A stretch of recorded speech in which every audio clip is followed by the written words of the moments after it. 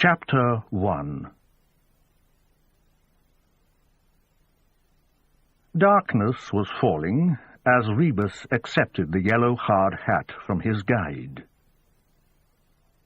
"This will be the admin block, we think," the man said. His name was David Gilfillan. He worked for Historic Scotland and was coordinating the archaeological survey of Queensberry House. "The original building is late 17th century. Lord Hatton was its original owner. It was extended at the end of the century after coming into the ownership of the first Duke of Queensberry. It would have been one of the grandest houses on Canongate and only a stone's throw from Holyrood." All around them, demolition work was taking place. Queensberry House itself would be saved, but the more recent additions either side of it were going. Workmen crouched on roofs, removing slates, tying them into bundles which were lowered by rope to waiting skips. There were enough broken slates underfoot to show that the process was imperfect. Rebus adjusted his hard hat and tried to look interested in what Gilfillan was saying. Everyone told him that this was a sign, that he was here because the chiefs at the big house had plans for him. But Rebus knew better. He knew his boss, Detective Chief Superintendent Farmer Watson, had put his name forward because he was hoping to keep Rebus out of trouble and out of his hair. It was as simple as that. And if Rebus accepted without complaining and saw the assignment through, then maybe, the farmer would receive a chastened Rebus back into the fold. 4 o'clock on a December afternoon in Edinburgh. John Rebus, with his hands in his raincoat pockets, water seeping up through the leather soles of his shoes. Gilfillan was wearing green wellies. Rebus noticed that D.I. Derek Linford was wearing an almost identical pair. He'd probably phoned beforehand, checked with the archaeologist what the season's fashion was. Linford was Fetis Faststream, headed for big things at Lothian and Borders Police HQ. Late 20s, practically desk-bound, and glowing from a love of the job. Already there were CID officers, mostly older than him, who were saying it didn't do to get on the wrong side of Derek Linford. Maybe he'd have a long memory. Maybe one day he'd be looking down on them all from room 279 in the big house. The big house. Police HQ on Fettes Avenue. 279, the Chief Constable's office. Linford had his notebook out, pen clenched between his teeth. He was listening to the lecture. He was listening. 40 noblemen, 7 judges, generals, doctors, bankers. Gilfillan was letting his tour group know how important Canongate had been at one time in the city's history. In doing so, he was pointing towards the near future. The brewery next door to Queensberry House was due for demolition the following spring. The Parliament building itself would be built on the cleared site, directly across the road from Holyrood House, the Queen's Edinburgh residence. On the other side of Holyrood Road, facing Queensberry House, work was progressing on Dynamic Earth, a natural history theme park. Next to it, a new HQ for the city's daily newspaper was, at present, a giant monkey puzzle of steel girders. And across the road from that, another site was being cleared in preparation for the construction of a hotel and prestige apartment block. Rebus was standing in the midst of one of the biggest building sites in Edinburgh's history. "You'll probably all know Queensberry House as a hospital," Gilfillan was saying. Derek Linford was nodding, but then he nodded agreement with almost everything the archaeologist said. "Where we're standing now was used for car parking." Rebus looked around at the mud-coloured lorries, each one bearing the simple word, demolition. "But Before it was a hospital, it was used as a barracks. This area was the parade ground. We dug down and found evidence of a formal sunken garden. It was probably filled in to make the parade ground. In what light was left, Rebus looked at Queensberry House. Its grey-harled walls looked unloved. There was grass growing from its gutters. It was huge, yet he couldn't remember having seen it before, though he'd driven past it, probably several hundred times in his life. "My wife used to work here," another of the group said, "when it was a hospital." The informant was Detective Sergeant Joseph Dickey, who was based at Gayfield Square. He'd successfully contrived to miss 2 out of the first 4 meetings of the PPLC, the Policing of Parliament Liaison Committee. By some arcane law of bureaucratic semantics, the PPLC was actually a subcommittee, one of many which had been set up to advise on security matters pertaining to the Scottish Parliament. There were 8 members of the PPLC, including one Scottish office official and a shadowy figure who claimed to be from Scotland Yard, though when Rebus had phoned the Met in London, he'd been unable to trace him. Rebus's bet was that the man, Alec Carmody, was MI5. Carmody wasn't here today, and neither was Peter Brent, the sharp-faced and sharper-suited Scottish office representative.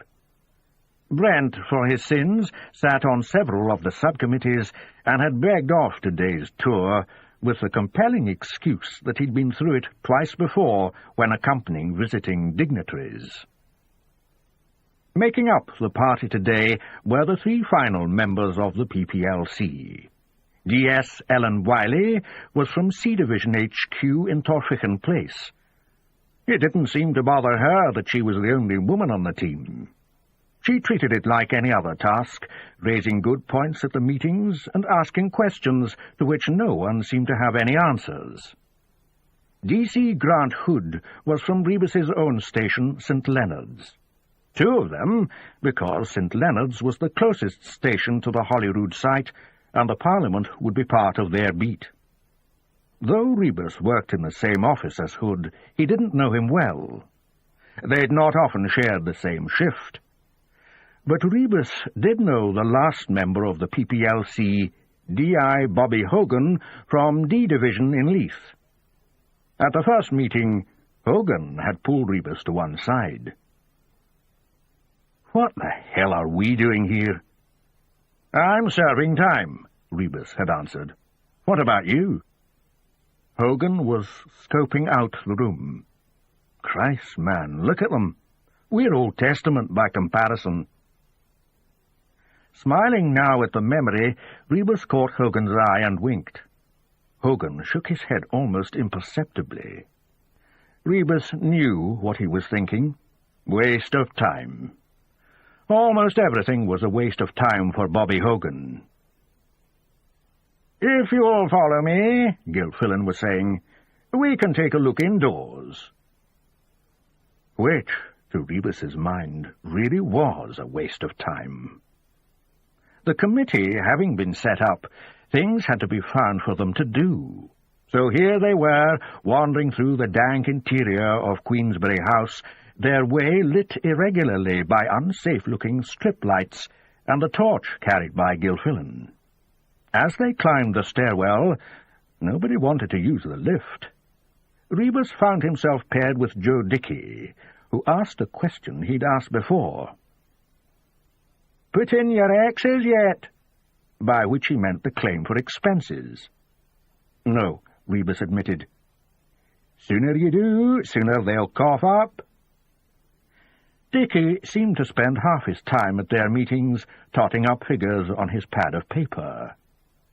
Rebus had never seen the man write down anything as mundane as a phrase or sentence.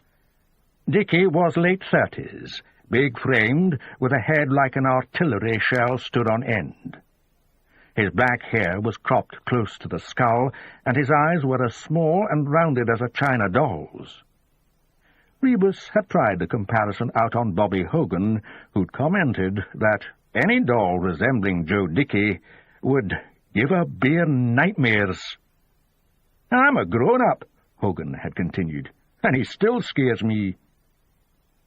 Climbing the stairs, Rebus smiled again. Yes, he was glad to have Bobby Hogan around.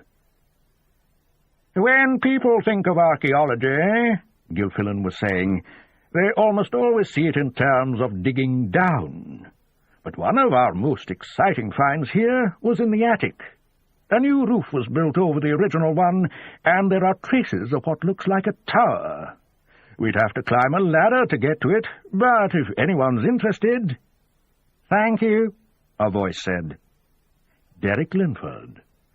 Rebus knew its nasal quality only too well by now.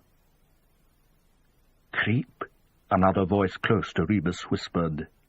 It was Bobby Hogan, bringing up the rear. Ahead turned Ellen Wiley. She'd heard, and now gave what looked like the hint of a smile.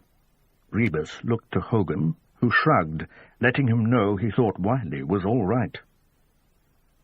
"How will Queensberry House be linked to the Parliament building? Will there be covered walkways?"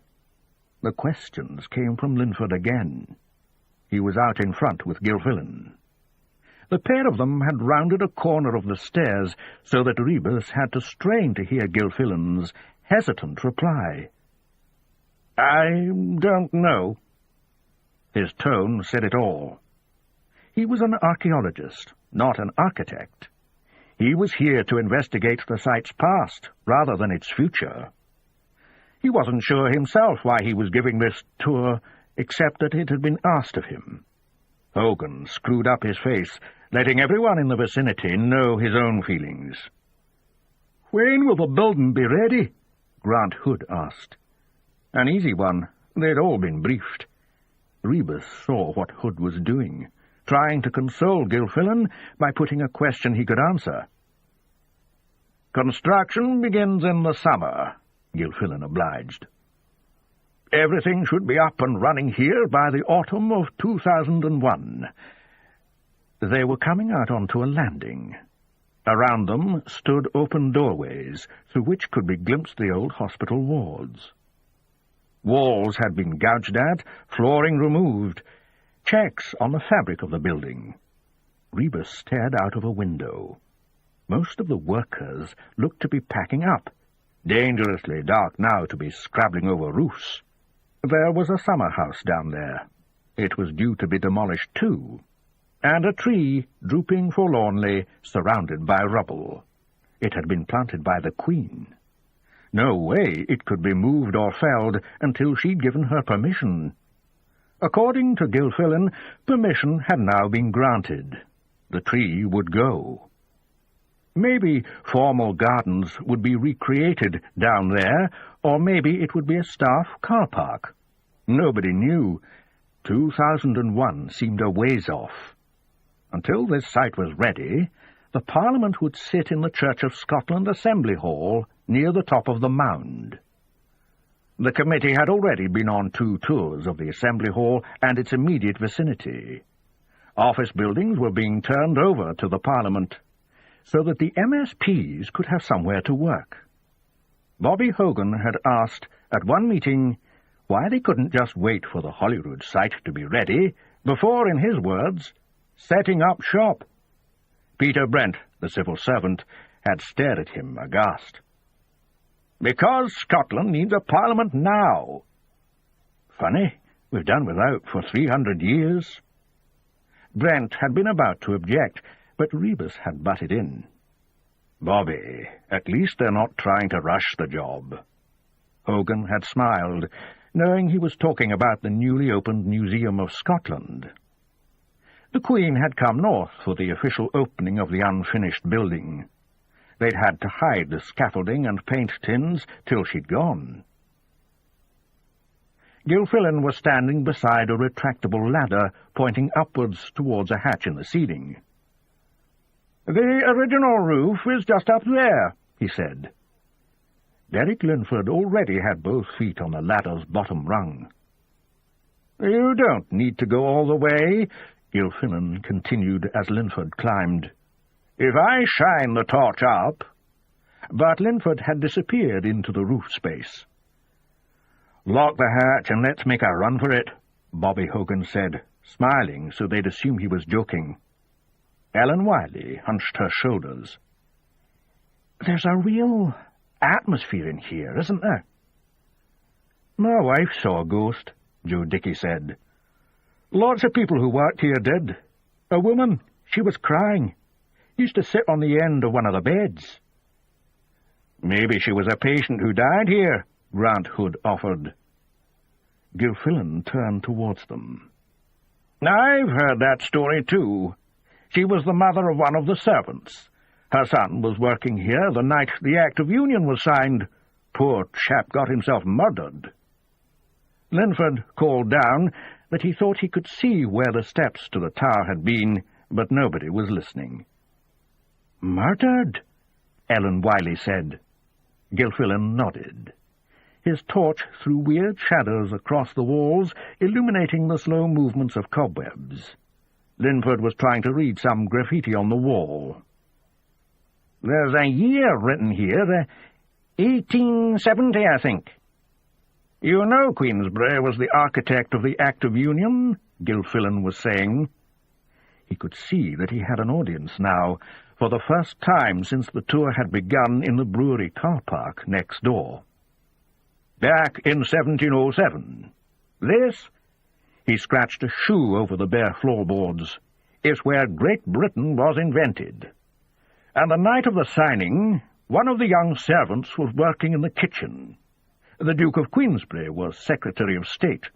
It was his job to lead the negotiations. But he had a son, James Douglas, Earl of Drumlanrig. The story goes, James was off his head. What happened?" Gilfillan looked up through the open hatch. "All right up there," he called. "Fine. Anyone else want to take a look?" They ignored him. Ellen Wiley repeated her question. "He ran the servant through with a sword," Gilfillan said, "then roasted him in one of the kitchen fireplaces. James was sitting munching away when he was found." "Dear God," Ellen Wiley said. "You believe this?" Bobby Hogan slid his hands into his pockets. Gilfillan shrugged. "It's a matter of record." A blast of cold air seemed to rush at them from the roof space. Then a rubber-soled Wellington appeared on the ladder, and Derek Linford began his slow, dusty descent. At the bottom, he removed the pen from between his teeth.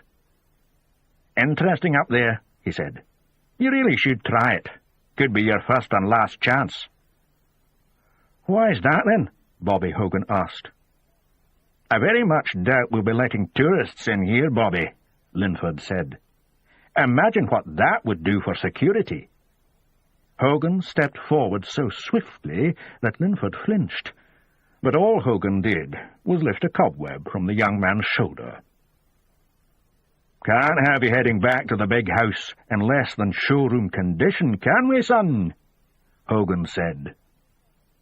Linford ignored him, probably feeling that he could well afford to ignore relics like Bobby Hogan, just as Hogan knew he had nothing to fear from Linford. He'd be heading for retirement long before the younger man gained any position of real power and prominence. "I can't see it as the powerhouse of government," Ellen Wiley said, examining the water stains on the walls, the flaking plaster. "Wouldn't they have been better off knocking it down and starting again?" "It's a listed building," Gilfillan censured her. Wiley just shrugged. Rebus knew that, nevertheless, she had accomplished her objective by deflecting attention away from Linford and Hogan. Gilfillan was off again, delving into the history of the area, the series of wells which had been found beneath the brewery, the slaughterhouse which used to stand nearby. As they headed back down the stairs, Hogan held back, tapping his watch, then cupping a hand to his mouth. Rebus nodded. "Good idea. A drink afterwards." Jenny Haas was a short stroll away, or there was the Holyrood Tavern on the way back to St. Leonard's. As if mind-reading, Gilfillan began talking about the Youngers' brewery. Covered 27 acres at one time, produced a quarter of all the beer in Scotland. Mind you, there's been an abbey at Holyrood since early in the 12th century. Chances are they weren't just drinking well water. Through a landing window, Rebus could see that outside night had fallen prematurely. Scotland in winter. It was dark when you came to work, and dark when you went home again. Well, they'd had their little outing, gleaned nothing from it, and would now be released back to their various stations until the next meeting. It felt like a penance, because Rebus's boss had planned it as such. Farmer Watson was on a committee himself. Strategies for Policing in the New Scotland. Everyone called it Spins. Committee upon committee. It felt to Rebus as if they were building a paper tower. Enough policy agendas, reports, and occasional papers to completely fill Queensberry House. And the more they talked, the more that got written, the further away from reality they seemed to move. Queensberry House was unreal to him. The idea of a parliament itself, the dream of some mad god. But Edinburgh is a mad god's dream, fitful and dark. He'd found the words at the opening to a book about the city. They were from a poem by Hugh MacDiarmid. The book itself had been part of his recent education, trying to understand this home of his. He took off his hard hat, rubbed his fingers through his hair, wondering just how much protection the yellow plastic would give against a projectile falling several stories. Gilfillan asked him to put the hat back on until they were back at the site office. "You might not get into trouble," the archaeologist said, "but I would." Rebus put the helmet back on, while Hogan tutted and wagged a finger. They were back at ground level, in what Rebus guessed must have been the hospital's reception area. There wasn't much to it. Spools of electric cable sat near the door. The offices would need rewiring. They were going to close the Holyrood-St. Mary's Junction to facilitate underground cabling. Rebus, who used the route often, wasn't looking forward to the diversions. Too often these days the city seemed nothing but roadworks.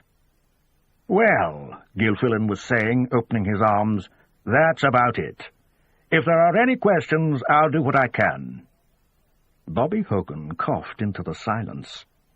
Rebus saw it as a warning to Linford. When someone had come up from London to address the group on security issues in the Houses of Parliament, Linford had asked so many questions the poor sod had missed his train south. Hogan knew this, because he'd been the one who'd driven the Londoner at breakneck speed back to Waverley Station, then had had to entertain him for the rest of the evening before depositing him on the overnight sleeper. Linford consulted his notebook, 6 pairs of eyes drilling into him, fingers touching wristwatches. "Well, in that case," Gilfillan began. "Hey, Mr. Gilfillan, are you up there?" The voice was coming from below. Gilfillan walked over to a doorway, called down a flight of steps. "What is it, Marlene?" "Come take a look." Gilfillan turned to look at his reluctant group. "Shall we?" He was already heading down. They couldn't very well leave without him. It was stay here, with a bare light bulb for company, or head down into the basement. Derek Linford led the way. They came out into a narrow hallway, rooms off to both sides, and other rooms seeming to lead from those. Rebus thought he caught a glimpse of an electrical generator somewhere in the gloom. Voices up ahead, and the shadow play of torches. They walked out of the hallway and into a room lit by a single arc lamp. It was pointing towards a long wall, the bottom half of which had been lined with wooden tongue and groove, painted the self-same institutional cream as the plaster walls. Floorboards had been ripped up, so that for the most part they were walking on the exposed joists, beneath which sat bare earth. The whole room smelt of damp and mould. Gilfillan and the other archaeologist, the one he'd called Marlene, were crouched in front of this wall, examining the stonework beneath the wood panelling. 2 long curves of hewn stone, forming what seemed to Rebus like railway arches in miniature. Gilfillan turned round, looking excited for the first time that day. "Fireplaces," he said. 2 of them. This must have been the kitchen." He stood up, taking a couple of paces back. "The floor level's been raised at some point. We're only seeing the top half of them." He half turned towards the group, reluctant to take his eyes off the discovery. "Wonder which one the servant was roasted in." One of the fireplaces was open, the other closed off by a couple of sections of brown corroding metal. "What an extraordinary find!" Gilfillan said, beaming at his young co-worker. She grinned back at him. It was nice to see people so happy in their work. Digging up the past, uncovering secrets. It struck Rebus that they weren't so unlike detectives. "Any chance of rustling us up a meal, then?" Bobby Hogan said, producing a snort of laughter from Ellen Wiley. But Gilfillan wasn't paying any heed. He was standing by the closed fireplace, prying with his fingertips at the space between stonework and metal. The sheet came away easily, Marlene helping him to lift it off and place it carefully on the floor. "Wonder when they blocked it off?" Grant Hood asked. Hogan tapped the metal sheet. "Doesn't look exactly prehistoric." Gilfillan and Marlene had lifted away the second sheet. Now everyone was staring at the revealed fireplace. Gilfillan thrust his torch towards it, though the arc lamp gave light enough. There could be no mistaking the desiccated corpse for anything other than what it was.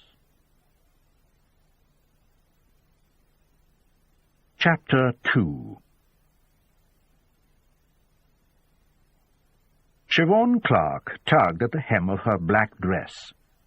2 men, patrolling the perimeter of the dance floor, stopped to watch. She tried them with a glare, but they'd returned to some conversation they were having, half cupping their free hands to their mouths in an attempt to be heard. Then nods, sips from their pint glasses, and they were moving away, eyes on the other booths. Clark turned to her companion, who shook her head, indicating that she hadn't known the men.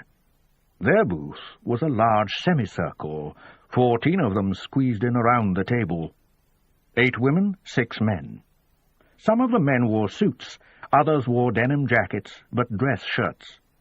No denims, no trainers, was what it said on the sign outside. But the dress code wasn't exactly being enforced. There were too many people in the club. Clark wondered if it constituted a fire hazard. She turned to her companion. "Is it always this busy?" Sandra Carnegie shrugged. "Seems about normal," she yelled. She was seated right next to Clark, but even so was almost rendered unintelligible by the pounding music. Not for the first time, Clark wondered how he was supposed to meet anyone in a place like this. The men at the table would make eye contact, nod towards the dance floor.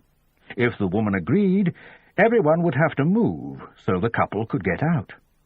Then, when they danced, they seemed to move in their own worlds, barely making eye contact with their partner. It was much the same when a stranger approached the group. Eye contact, dance floor nod, then the ritual of the dance itself. Sometimes women danced with other women, shoulders drooped, eyes scanning the other faces.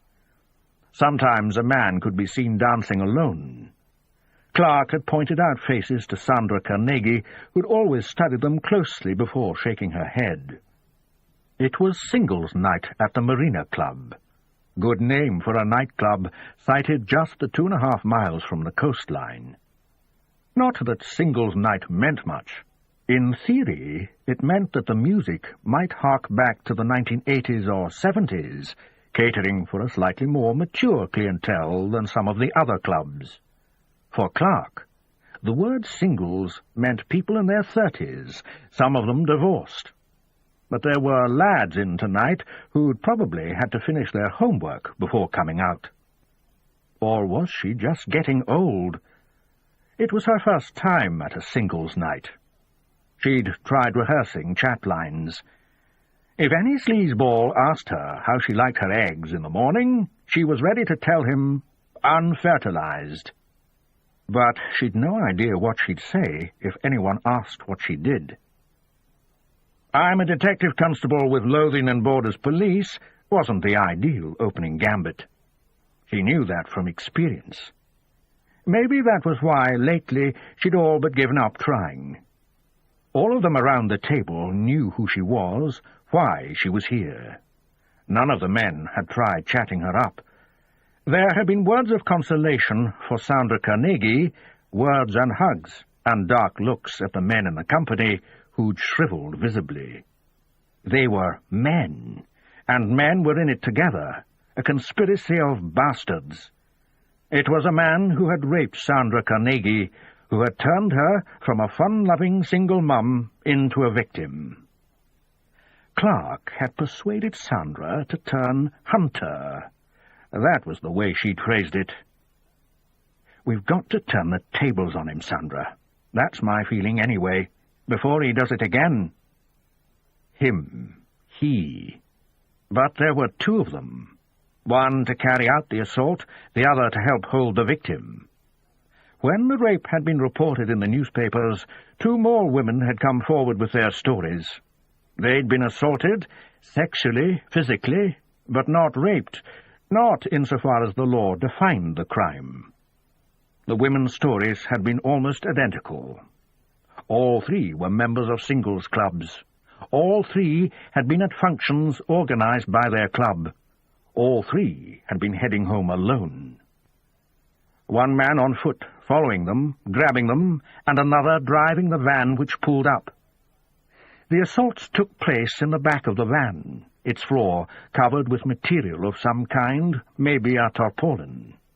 Kicked out of the van afterwards, usually on the outskirts of the city, with a final warning not to say anything, not to go to the police. "You go to a singles club. You are asking for what you get." The rapist's final words, words which had set Siobhan Clark thinking, seated in her cramped cupboard of an office, seconded to sex crimes. One thing she knew. The crimes were becoming more violent as the attacker grew in confidence. He'd progressed from assault to rape. Who knew where he'd want to take it from there? One thing was obvious. He had something about singles clubs. Was he targeting them? Where did he get his information? She wasn't working sex crimes anymore, was back at St. Leonard's and everyday CID, but she'd been given the chance to work on Sandra Carnegie, to persuade her back into the marina. Siobhan's reasoning: how would he know his victims belonged to singles clubs unless he'd been in the nightclub? Members of the clubs themselves, there were 3 in the city, had been questioned, along with those who'd left or been kicked out. Sandra was grey-faced and drinking Bacardi and Coke. She'd spent most of the evening so far staring at the tabletop. Before coming to the marina, the club had met in a pub. This was how it worked. Sometimes they met in the pub and moved on elsewhere. Sometimes they stayed put. Occasionally some function was arranged, a dance or theatre trip. It was just possible the rapist followed them from the pub, but more likely he started in the dance hall, circling the floor, face hidden behind his drink, indistinguishable from the dozens of men doing the self-same thing. Clark wondered if it was possible to identify a singles group by sight alone. It would be a fair-sized crowd, mixed sex, but that could make it an office party. There'd be no wedding rings, though. and, while the age range would be broad, there'd be no one who could be mistaken for the office junior. Clark had asked Sandra about her group. "It just gives me some company. I work in an old people's home. Don't get the chance to meet anyone my own age. Then there's David. If I want to go out, my mum has to babysit." David being her 11-year-old son. "It's just for company, that's all." Another woman in the group had said much the same thing, adding that a lot of the men you met at singles groups were, let's say, less than perfect. But the women were fine. It was that company thing again. Sitting at the edge of the booth, Clark had been approached twice so far, turning down both suitors. One of the women had leaned across the table. "You're fresh blood," she shouted. "They can always smell that." Then she leaned back and laughed, showing stained teeth and a tongue turned green from the cocktail she was drinking. "Moira's just jealous," Sandra had said. "The only ones who ever ask her up have usually spent all day queuing to renew their bus pass." Moira couldn't have heard the remark, but she stared anyway, as if sensing some slight against her. "I need to go to the toilet," Sandra said now. "I'll come with you." Sandra nodded her agreement. Clark had promised. "You won't be out of my sight for a second." They lifted their bags from the floor and started pushing their way through the throng. The loo wasn't much emptier, but at least it was cool, and the door helped muffle the sound system. Clark felt a dullness in her ears, and her throat was raw from cigarette smoke and shouting. While Sandra queued for a cubicle, Clark made for the wash basins. She examined herself in the mirror. She didn't normally wear makeup, and was surprised to see her face so changed. The eyeliner and mascara made her eyes look hard rather than alluring. She tugged at one of her shoulder straps. Now that she was standing up, the hem of her dress was at her knees. But when she sat, it threatened to ride up to her stomach. She'd worn it only twice before, a wedding and a dinner party. Couldn't recall the same problem. Was she getting fat in the bum? Was that it? She half-turned, tried to see, then turned her attention to her hair. Short. She liked the cut. It made her face longer. A woman bumped against her in the rush for the hand-dryer. Loud snorts from one of the cubicles. Someone doing a line? Conversations in the toilet queue. Off-colour remarks about tonight's talent. Who had the nicest bum? Which was preferable, a bulging crotch or a bulging wallet? Sandra had disappeared into one of the cubicles. Clark folded her arms and waited. Someone stood in front of her. "Are you the condom attendant or what?" Laughter from the queue. She saw that she was standing beside the wall dispenser, moved slightly so the woman could drop a couple of coins into the slot. Clark focused on the woman's right hand. Liver spots, sagging skin. The left hand went to the tray. Her wedding finger was still marked from where she'd removed her ring. It was probably in her bag. Her face was machine-tanned, hopeful, but hardened by experience. She winked. "You never know." Clark forced a smile. Back at the station, she'd heard singles night at the marina called all sorts of things. Jurassic Park, grab a granny. The usual bloke jokes. She found it depressing, but couldn't have said why. She didn't frequent nightclubs, not when she could help it. Even when she'd been younger, school and college years, she'd avoided them. Too noisy, too much smoke and drink and stupidity. But it couldn't just be that. These days she followed Hibernian Football Club, and the terraces were full of cigarette smoke and testosterone. But there was a difference between the crowd in a stadium and the crowd at a place like the marina. Not many sexual predators chose to do their hunting in the midst of a football crowd. She felt safe at Easter Road, even attended away matches when she could. Same seat at every home game. She knew the faces around her. And afterwards she melted into the streets, part of the anonymous mass. Nobody'd ever tried to chat her up. That wasn't why they were there, and she knew it, hugging the knowledge to her on cold winter afternoons when the floodlights were needed from kick-off. The cubicle bolt slid back and Sandra emerged. "About bleeding time," someone called out. "Thought you'd a fella in there with you." "Only to wipe my backside on," Sandra said. The voice, all tough, casual humour, was forced. Sandra started fixing her makeup at the mirror. She'd been crying. There were fresh veins of red in the corners of her eyes. "All right?" Clark asked quietly. "Could be worse, I suppose." Sandra studied her reflection. "I could always be pregnant, couldn't I?" Her rapist had worn a condom, leaving no semen for the labs to analyze. They'd run checks on sex offenders, ruled out a slew of interviewees. Sandra had gone through the picture books, a gallery of misogyny. Just looking at their faces was enough to give some women nightmares. Bedraggled, vacuous features, dull eyes, weak jaws. Some victims who'd gone through the process, they'd had unasked questions. Questions Clark thought she could phrase along the lines of, "Look at them. How could we let them do this to us? They're the ones who look weak." Yes, weak at the moment of photographing, weak with shame or fatigue, or the pretense of submission. But strong at the necessary moment, the crackling moment of hate.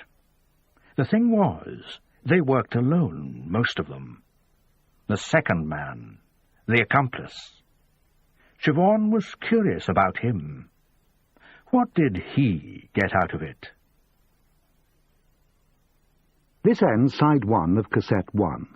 Please turn the cassette over and start side 2 at the same point.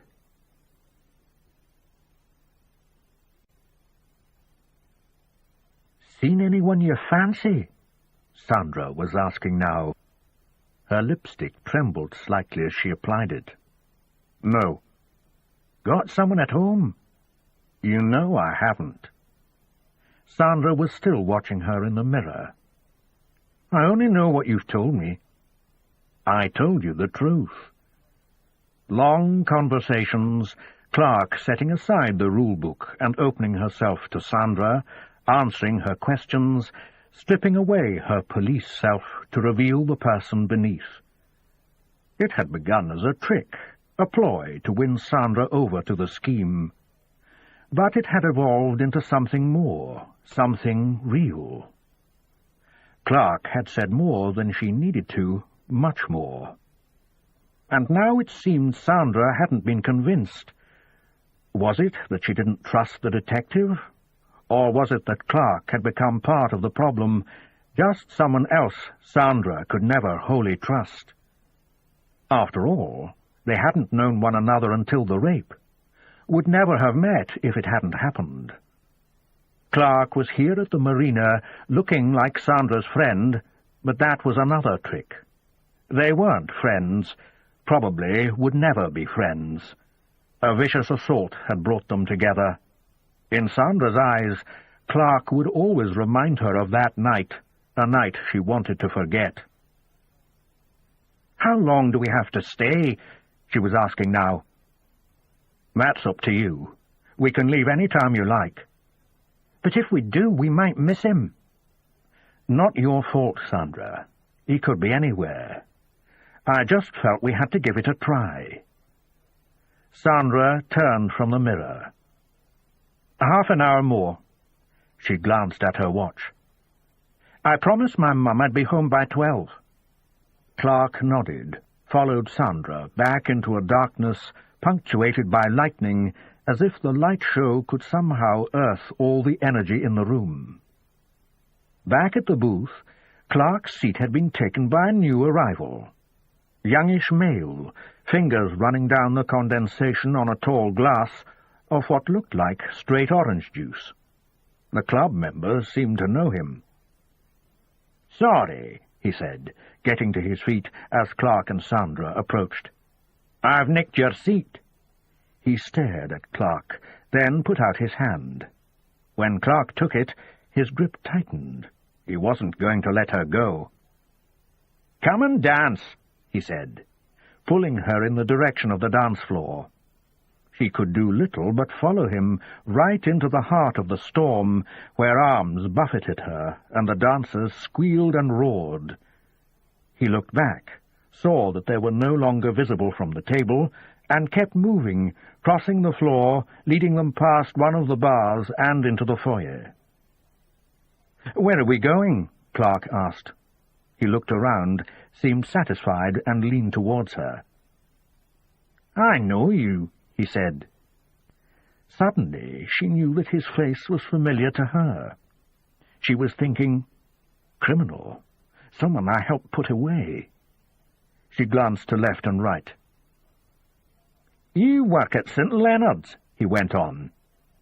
She stared towards where his hand still held her wrist. Following her gaze, he let go suddenly. "Sorry," he said. "It's just that—" "Who are you?" He seemed hurt that she didn't know. "Derek Linford." Her eyes narrowed. "Fettes?" He nodded. The newsletter, that's where she'd seen his face. And maybe in the canteen at HQ. "What are you doing here?" "I could ask you the same thing." "I'm with Sandra Carnegie," thinking, "No, I'm not. I'm out here with you, and I promised her—" "Yes, but I don't—" His face crumpled. "Oh, hell, she was raped, wasn't she?" He ran thumb and forefinger down the slope of his nose. "You're trying for an ID?" "That's right," Clark smiled. "You're a member."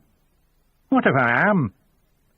He seemed to expect an answer, but Clark just shrugged. "It's not the kind of information I bandy about, D.C. Clark."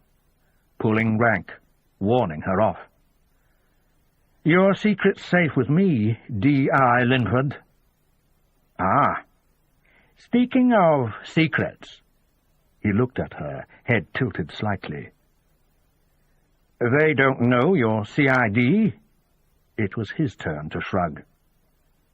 "Christ, what have you told them?" "Does it matter?" Clark was thoughtful. "Hang on a sec.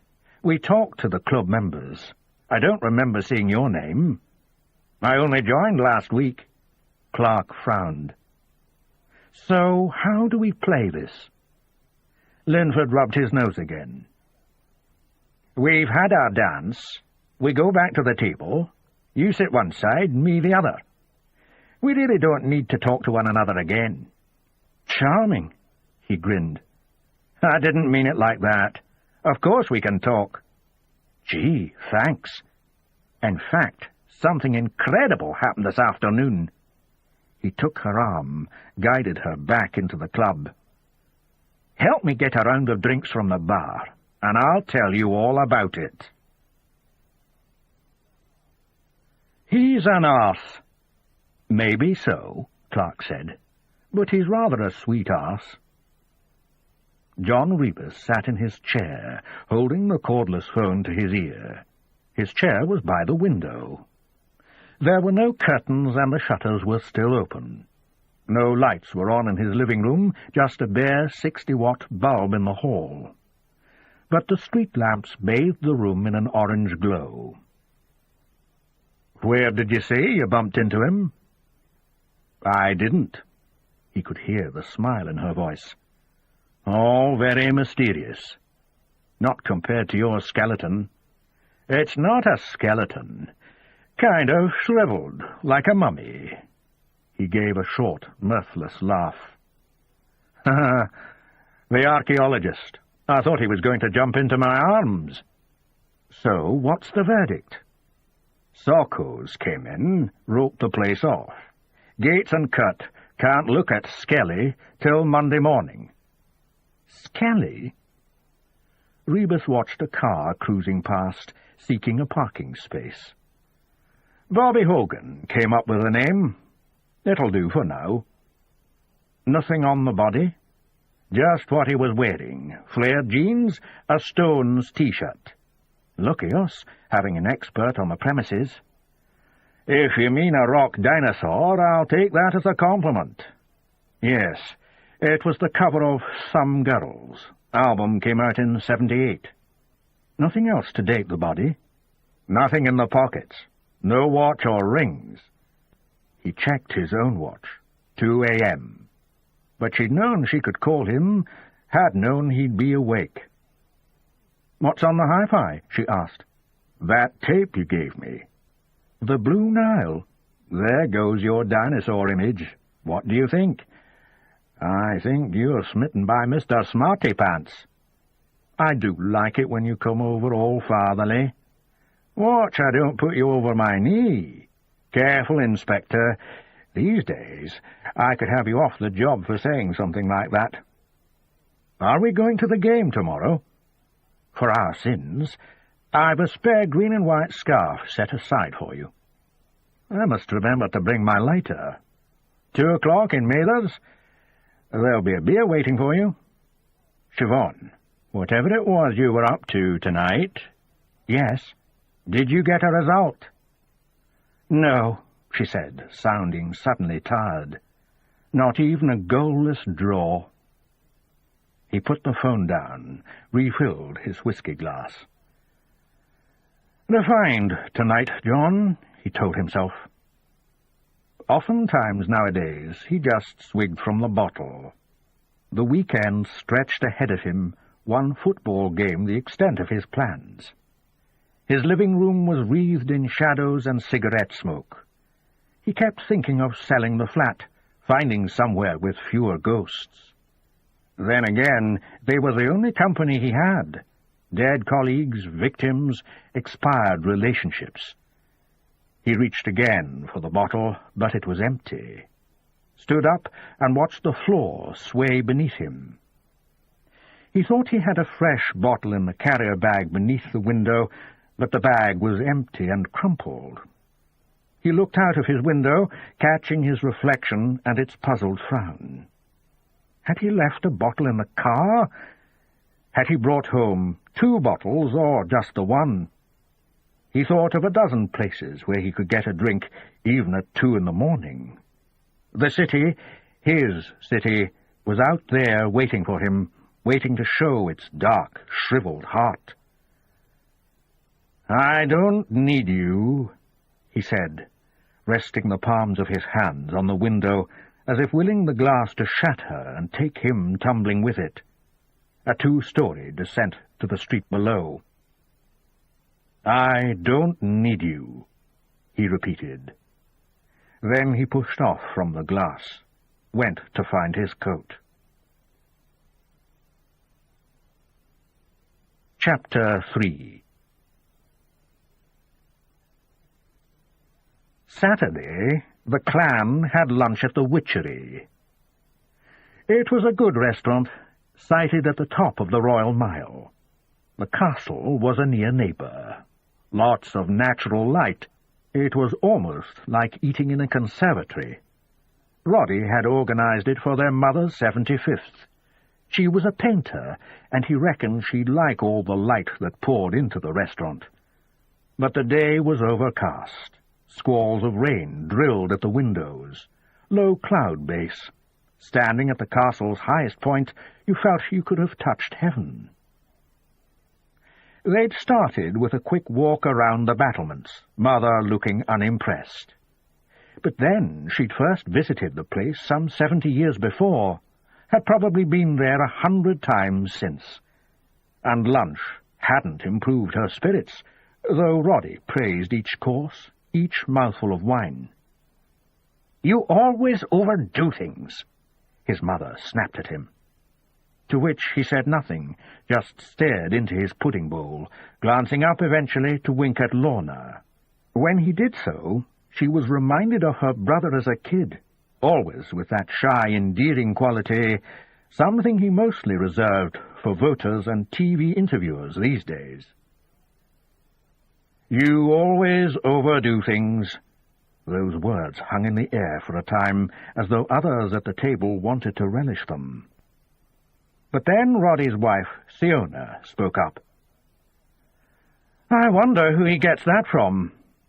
"What did she say? What did she say?" And, of course, it was Camo who brokered the peace. "Now, now, Mother, just because it's your birthday—" "Finish the bloody sentence!" Camo sighed, took one of his deep breaths. "Just because it's your birthday, let's take a walk down towards Holyrood." His mother glared at him. She had eyes like a frigate's hull, but then her face cracked into a smile. The others resented Camo for his ability to bring about this transformation. At that moment he possessed the powers of a magus.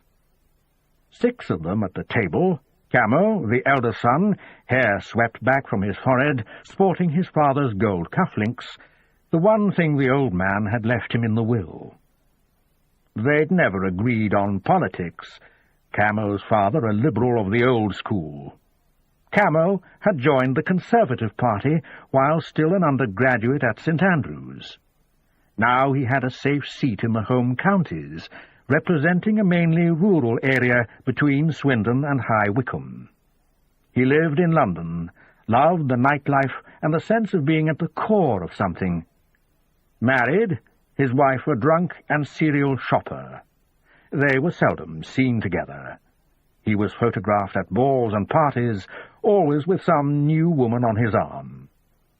That was Camo. He'd come north overnight on the sleeper, had complained that the club car hadn't been open, staff shortages. "Bloody disgrace. You privatise the railways and still can't get a decent whisky and soda." "Christ, does anybody still drink soda?" This was Lorna, back at the house as they prepared to go out to lunch. Lorna had always had the handling of her brother. She was all of 11 months younger than him, had somehow found time in her schedule for this reunion.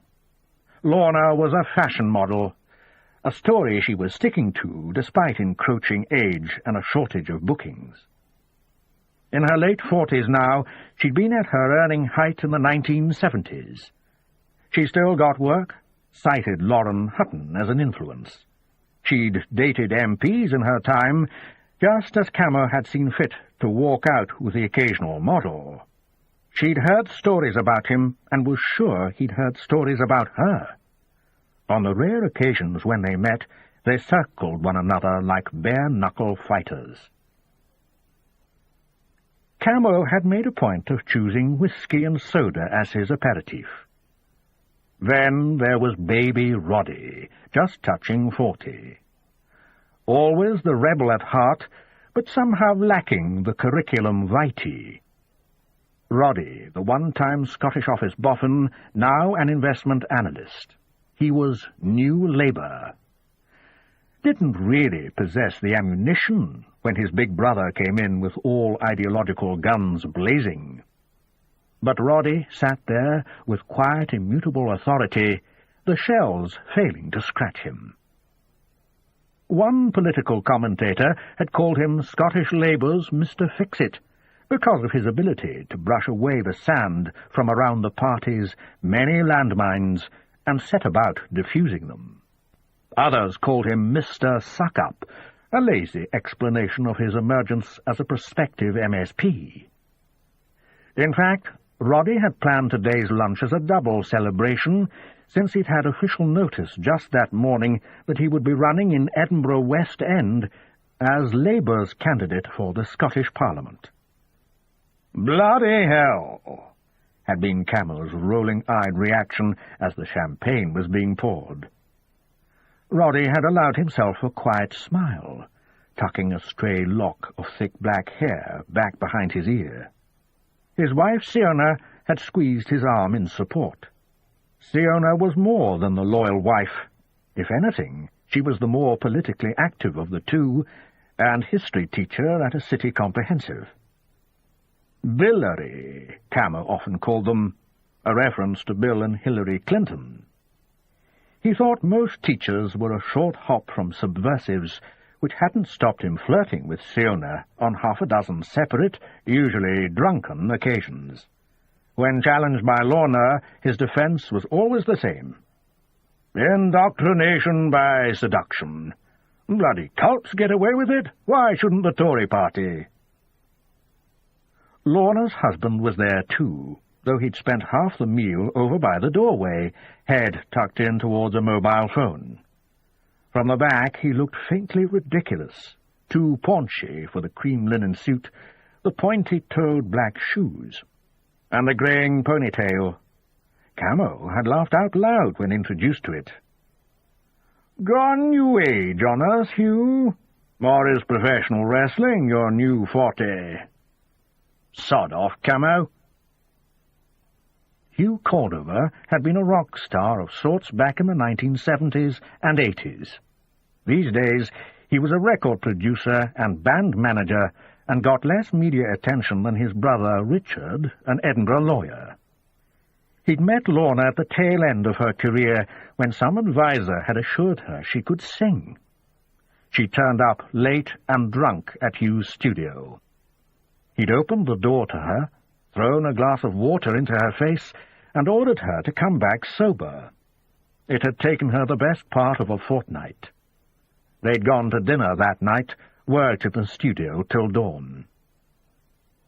People still recognized Hugh on the street, but they weren't the people worth knowing. These days, Hugh Cordover lived by his holy book, this being a bulging, black-leather personal organizer. He had it open in his hand as he paced the restaurant, phone tucked between shoulder and cheek. He was fixing meetings, always meetings. Lorna watched him over the rim of her glass, while her mother demanded that the lights be turned on. "So damned awful dark in here. Am I supposed to be reminded of the graveyard?"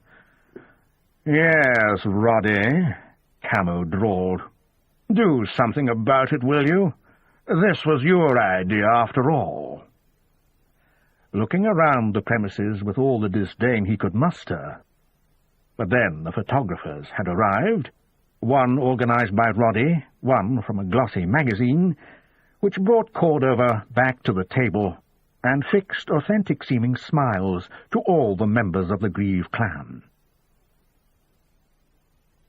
Roddy Grieve hadn't meant for them to walk the whole length of the Royal Mile. He'd gone so far as to organize a couple of taxis, which were waiting for them outside the Holiday Inn. But his mother wouldn't have it. "If we're going to walk, then for Christ's sake let's walk." And off she set, her walking stick 7 parts affectation to 3 parts painful necessity, leaving Roddy to pay off the drivers. Camo leaned towards him. "You always overdo things." A pretty good imitation of their mother. "Bugger off, Camo." "I wish I could, dear brother. But the next train to civilization's not for some time yet." Making show of studying his watch. "Besides, it's Mother's birthday. She'd be devastated if I suddenly departed." Which Roddy couldn't help feeling was probably true. "She'll go over on that ankle," Siona said, watching her mother-in-law moving downhill with that peculiar, shuffling gait which attracted all manner of attention. Sometimes Siona felt that it was affectation too. Alicia had always had ways and means of drawing the looks of those around her, and of including her offspring in the spectacle. It hadn't been so bad when Alan Grieve had been alive. He'd kept his wife's eccentricities in check. But now that Roddy's father was dead, Alicia had started compensating for years of enforced normality. Not that the Grieves were a normal family. Roddy had warned Siona about them the first time they'd gone out together. She'd already known, of course. Everyone in Scotland knew at least something about the Grieves, but had elected to keep her counsel, Roddy wasn't like them, she'd told herself back then. She still said it to herself sometimes, but without the old conviction. "We could go look at the Parliament site," she suggested, as they reached the St. Mary's Street junction. "Good God, whatever for?" Camo droned predictably. Alicia pursed her lips, then, saying nothing, turned towards Holyrood Road. Siona tried not to smile. It had been a small but palpable victory. But then, who was she fighting? Camo held back. The three women were matching each other for pace. Hugh had stopped by a shop window to take yet another call. Camo fell into step beside Roddy, pleased to note that he was still immeasurably better groomed and dressed than his younger brother. "I've had another of those notes," he said, keeping the tone conversational. "What notes?" "Christ, didn't I tell you? They come to my parliamentary office. My secretary opens them, poor girl."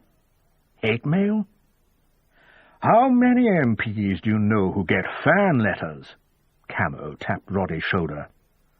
"Something you're going to have to live with if you get elected." "If," Roddy repeated with a smile. "Look, do you want to hear about these bloody death threats or not?" Roddy stopped in his tracks, but Camo kept walking. It took Roddy a moment to catch up. "Death threats?" Camo shrugged. "Not unknown in our line of work." "What do they say?" "Nothing much. Just that I'm in for it. One of them had a couple of razor blades inside." "What do the police say?" Camo looked at him. "So middle-aged, and yet so naive. The forces of law and order, Roddy, I offer this lesson gratis and for nothing, are like a leaky sieve, especially when there's a drink in it for them, and one or more MPs is involved." "They'd talk to the media?" "Bingo. I still don't see. The papers would be all over it and all over me." Camo waited for his words to sink in. "Wouldn't have a life to call my own."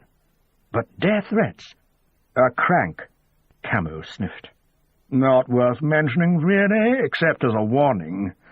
My fate could be yours someday, baby bro. If I get elected." That shy smile again, the shyness masking a real appetite for the fight. "If ne'er one fair maiden," Camo said. Then he shrugged. "Something like that, anyway." He looked ahead. "Mother's fairly shifting, isn't she?" Alicia Grieve had been born Alicia Rankila, and it was under this name that she'd found fame and a certain fortune as a painter. The particular nature of Edinburgh light had been her subject. Her best-known painting, duplicated on greetings cards, prints, and jigsaws, showed a series of jagged beams breaking through a carapace of cloud to pick out the castle and the lawn market beyond. Alan Grieve, though only a few years her elder, had been her tutor at the School of Art. They'd married young, but hadn't become parents until their careers were well established. Alicia had the sneaking feeling that Alan had always resented her success. He was a great teacher, but lacked the spark of genius as an artist himself. She'd once told him that his paintings were too accurate, that art needed a measure of artifice. He'd squeezed her hand but said nothing, until just before his death, when he'd thrown her words back at her. "You killed me that day, snuffed out any hope I might have still had." She'd started to protest, but he'd hushed her. "You did me a good turn. You were right. I lacked the vision." Sometimes Alicia wished that she'd lacked the vision too. Not that it would have made her a better, more loving mother, but it might have made her a more generous wife, a more pleasing lover. Now she lived alone in the huge house in Ravelston, surrounded by the paintings of others, including a dozen of Alan's, smartly framed, and a short walk from the Gallery of Modern Art. where they'd recently held a retrospective of her work. She had contrived an illness to excuse her from attending, then had gone in secret one day, only minutes past opening time, when the place was dead, and had been shocked to find that thematic order had been placed on her work, an order she didn't recognize. "They found a body, you know," Hugh Cordova was saying. "Hugh," Camo piped up with mock cordiality. "You're back with us." "A body?" Lorna asked. "It was on the news." "I heard it was a skeleton, actually," Siona said. "Found where?" Alicia asked, pausing to take in the skyline of Salisbury Crags. "Hidden in a wall in Queensberry House." Siona pointed to the location. They were standing in front of its gates. They all stared at the building. "It used to be a hospital." "Probably some poor old sod from the waiting list," Hugh Cordova said, but no one was listening. Chapter 4. "Who do you think you are?" "What? You heard me?" Jane Lister threw a cushion at her husband's head. "Those dishes have been sitting since last night." Her head motioned towards the kitchen. "You said you were going to do them." "I am going to do them." "When?" "It's Sunday, day of rest." He was trying to make a joke of it, didn't want his whole day ruined. "The whole week's a day of rest as far as you're concerned. What time did you get in last night?" He tried to see past her, to where the TV was playing. Some kid's morning show. Presenter was a bit of all right. He told Nick about her. She was there right now, talking on the telephone, waving a card. Imagine waking up of a morning and finding that beside you in the scratcher. "Move your ass," he told his wife. "You've taken the words out of my mouth."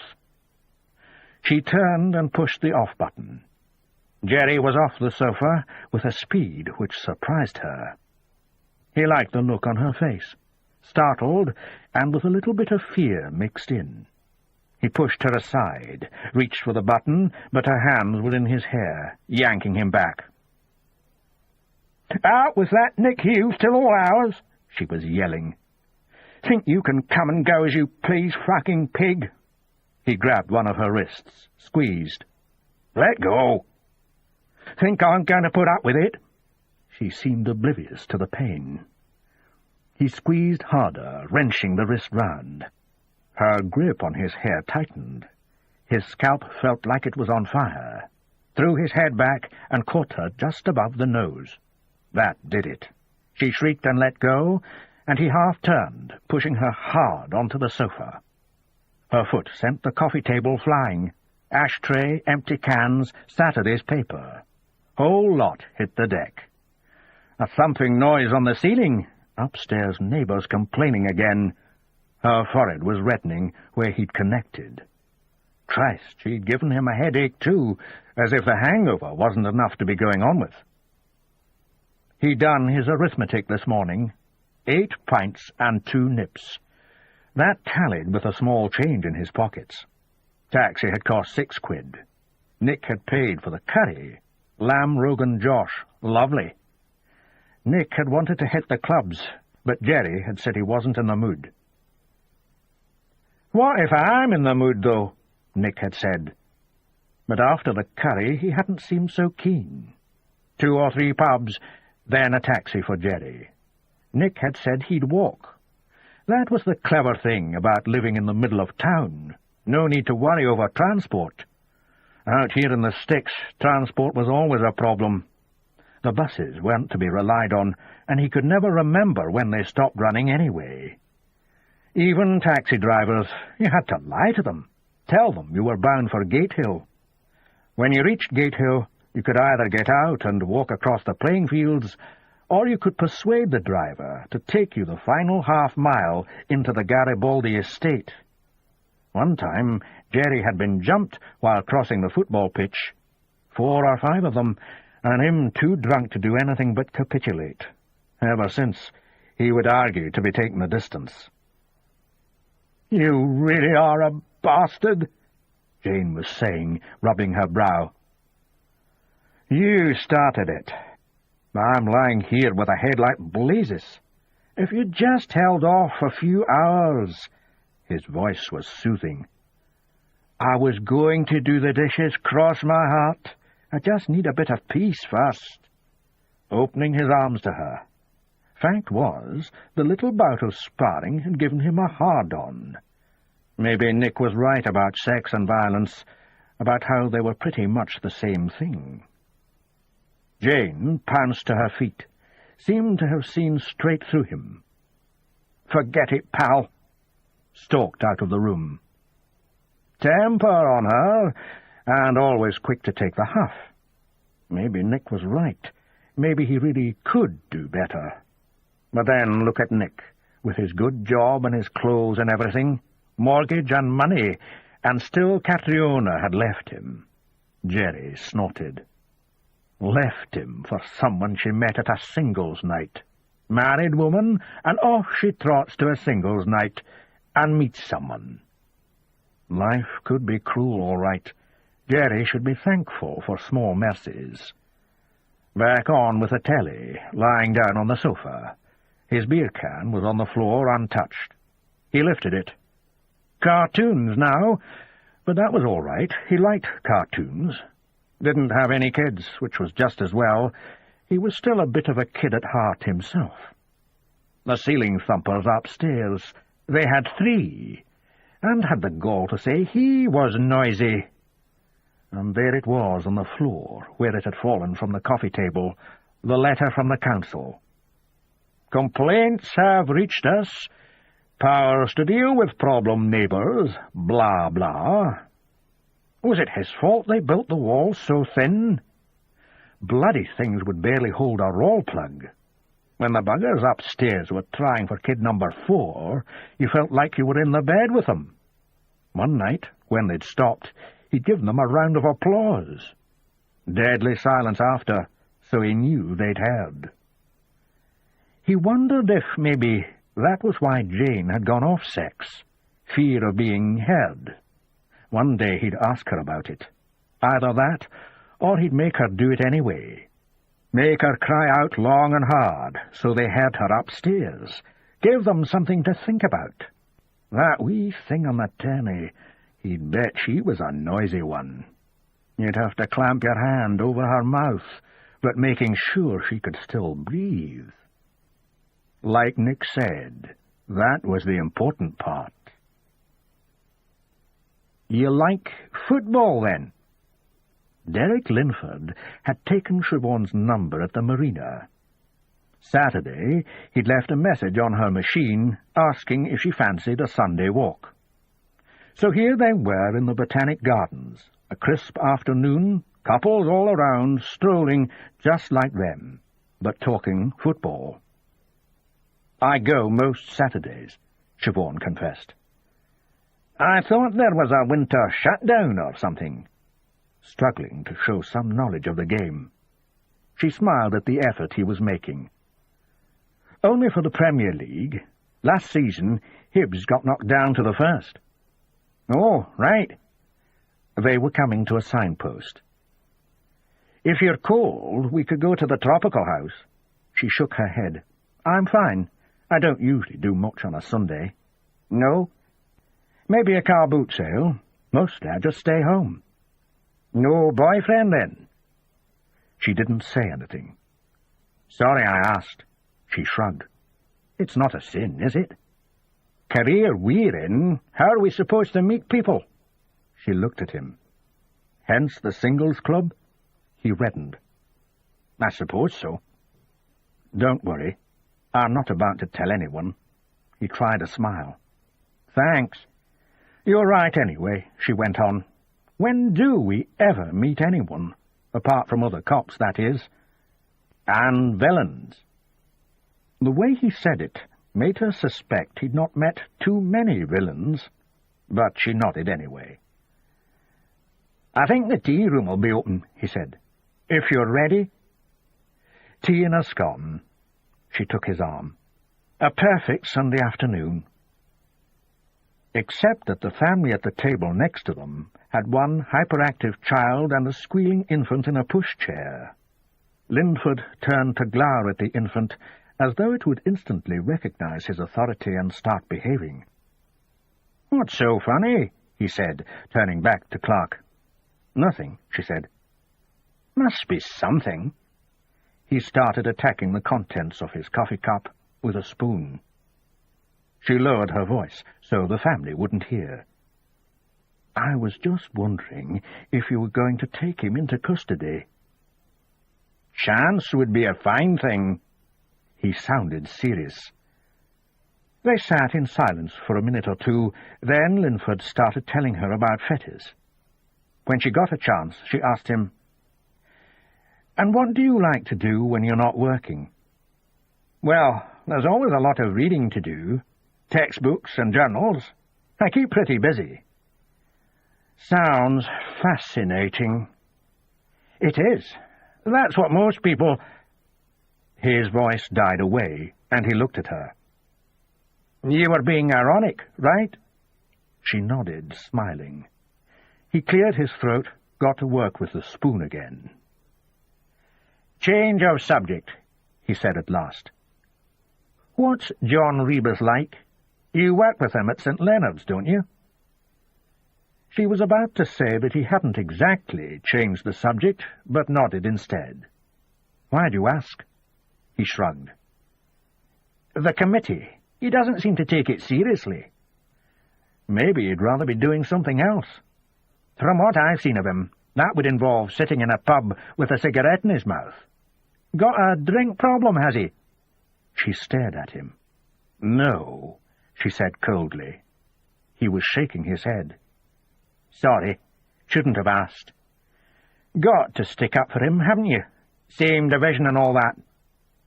She bit back a reply. He let the spoon clatter back onto its saucer. "I'm being an idiot," he said. The infant was screaming again. "It's this place. Can't think straight." He risked a look at her. "Can we go?" This ends side 2 of cassette 1 of Set in Darkness. Please fast forward to the end before loading cassette 2. Set in Darkness, cassette 2. Chapter 5. Monday morning, Rebus headed for the city mortuary. Normally, when an autopsy was being carried out, he would enter by the side door, which led directly to the viewing area. But the building's air filtering wasn't up to scratch, so all autopsies were now carried out at a hospital, and the mortuary was for storage only. There were none of the distinctive grey Bedford vans in the parking area. Unlike most cities, the Edinburgh mortuary picked up every dead body. Only later did undertakers enter the equation. He entered by the staff door. There was no one in the card room, so called because employees spent their spare time playing cards there, so he wandered into the storage area. Doogie, who ran the place, was standing there in his white coat, clipboard in hand. "Doogie," Rebus said, announcing himself. Doogie peered at him through wire-rimmed glasses. "Morning, John." His eyes twinkled with good humour. He always joked that he worked in the dead centre of Edinburgh. Rebus twitched his nostrils, letting Doogie know he could smell the faint but noticeable smell. "Aye," Doogie said. "A bad one. Elderly lady, probably dead a week." He nodded towards the decomposing room, where the worst-smelling corpses were stored. "Well, my one's been dead a sight longer than that." Doogie nodded. "You're too late, though. He's already gone." "Gone?" Rebus checked his watch. "Two of my boys took him off to the Western General about an hour ago." "I thought the autopsy was scheduled for 11. Doogie shrugged. "Your man was keen. Keen and persuasive. It takes a lot to get the two musketeers to change their diaries.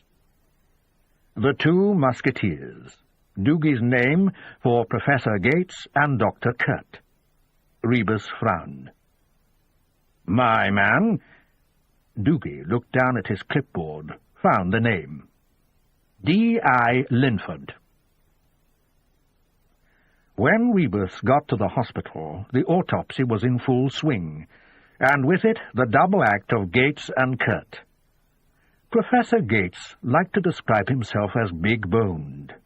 Certainly, as he leaned over the remains, he seemed the antithesis of his colleague, who was tall and gaunt. Kurt, Gates's junior by a decade, kept clearing his throat, something newcomers took as a comment on Gates's handiwork. They didn't know about the smoking habit, which was up to 30 a day now.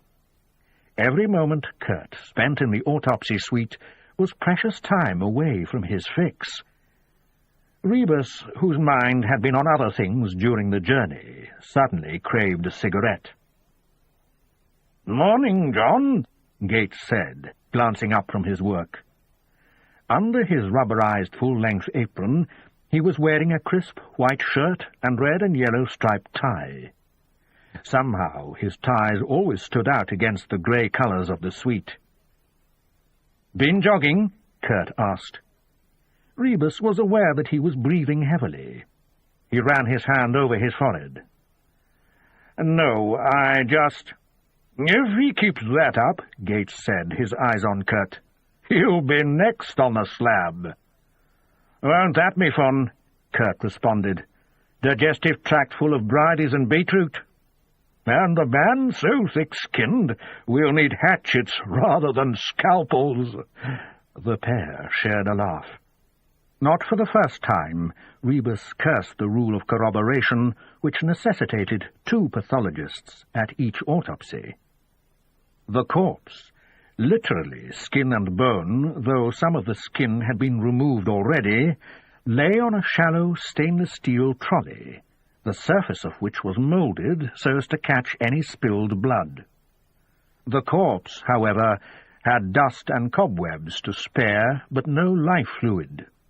Its skull lay on an angled wooden plinth, which, in another context, might have been taken for a curio cheeseboard. "There's a time and a place for banter, gentlemen." The voice was Linford's. He was younger than either pathologist, but something about his tone quietened them. Then his eyes were on Rebus. "Good morning, John." Rebus walked over towards him. "Good of you to tell me about the change of schedule." Linford blinked. "Is there a problem?" Rebus stared him out. No problem." There were others in the room. 2 hospital technicians, a police photographer, someone from Scene of Crimes, and a suited and queasy-looking man from the Advocate Depute's office. Autopsies were always crowded, everyone either getting on with their work or else fidgeting nervously. "I did a bit of boning up over the weekend," Gates was saying, addressing the room. "So I can tell you that, judging by the deterioration, our friend here probably died sometime in the late 1970s or early 80s. "Have his clothes gone for analysis?" Linford asked. Gates nodded. "Howden Hall got them this morning." "The young man's clothes," Kurt added. "Or an old one trying to look trendy," the photographer said. "Well, the hair shows no signs of grey.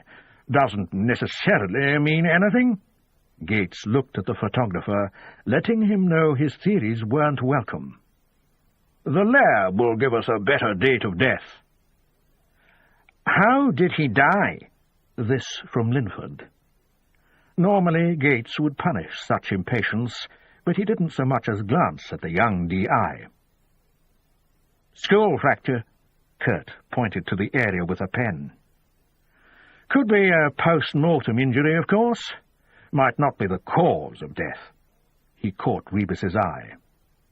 A lot depends on the scene of crime results. The Socko was scribbling into a thick notepad. We're working on it.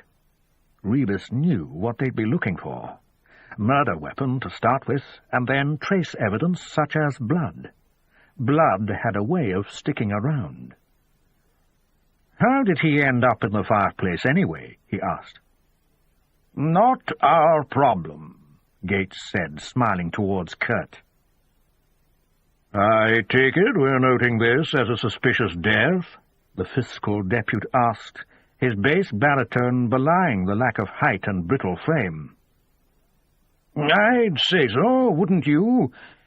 Gates had straightened up, clattering one of his tools back onto its metal tray. It took a moment for Rebus to realize that the pathologist was holding something in his gloved hand, something shriveled and the size of a large peach. Tough old organ, the heart, Gates said, examining the specimen. You missed the beginning, Kurt explained to Rebus. Gash in the skin over the rib cage. Could have been rats. Aye, Gates admitted. Rats carrying knives. He showed the organ to his colleague. Inch-wide incision. Maybe a kitchen knife, eh? Suspicious death, the fiscal depute muttered to himself, writing it down in his notebook. I should have been told, Rebus hissed. He was in the hospital car park, not about to let Derek Linford drive back to the big house. I know about you, John. You're not a team player. And that was your idea of team playing, leaving me out. Look, maybe you've got a point. I just don't think it's anything to get het up about. But it's our case, right? Linford had opened the driver's door of his shiny new BMW. It was a 3 Series, but would do him for now. In what way? The PPLC. We found him. It's not in our brief. Come on. Who else is going to want it? Do you think the Parliament really wants an unsolved murder on the premises? A murder from 20-odd years ago. I hardly think it'll cost them any sleep.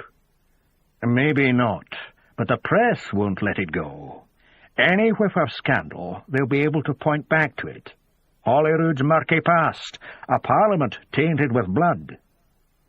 Linford snorted, but then was thoughtful, finally producing a smile. Are you always like this? I think Skelly is ours. Linford folded his arms. Rebus knew what he was thinking. The investigation would touch the Parliament. It was a route to meeting the movers and shakers. How do we play it? Rebus rested a hand on the BMW's wing, saw Linford's look, and removed it. How did he end up there? A couple of decades back, the place was a hospital. I'm guessing you couldn't just walk in, tear down a wall, and stuff a body behind it. You think the patients might have noticed? It was Rebus's turn to smile. It will mean a bit of digging. You're 40, I believe? Rebus shook his head. I've had enough of all that. What do you mean? He meant ghosts, but wasn't about to try to explain. What about Grant Hood and Ellen Wiley? He said instead. Well, they want it. They won't have any choice. Ever heard the phrase, pulling rank? Linford nodded thoughtfully, then got into his car. But Rebus's hand stopped him, pulling the door closed. Just one other thing. Siobhan Clark is a friend of mine. Anyone makes her unhappy makes me unhappy. Don't tell me. I wouldn't like you when you're angry? Linford smiled again, but coldly this time. I get the feeling Siobhan wouldn't thank you for fighting her battle for her, especially when they're all in your head. Goodbye, John. Linford started the engine, then let it idle as he took a call on his mobile. After listening for a few seconds, he stared out at Rebus and slid his window down. Where's your car?" "2 rows back." "You'd better follow me, then." Linford terminated the call and tossed the mobile onto his passenger seat. "Why? What's happened?" Linford slid both hands around the steering wheel. "Another body at Queensberry House." He stared through the windscreen. "Only a bit fresher this time." Chapter 6. They'd passed the summer house the previous Friday. It was a flimsy wooden affair which had belonged to the hospital and stood inside the grounds next to Her Majesty's cherry tree. Like the tree, the summer house was for the chop, but for now it was a handy storage area. Nothing valuable, there was no lock on the door. And even a lock would have been ineffective, since most of the windows were broken. This was where the body had been found, lying amidst old paint tins, bags of rubble, and broken tools. "Probably not the way he'd have chosen to go," Linford muttered, looking around him at the chaos of the sight. Uniforms were erecting a cordon around the summer house and its vicinity. Workers in hard hats were being told to disperse. A crowd of them had gathered on the roof of one of the buildings under demolition, from where they had a grandstand view of proceedings. Maybe their fellow workers would join them. Maybe the roof would cave in. Not yet midday, and Rebus was conjuring up worst-case scenarios while praying this would be as bad as it got. The site manager was being interviewed in the security hut, complaining that all the police officers needed to be issued with hard hats. Rebus and Linford had filched a couple from the hut. Soccos were unpacking the arcana of their craft. A doctor had pronounced death. The call had gone out to the available pathologists. All the building work on Holyrood Road had reduced it to a single lane, controlled by traffic lights. Now, with police cars and vans on the scene, including a grey one from the mortuary, Doogie behind the wheel, queues were forming and tempers fraying. The sound of horns was growing into a chorus, rising into the bruised-looking sky. "Snow's on the way," Rebus commented. "It's cold enough for it." Yet the previous day had started mild, and even the rain had been like an April shower, 12 degrees. "The weather's not exactly a consideration," Linford snapped. He wanted to get closer to the body, wanted to be inside the summer house, but the locus had to be secured. He knew the rules. Barging in meant leaving traces. "Doctor says the back of the skull was cracked open." He nodded to himself, looked towards Rebus. "Coincidence?" Hands in pockets, Rebus shrugged. He was sucking on only his second cigarette of the morning. He knew Linford was tasting something. He was tasting fast track. Not content with his own momentum, he was seeing a case, a big case. He was seeing himself at its heart, with media attention, the public clamouring for a result he thought he could deliver. "He was running in my constituency," Linford was saying. "I've got a flat in Dean Village." "Very nice." Linford stifled an embarrassed laugh. "It's okay," Rebus assured him. "Times like this, we all tend to talk crap. It fills the spaces." Linford nodded. "Tell me," Rebus went on, "just how many murders have you worked?" "Is this where you pull the old, I've seen more corpses than you've had hot dinners routine?" Rebus shrugged again. "Just interested." "I wasn't always at fetters, you know." Linford shuffled his feet. "Christ, I wish they'd get on with it." The body was still in situ, the body of Roddy Grieve. They knew his identity because a gentle search of his pockets had produced a wallet. But they knew, too, because his face was recognizable even though the light had gone from its eyes. They knew because Roddy Grieve was somebody, and seemed so even in death. He was a Grieve, part of the clan, as they'd come to be called. Once a keen interviewer had gone so far as to name them Scotland's first family, which was nonsense. Everyone knew Scotland's first family was the Bruins. "What are you smiling at?" Nothing." Rebus nipped his cigarette and returned it to the packet. He couldn't know for sure whether stubbing it out would have contaminated the crime scene. But he knew the importance of scene-of-crime work, and he felt the sudden pang of desire for a drink, the drink he'd arranged with Bobby Hogan just before Friday's discovery. A long barroom session of reminiscence and tall tales, with no bodies buried in walls or dumped in summer-houses. A drink in some parallel universe where people had stopped being cruel to each other. And speaking of mental torture, here came Chief Superintendent Farmer Watson. He had Rebus in his sights, and his eyes had narrowed as though taking aim. "Don't blame me, sir," Rebus said, getting his retaliation in first. "Christ, John, can't you stay out of trouble for 1 minute?" It was only half a joke. Watson's retirement was a couple of months away. He'd already warned Rebus that he wanted a quiet canter downhill. Rebus held up his hands in surrender and introduced his boss to Derek Linford. "Ah, Derek." The chief super held out a hand. "Heard of you, of course." The two men shook, kept shaking as they sized one another up. "Sir," Rebus interrupted, "D.I. Linford and I, we feel this should be our case. We're looking at parliamentary security, and this is a prospective MSP who's been killed." Watson seemed to ignore him. "Do we know how he died?" "Not yet, sir." Linford was quick to answer. Rebus was impressed at the way he had changed. He was all fawning inferior now, eager to please the big chief. It was calculated, of course, but Rebus doubted Watson would notice, or even want to notice. "Doctor mentioned head trauma," Linford added. "Curiously, we're getting a similar result from the body in the fireplace. Skull fracture and stab wound." Watson nodded slowly.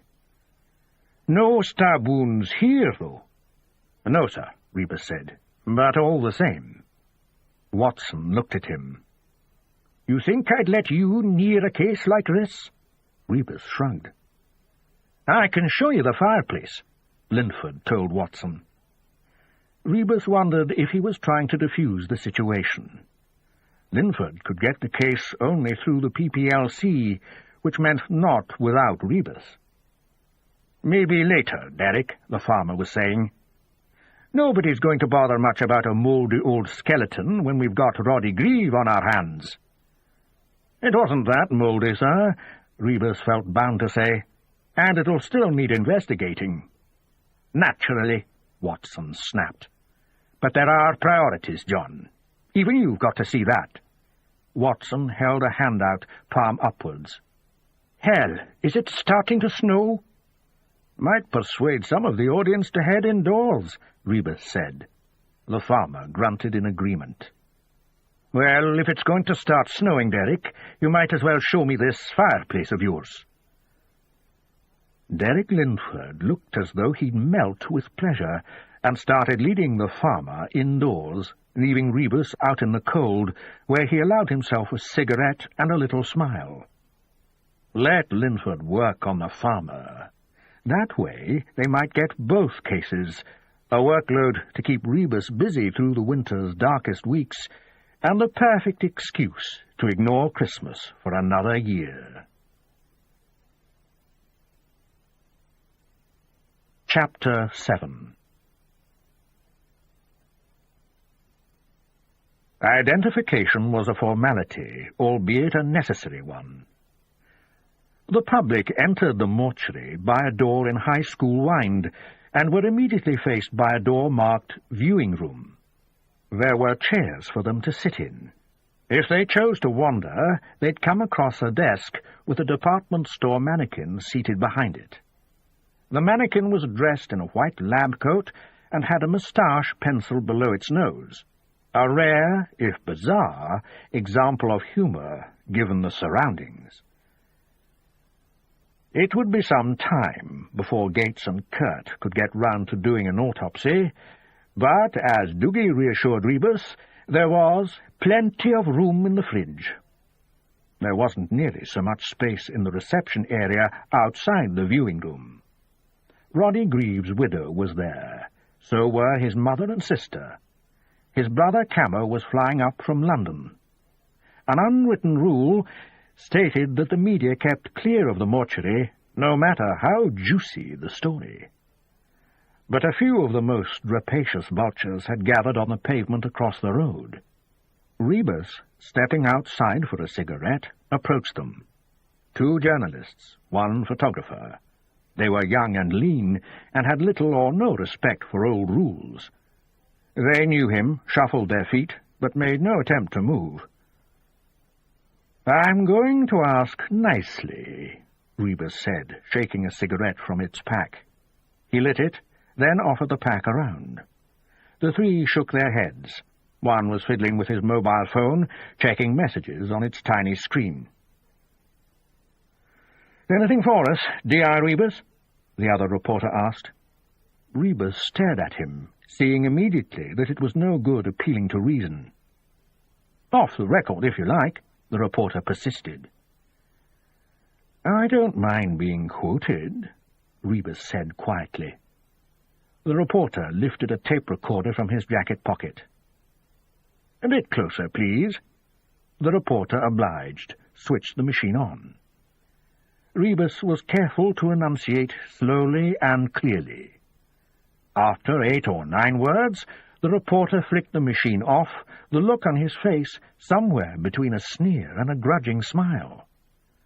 Behind him his colleagues were staring at their shoes.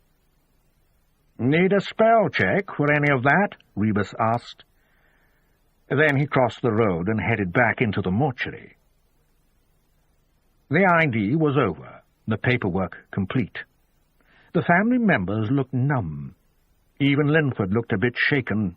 Maybe it was another of his acts. Rebus approached the widow. "We can arrange for a couple of cars." She sniffed back tears. "No, that's all right. Thanks anyway." She blinked, eyes finally focusing on him. "A taxi should be coming." The deceased's sister came across, leaving her mother stony-faced and straight-backed on one of the chairs.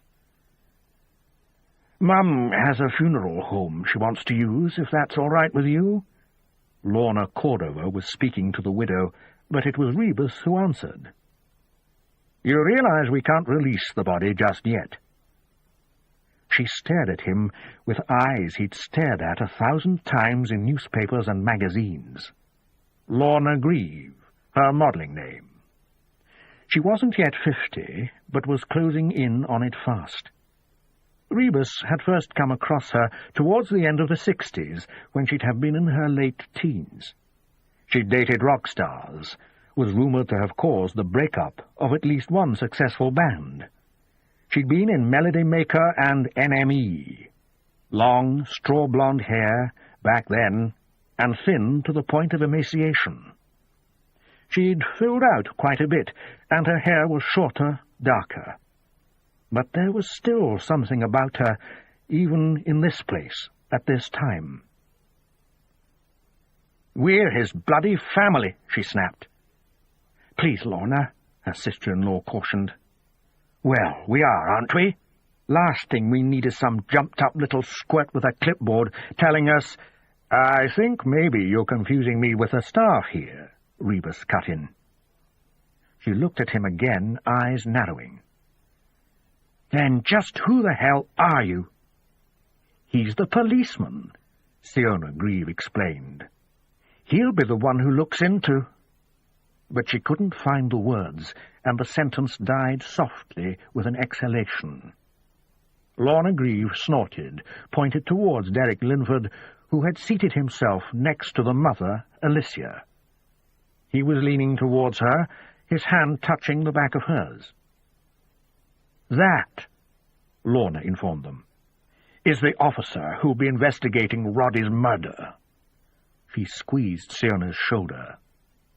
He's the one we should be talking to, she said. Then, with a final glance towards Rebus, not his monkey. Rebus watched her move back towards the chairs. Beside him, the widow spoke so softly he didn't catch it. "Sorry," she repeated. He smiled, nodded. There were a dozen platitudes scrawled and waiting in his head. He rubbed a hand across his forehead to erase them. "You'll want to ask us questions," she said. "When you're ready." He didn't have any enemies. Not really. She seemed to be speaking to herself.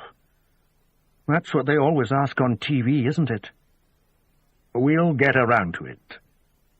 He was watching Lorna Grieve, who was crouched in front of her mother. Linford was looking at her, drinking her in. The main door opened, a head appearing. "Somebody order a taxi." Rebus watched as Derek Linford escorted Alicia Grieve all the way out. It was a shrewd move. Not the widow, but the matriarch. Linford knew power when he saw it. They gave the family a few hours, then drove to Ravelston Dykes. "What do you recommend?" Linford asked. From his tone, he might have been asking what Rebus thought of the BMW. Rebus just shrugged. Between them, they'd managed to sort out a murder room at St. Leonard's, it being the closest station to the locus. Not that it was a murder inquiry yet, but they knew it would be just as soon as the autopsy was finished. Calls had gone out to Joe Dickey and Bobby Hogan. Rebus had also hooked up with Grant Hood and Ellen Wiley, neither of whom objected to the idea of working together on the Skelly case. "It'll be a challenge," both had said independently of one another. Their bosses would have the final say, but Rebus didn't foresee problems. He told Hood and Wiley to get together, thrash out a plan of attack. "And who do we report to?" Wiley had asked. "Me," he told her, making sure Linford wasn't in earshot. The BMW eased down into second as they approached an amber light.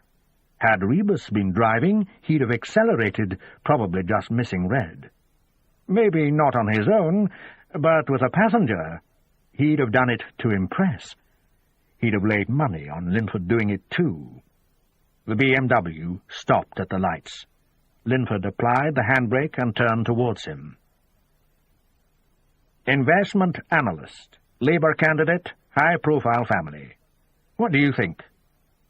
Rebus shrugged again. "I've seen the newspaper stories, same as you. Some people haven't always liked the way candidates were selected." Linford was nodding. "Maybe some bad blood there. We'll ask.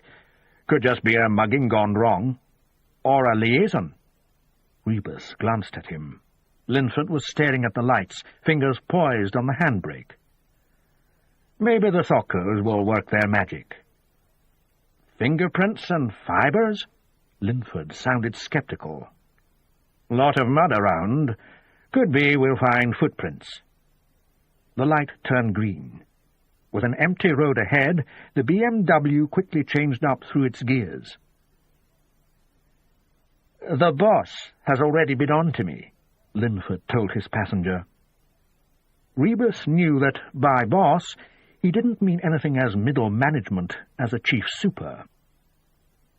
"The ACC," Linford explained. Colin Carswell, Assistant Chief Constable, Crime. He wanted to bring in a special team, something as high-profile as this. "Crime Squad?" It was Linford's turn to shrug. "Hand-picked. I don't know who he had in mind." "What did you tell him?" "I said with me in charge, he didn't have to worry." Linford couldn't help it, had to turn towards Rebus to enjoy his reaction. Rebus was trying to look unmoved by it all. All his years on the force, he'd probably spoken with the ACC no more than 2 or 3 times. Linford smiled. He knew he'd hit some soft, fleshy part beneath Rebus's shell-like exterior. "Of course," he went on, "when I mentioned that D.I. Rebus would be assisting—" "Assisting?" Rebus bristled, and only now recollected that Linford had also spoken of being in charge. "He was a bit more dubious," Linford went on, ignoring the outburst. "But I told him you'd be fine. Said we were working well together. That's what I mean by assisting. You helping me helping you. But with you in charge." Hearing his own phrase thrown back at him seemed to please Linford. Another palpable hit. "Your own chief super doesn't want you on the case, John. Why is that?" "None of your business. Everyone knows about you, John. I could say that your reputation precedes you." "But it'll be different with you in charge," Rebus guessed. Linford shrugged, and was silent for a moment, then shifted in his seat. "While we're enjoying this time together," he said, "maybe I should throw in that I'm seeing Siobhan tonight. But don't worry, I'll have her home by 11. Roddy Grieve and his wife had lived together somewhere in Cramond, but Siona Grieve had intimated that she would be with Roddy's mother. Situated at the end of a short, narrow street, the huge detached house had a jagged feel to it. Maybe it was to do with the several crow-step gables or the stone relief thistle set into the wall above the front door. There were no cars in the drive, and curtains had been drawn closed in every window, a sensible precaution. The reporters and cameramen were back, parked curbside in a silver Audi 80. TV crews were probably on their way. Rebus had no doubt the Grieves would cope with the attention. Grieve. The resonance of the name hit him for the first time. The grieving Grieves. Linford rang the doorbell. "Nice place," he said. "I was brought up in something similar," Rebus told him. Then, after a pause, "Well, we lived in a cul-de-sac." "And there," Linford guessed, "the comparison ends." The door was opened by a man dressed in a camel-hair coat with dark brown lapels. The coat was unbuttoned. Beneath it could be glimpsed a tailored pinstripe suit and white shirt. The shirt was unbuttoned at the neck. In his left hand, the man carried a plain black tie. "Mr. Grieve?" Rebus guessed. He'd seen Camo Grieve on TV many times. In the flesh, he seemed even taller and more distinguished, even in his present confused-looking state. His cheeks were red, either from cold or a few airline drinks. A couple of strands of silver and black hair were out of place. "You, the police. Come inside." Linford followed Rebus into the hallway. There were paintings and drawings everywhere, not just covering the wood-panelled walls, but resting against the skirting boards too. Books were piled high on the bottom step of the stone staircase. Several pairs of dusty-looking rubber Wellington boots, men's and women's, and all of them black, sat at the foot of an overloaded coat-rack. There were walking sticks protruding from an umbrella stand, and umbrellas hooked over the banister. An open jar of honey sat on a telephone table, as did an answering machine. The machine wasn't plugged in, and there was no sign of a phone. Camo Grieve seemed to take in his surroundings. "Sorry," he said. "In a bit of well, you understand." He stroked the stray hairs back into place. "Of course, sir," Linford said, his voice deferential. "A bit of advice, though," Rebus added, waiting till he had the MP's attention. "Anyone at all could turn up claiming to be police officers. Make sure you ask for ID before letting them in." Camo Grieve nodded. "Ah, yes, the Fourth Estate. Bastards for the most part." He looked at Rebus. "Off the record." Rebus merely nodded. It was Linford who smiled too brightly at the attempted levity. "I still can't—" Grieve's face hardened. I trust the police will be working flat out on this case. If I so much as hear of any corners being cut, I know what it's like these days. Tightened budgets, all of that. Labour government, you see." It was in danger of turning into a speech. Rebus interrupted. "Well, standing around here isn't exactly helping matters, sir." "I'm not sure I like you," Grieve said, narrowing his eyes. "What's your name?" "His name's Monkey Man," a voice called from a doorway. Lorna Grieve was carrying 2 glasses of whisky. She handed one to her brother, clinked her own against it, before taking a gulp. "And this one," she said, meaning Linford, "is the organ grinder." "I'm D.I. Rebus," Rebus informed Camo Grieve. "This is D.I. Linford." Linford turned from the wall. He'd been studying one of the framed prints. It was unusual in that it was a series of handwritten lines. "A poem to our mother," Lorna Grieve explained, "from Christopher Murray Grieve. He wasn't any relation, in case you're wondering." "Hugh MacDermid," Rebus said, seeing the blank look on Linford's face. The look didn't change. "The Monkey Man has a brain," Lorna cooed. Then she noticed the honey. "Oh, there it is. Mother thought she'd put it down somewhere." She turned back to Rebus. "I'll let you into a secret, Monkey Man." She was standing right in front of him. He stared at lips he had kissed as a young man, tasting printer's ink and cheap paper in his mouth. She smelt of good whisky, a perfume he could savour. Her voice was harsh, but her eyes were numb. "Nobody knows about that poem. He gave it to our mother. No other copy exists." "Lorna." Camo Grieve laid a hand against the back of his sister's neck, but she twisted away from him. "It's a sin beyond redeeming to stand here drinking while our guests go without." He ushered them into the morning room. It was wood-panelled like the hall, but boasted only a few small paintings hanging from a picture rail. There were 2 sofas and 2 armchairs, a TV and hi-fi.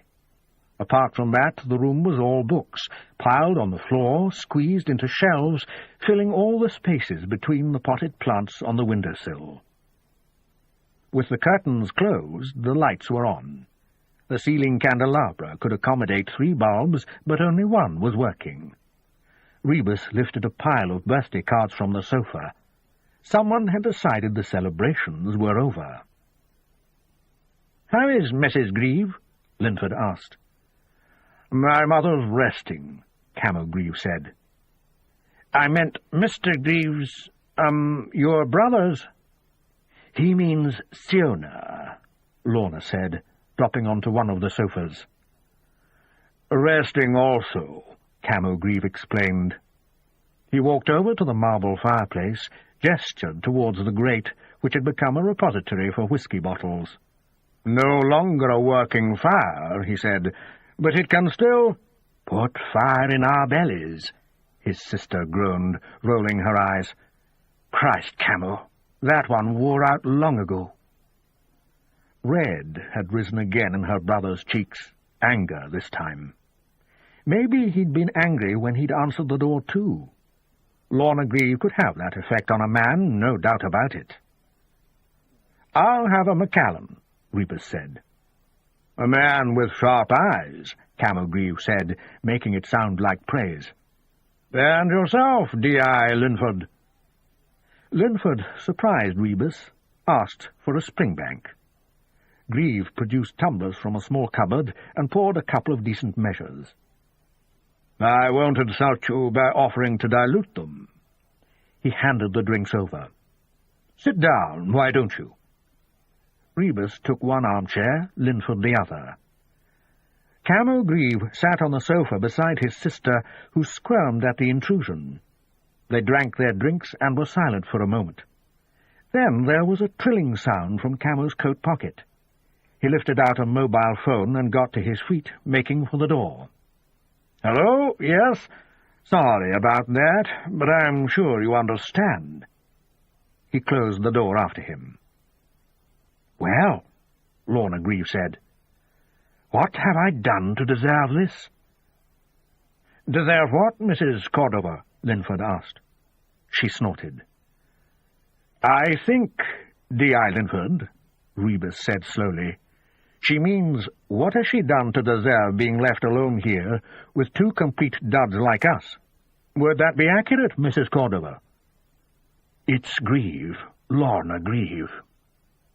There was some venom in her eyes, but not enough to kill her prey, merely stun it. But at least she was focused again, focused on Rebus. Do we know one another? She asked. I don't think so, he admitted. It's just the way you keep staring at me. And how's that? Like a lot of photographers I've met along the way. Sleazeballs with no film in the camera. Rebus hid his smile behind the whiskey glass. I used to be a big fan of Obscura. Her eyes widened a little, and her voice softened. Hugh's band? Rebus was nodding. You were on one of their album sleeves. God, so I was. It seems like a lifetime ago. What was it called? Continuous Repercussions. My God, I think you're right. It was their last record, wasn't it? I never really liked their stuff, you know. Really? They were talking now, having a conversation. Linford was on the periphery of Rebus's vision, and if Rebus concentrated on Lorna Grieve, the younger man faded away until he could have been a trick of the light. Obscura, Lorna reminisced. That name was Hugh's idea. It's up near the castle, isn't it? The Camera Obscura? Yes, but I'm not sure Hugh ever went there. He chose the name for another reason. You know Donald Cammell? Rebus was stumped. He was a film director. He made performs. Yes, of course. He was born there. In the Camera Obscura? Lorna nodded, smiled across the room at him with something approaching warmth. Linford cleared his throat. I've been to the Camera Obscura, he said. It's quite amazing, the view. There was silence for a moment. Then Lorna Grieve smiled again at Rebus. He doesn't have a clue, does he, Monkey Man? Not the slightest clue what we've been talking about. This ends side 1 of cassette 2. Please turn the cassette over and start side 2 at the same point.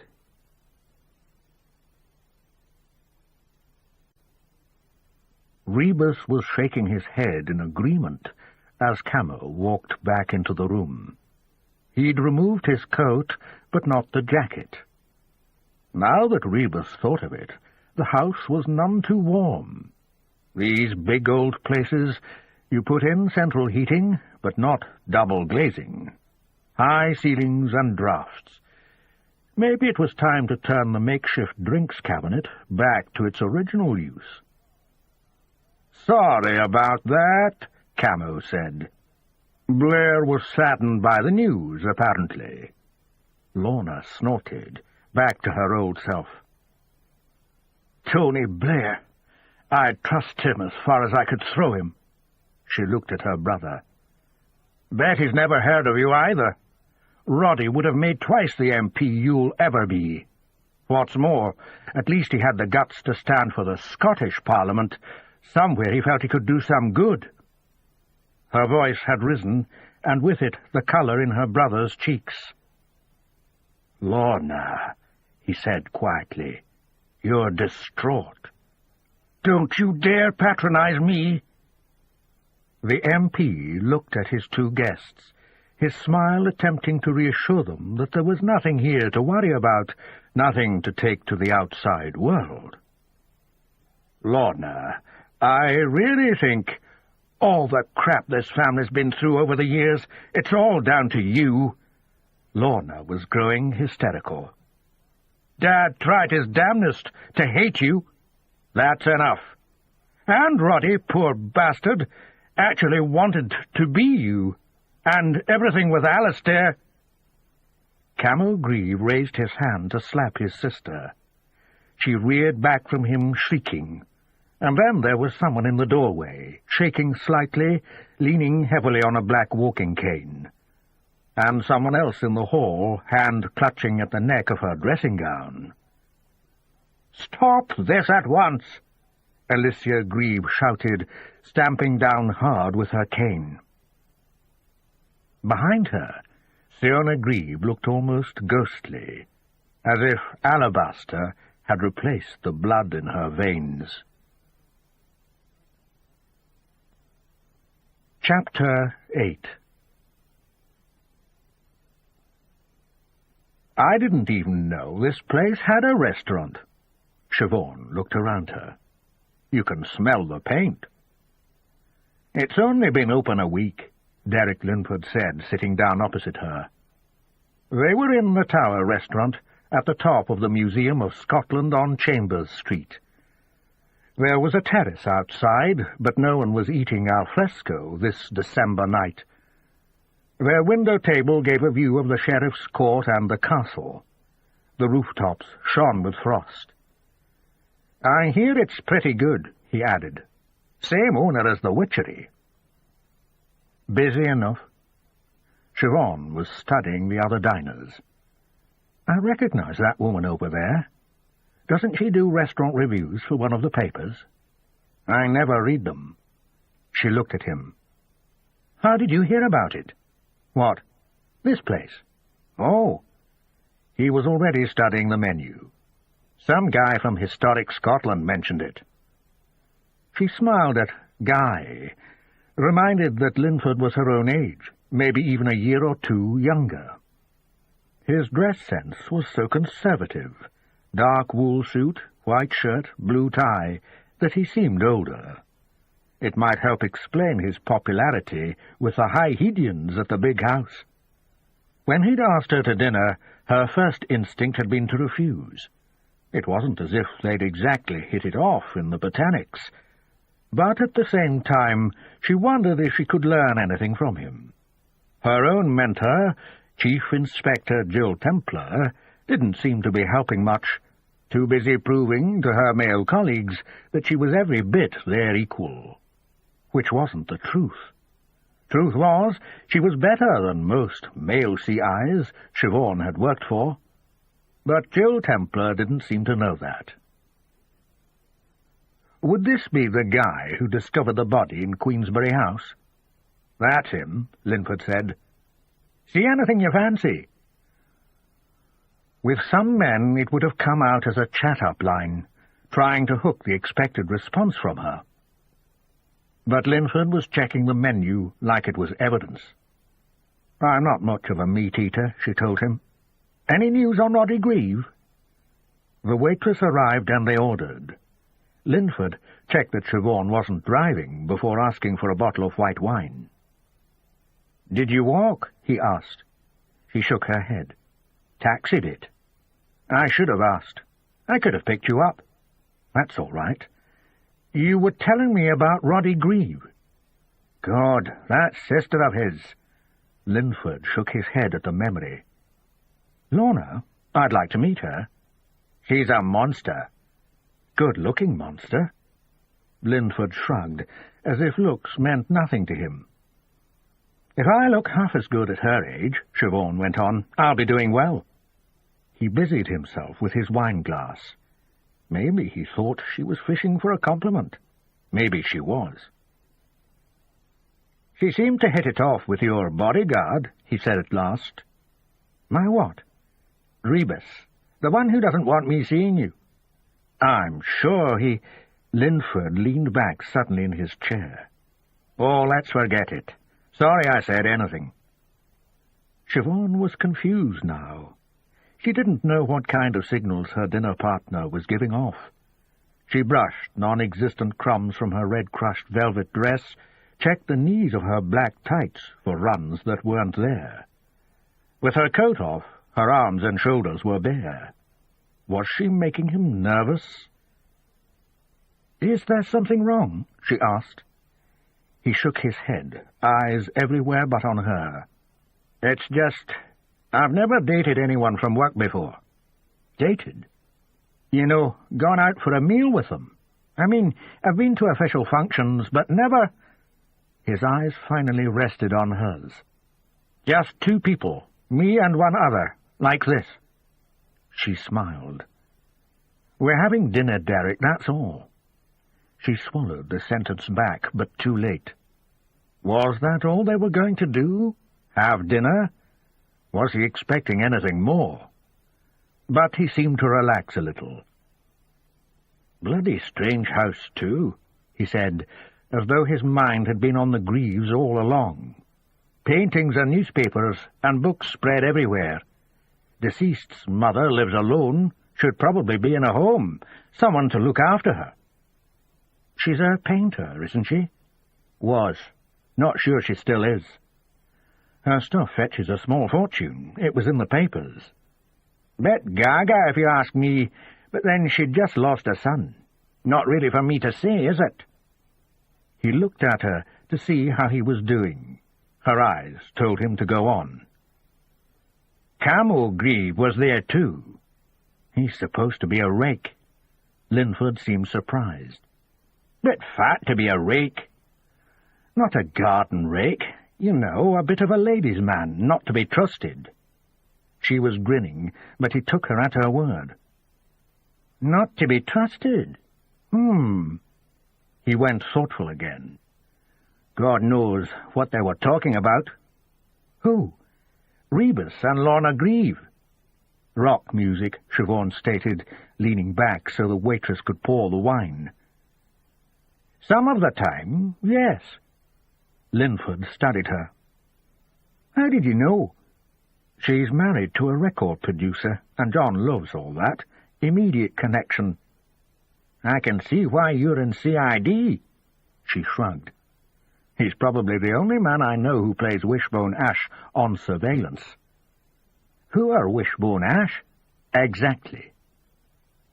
Later, when they'd finished their starters, Siobhan asked again about Roddy Grieve. "I mean, we are talking suspicious death here, aren't we?" "Autopsy's not been done yet, but it's a racing certainty. He didn't kill himself, and it doesn't look like an accident." "Killing a politician," Siobhan tutted. "Ah, but he wasn't, was he? He was a financial analyst who just happened to be running for Parliament." "Making it harder to fathom why he was killed." Linford nodded. "Could be a client with a grudge. Maybe Grieve made some bad investments." "Then there are the people he beat to the Labour nomination." "Agreed. Plenty of infighting there. And there's his family." "A way of getting at them?" Linford was still nodding. "Or he was just in the wrong place, etc. Goes to take a look at the Parliament site, becomes victim of a mugging gone wrong." Linford puffed out his cheeks. "Lots of possible motives. And they all have to be looked at." "Yes." Linford didn't look too happy at the prospect. "Some hard work ahead, no easy answers." It sounded like he was trying to convince himself the whole thing was worth the candle. "John's reliable, is he? Just between you and me?" She thought it over, nodded slowly. "Once he gets his teeth in, he doesn't let go." "That's what I'd heard. Doesn't know when to let go." He made it sound like something less than praise. "The ACC wants me running the show. How do you think John will take it?" "I don't know." He attempted a laugh. "It's all right. I won't tell him we've spoken." "It's not that," she said, though partly it was. "I genuinely don't know." Linford looked disappointed in her. "Doesn't matter," he said. But Siobhan knew that it did. Nick Hughes was driving his friend Jerry through the city streets. Jerry kept asking him where they were headed. "Christ almighty, Jerry, you're like a broken record." "I'd just like to know." "What if I say we're not going anywhere?" "That's what you said before." And have we reached a destination? Jerry didn't seem to understand. No, we have not, Nick told him. Because we're driving aimlessly, and sometimes that can be fun. Eh? Just shut up, will you? Jerry Lister stared from his passenger window. They'd been south as far as the bypass, taken it to the Gyle, and headed back towards Queensferry Road. But then, instead of heading back into the centre, Nick had forked off towards Muirhouse and Pilton. They saw some guy urinating against a lamp-post, and Jerry said to watch, pressed the button so his window slid down, and as they passed, he let out a blood-curdling scream, laughing afterwards, checking the result in the rear view. You could hear the guy swearing. "There are dogs out here, Jerry," Nick had warned him, as if Jerry needed telling. Jerry liked Nick's car. It was a shiny black Sierra Cosworth. When they passed a group of lads, Nick sounded the horn, waved as if he knew them. They stared, watching the car, watching its driver, watching them. "Car like this, Jer. Those kids would kill for it. I'm not joking. They'd do their granny in just for the chance of a test drive." "Better not run out of petrol, then." Nick looked at him. "We could take them, pal." All bravado, with some speed in his system, and wearing his blue suede jacket. "You don't think so?" Slowing the car, his foot all the way off the accelerator. "We could go back there and just keep driving, eh?" A few moments of silence after that, Nick caressing the steering wheel round all the roundabouts they came to. "Are we going to Granton?" "Do you want to?" "What's there?" Jerry asked. "I don't know. You're the one who brought it up." A sly glance at his friend. "Ladies of the night, Jer, is that it? You want to try another?" Tongue lolling from his mouth. "They won't get in the car with two of us, you know. Too sussed for that, the night ladies. Maybe you could hide in the boot. I'd pick one up, take her to the car park. There'd be two of us, Jer." Jerry Lister licked his lips. "I thought we'd decided." "Decided what?" Jerry sounding worried. "You know." "Memory's short, pal." Nick Hughes tapped his head. "It's the drink. I drink to forget, and it seems to work." His face hardened, left hand twisting the gear stick. "Only I forget all the wrong things." Jerry turned to him. "Let her go, Nick." "Easy for you to say." He bared his teeth as he spoke. There were flecks of white at the corners of his mouth. "Know what she told me, pal. Know what she said." Jerry didn't want to hear. James Bond's car had an ejector seat. All the Cosworth boasted was a sunroof. Jerry looked around anyway, as if seeking the ejector button. "She said this was a crap car. Said everyone laughed at it." "They don't." "These kids out here, they tear this car up for an hour and then get bored. That's all it would mean to them, which is 100% more than it meant to Cat." Some men got sad, emotional. They cried. Jerry had cried himself once or twice. A few cans of beer in him and watching Animal Hospital. And at Christmas, when Bambi or The Wizard of Oz was on. But he'd never seen Nick cry. Instead, Nick turned it all into anger. Even when he was smiling, like now, Jerry knew he was angry, close to blowing. Not everyone knew, but Jerry did. "Come on, Nick," he said. "Let's head into town. Do Lothian Road or the bridges." "Maybe you're right," Nick said at last. He was stopped at lights. A motorbike drew up alongside, revving. Not a big engine, but those things had no weight either. Kid on it, maybe 17. His eyes on them, face masked by the crash helmet. Nick's foot went hard on clutch and accelerator, but when the lights changed, the bike left them squashed like a hedgehog. "See that?" Nick asked quietly. "That's Cat waving me and my crap car bye-bye." Back in town, they stopped for a breather, burger and chips, ate from the box, standing roadside, leaning against the car. Jerry's jacket was cheap nylon. He had it zipped, but was still shivering. Nick had his jacket open, didn't look to be feeling the cold at all. There were kids in the restaurant. Girls in their teens sat at a window table. Nick smiled at them, tried to catch their eyes. They sipped milkshakes, ignored him. "They think they're in control, Jer," Nick said. "That's what's so funny about the whole thing. Here we are, standing out here in the cold, but it's us that have the power. Their world's forgotten that, but it would take us 10 seconds to haul them into our world." He turned to his friend. "Wouldn't it?" "If you say so." "No, you've got to say it. That way it becomes true." Nick dropped his burger box onto the pavement.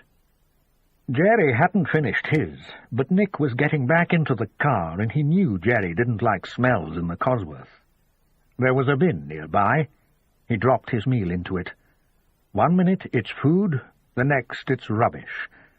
The car was already moving as he pulled himself inside. "We're not going to do one tonight, are we?" The food seemed to have calmed Nick. "Don't think so, no." Jerry relaxed as they cruised Princes Street.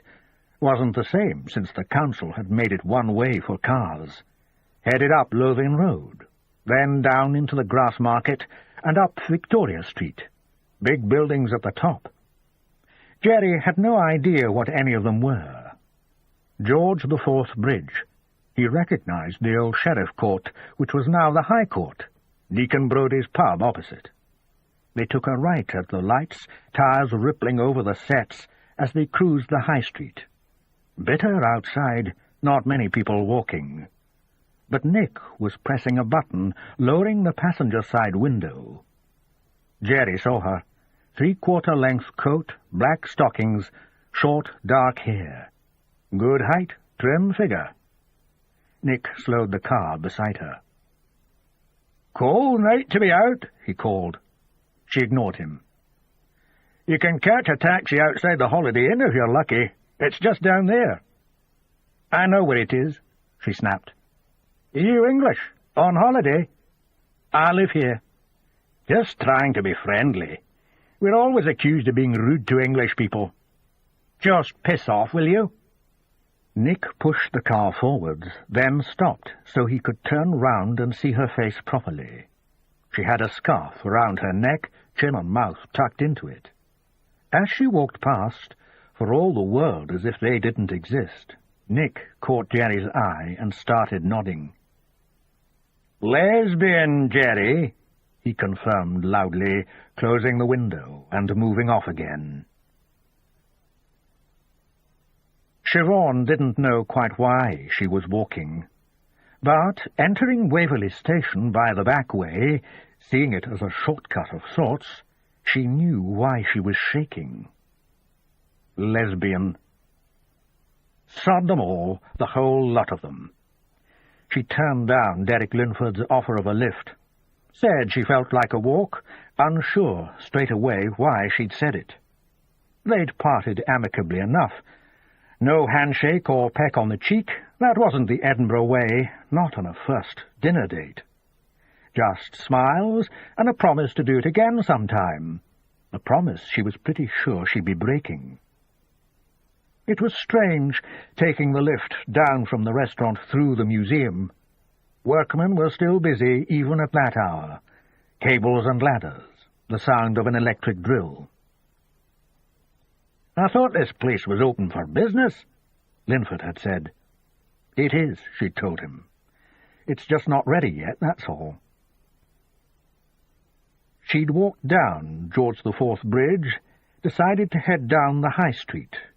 But that car, those men, she'd wanted off that street. A long flight of dark steps shadows all around, shouts and music from still-open pubs. Then Waverley. She would cut through, back up onto Princess Street, then down Broughton Street, the city's so-called gay village. Which was where she lived. It was where a lot of people lived. Lesbian. Sod them all. She thought back on the evening, trying to calm herself. Derek had been nervous, but then who was she to talk? The sex crimes secondment, it had put her off men. The register of offenders. All those hungry faces, the details of their crimes. And then her time with Sandra Carnegie, swapping stories and feelings. One officer who'd worked sex crimes for the best part of 4 years had warned her, "It's a passion basher, puts you right off." 3 tramps had attacked a student. Another student had been assaulted on one of the South Side's richest streets. A car cruising past, an attempted chat-up and stinging punchline, small beer by comparison. All the same, she'd remember that name, Jerry, and the shiny black Sierra. From the pedestrian bridge, she could look down onto the railway tracks and the concourse. Above her was the station's leaky glass roof. When something plummeted just on the edge of her vision, she thought she was imagining it. She looked across and saw snow falling. No, not snow, big flakes of glass. There was a hole in the roof, and below, on one of the platforms, someone was yelling.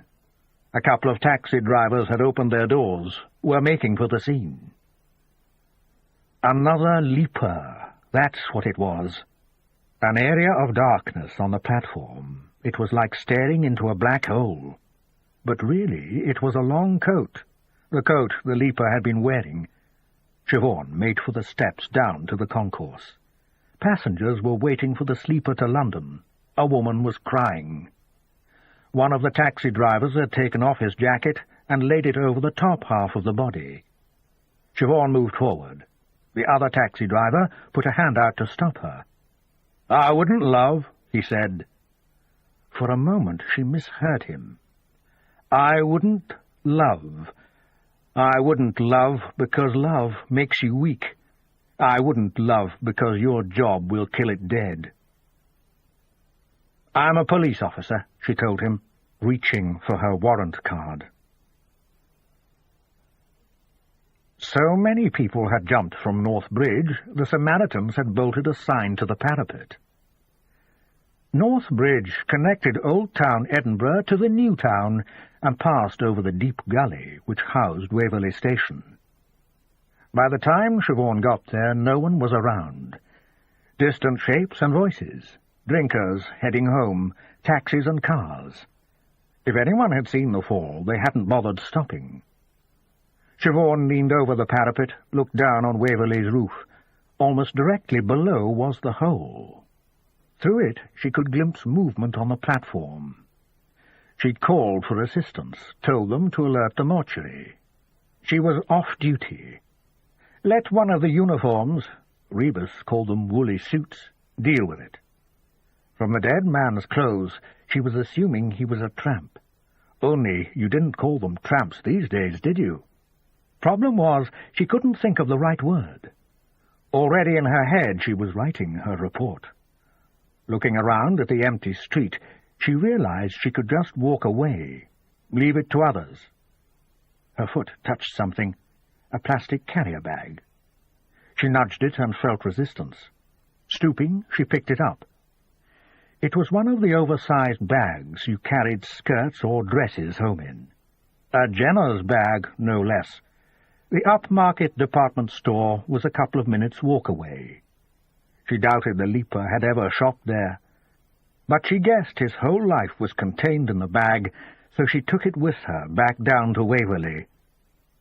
She'd dealt with suicides before, people who turned on the gas and sat down next to the fire. Cars left running in locked garages, pill bottles by the bed, blue lips flecked with white. A CID officer had jumped from Salisbury Crags not so long ago. Plenty of places like that in Edinburgh. No shortage of suicide spots. You could go home, you know, a uniform told her. She nodded. The woman officer smiled. So what's keeping you? A good question. It was as if she knew there was so little to go home to. You're one of D.I. Rebus's, aren't you? The uniform asked. Siobhan glared at her. What's that supposed to mean? The woman shrugged. Sorry I spoke. Then she turned and walked away. They'd cordoned off the section of platform where the body lay. A doctor had confirmed death, and one of the mortuary vans was getting ready to remove the remains. Station staff were in search of a hose, wanted to get a jet spray onto the platform. Blood and brains would be washed onto the tracks. The sleeper passengers had departed, the station readying to close for the night. No taxis now. Siobhan wandered over to the left luggage lockers. There was a desk there, and a male uniform was emptying the Jenner's bag onto it, picking out each item gingerly, as if dealing with contamination. Anything? Siobhan asked. Just what you see. There had been no form of ID on the deceased. Nothing in his pockets but a handkerchief and some coins. Siobhan studied the items on the table. A polythene bread bag seemed to contain a rudimentary wash kit. There were a few articles of clothing, an old copy of Reader's Digest. A small transistor radio, its back held on with sticking tape. The day's evening paper, folded and crumpled. You're one of D.I. Rebus's. Meaning what? Meaning she'd grown to be like him? A loner? A drifter? Were there just the two types of cop, John Rebus or Derek Linford? And did she have to choose? A sandwich wrapped in greaseproof paper, a child's lemonade bottle half filled with water. More clothing was appearing from the bag, which was all but empty now. The uniform tipped the remnants out. They looked like things the deceased had collected on his travels. A few pebbles, a cheap ring, shoelaces and buttons. A small, thin cardboard box, which, from the faded picture on it, had once contained the radio. Siobhan picked it up and shook it, pulled it open and shook out a little book, which at first she took for a passport. "It's a passbook," the uniform said. "Building Society." "So it'll have a name on it," Siobhan said. The uniform opened the book. "Mr. C. Mackey. There's an address in the Grassmarket." "And how was Mr. Mackey's investment portfolio doing?" The uniform turned a couple of pages, angling the passbook as if he was having trouble focusing. "Not bad," he said at last. "Just over 400 grand in credit." 400,000? Looks like the drinks are on him, then. But the uniform turned the passbook towards her. She reached out and took it. He hadn't been joking. The tramp, being scraped and hosed off Platform 11, was worth £400,000. Chapter 9. Tuesday. Rebus was back at St. Leonard's. Chief Superintendent Watson wanted a meeting with him. When he arrived, Derek Linford was already seated, a mug of oily-looking coffee untouched in one hand.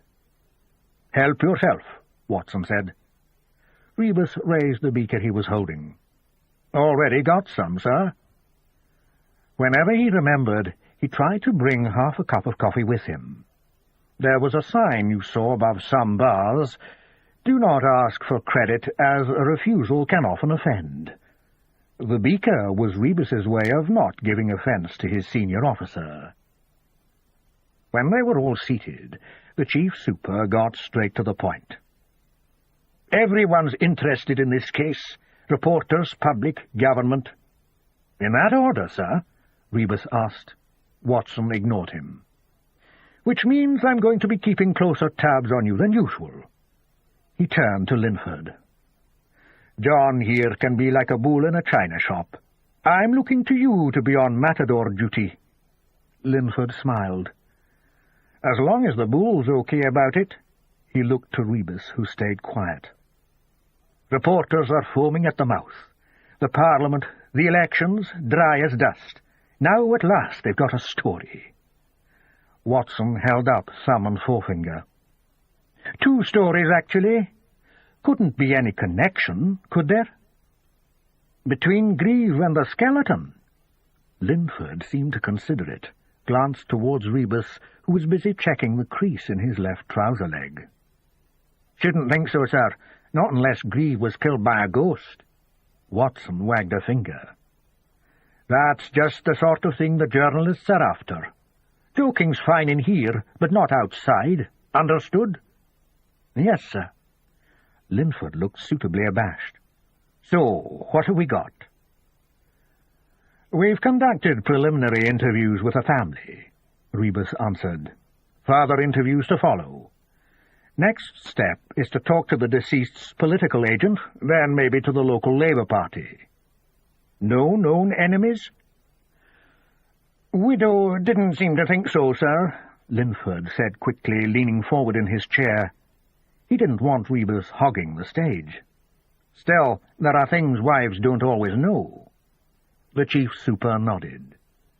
To Rebus, his face looked even more florid than usual. Run up to the golden cheerio, and he gets landed with this. "Friends? Business acquaintances?" Linford nodded back, catching Watson's rhythm. "We'll speak to them all. Did the autopsy throw up anything?" "Blow to the base of the skull. It caused immediate hemorrhaging. Seems he died pretty much where he fell. 2 more blows after that, producing fractures." "These 2 blows were post-mortem?" Linford looked to Rebus for confirmation. "Pathologist seems to think so," Rebus obliged. "They were to the top of the skull. Grieve was pretty tall." 6'1", Linford interrupted. "So to render a blow like that, the attacker had to be hellish tall or standing on something." "Or Grieve was already prone when the blows arrived," Watson said, mopping his forehead with a handkerchief. "Yes, makes sense, I suppose. How the devil did he get in there?" "Either he climbed the fence," Linford guessed, "or else someone had keys. The gates are kept padlocked at night. Too much stuff in there worth nicking." "There's a security guard," Rebus continued. "He says he was there all night, kept a regular patrol, but didn't see anything." "What do you think?" "I think he was kipping in the office. Nice and warm in there.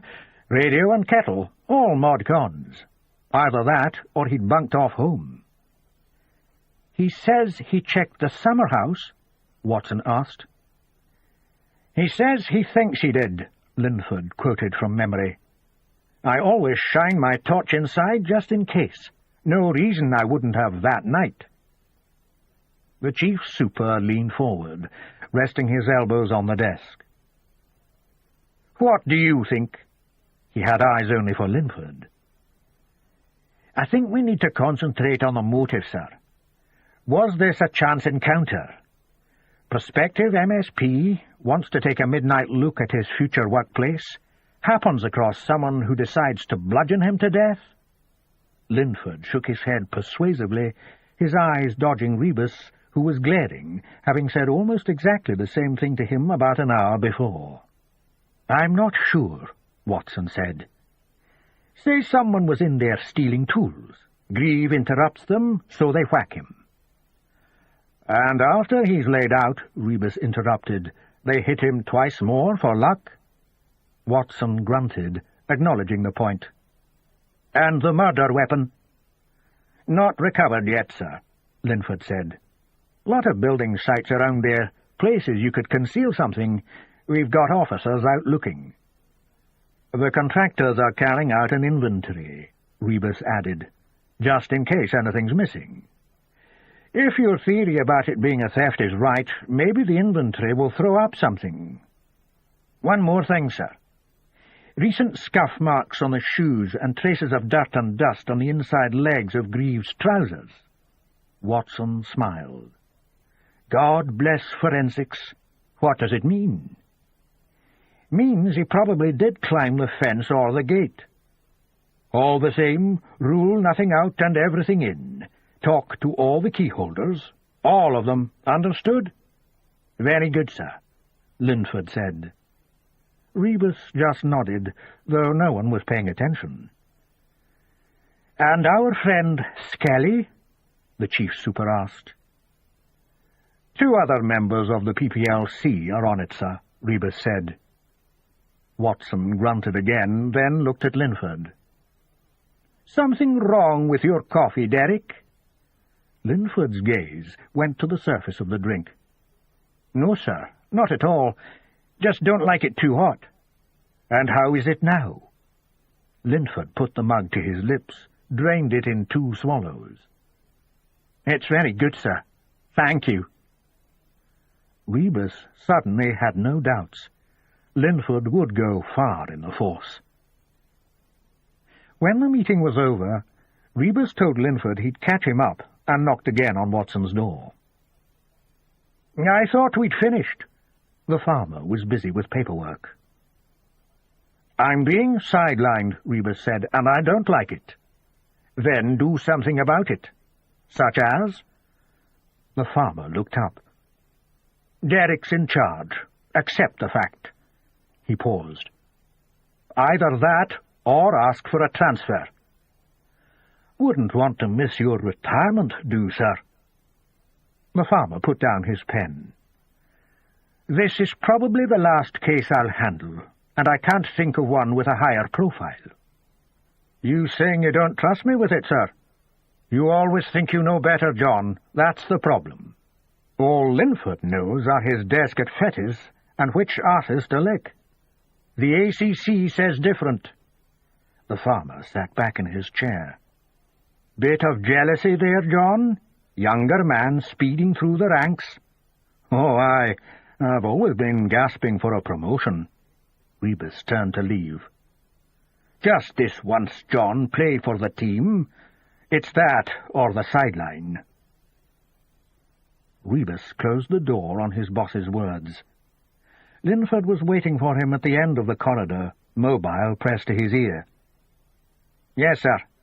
We're headed there next.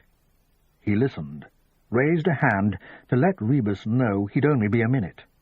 Rebus ignored him, stalked past and down the stairs. Linford's voice carried down a few moments later. I think he'll be fine, sir. But if not... This ends Side 2 of Cassette 2 of Set in Darkness. Please fast forward to the end before loading Cassette 3.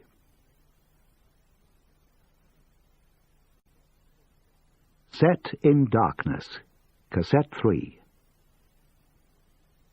Rebus dismissed the night watchman, but the man stayed in his seat, eyes shifting nervously between Rebus and Linford. I said you can go. Go where? The watchman asked at last, voice trembling. This is my office. Which was true. The 3 men were seated in the gatehouse of the Parliament site. There was a thick register lying on the table, being pored over by Linford. It listed all the visitors to the site since work had begun. Linford had his notebook out, but hadn't jotted a single name into it. I thought you might want to go home, Rebus told the watchman. Shouldn't you be asleep or something? Aye, sure, the man mumbled. He probably reckoned he wouldn't have the job much longer. Bad PR for the security firm, a body finding its way onto the premises. It was a low-pay job, being a security guard, and the hours tended to suit loners and the desperate. Rebus had told the man that they'd be checking up on him. You found a lot of ex-cons in his line of work.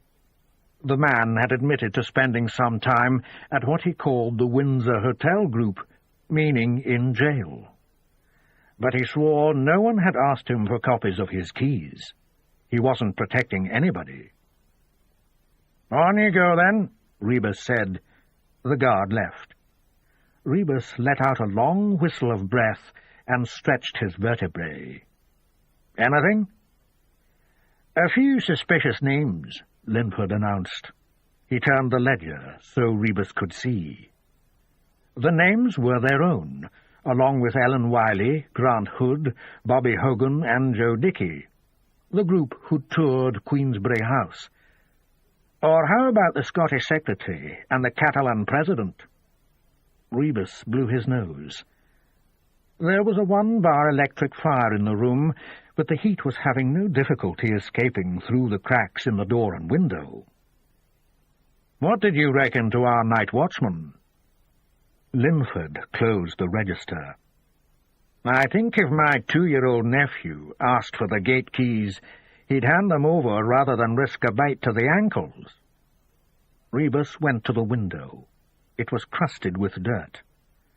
Outside, everyone was busy knocking things down and putting things up. An investigation was like that, too.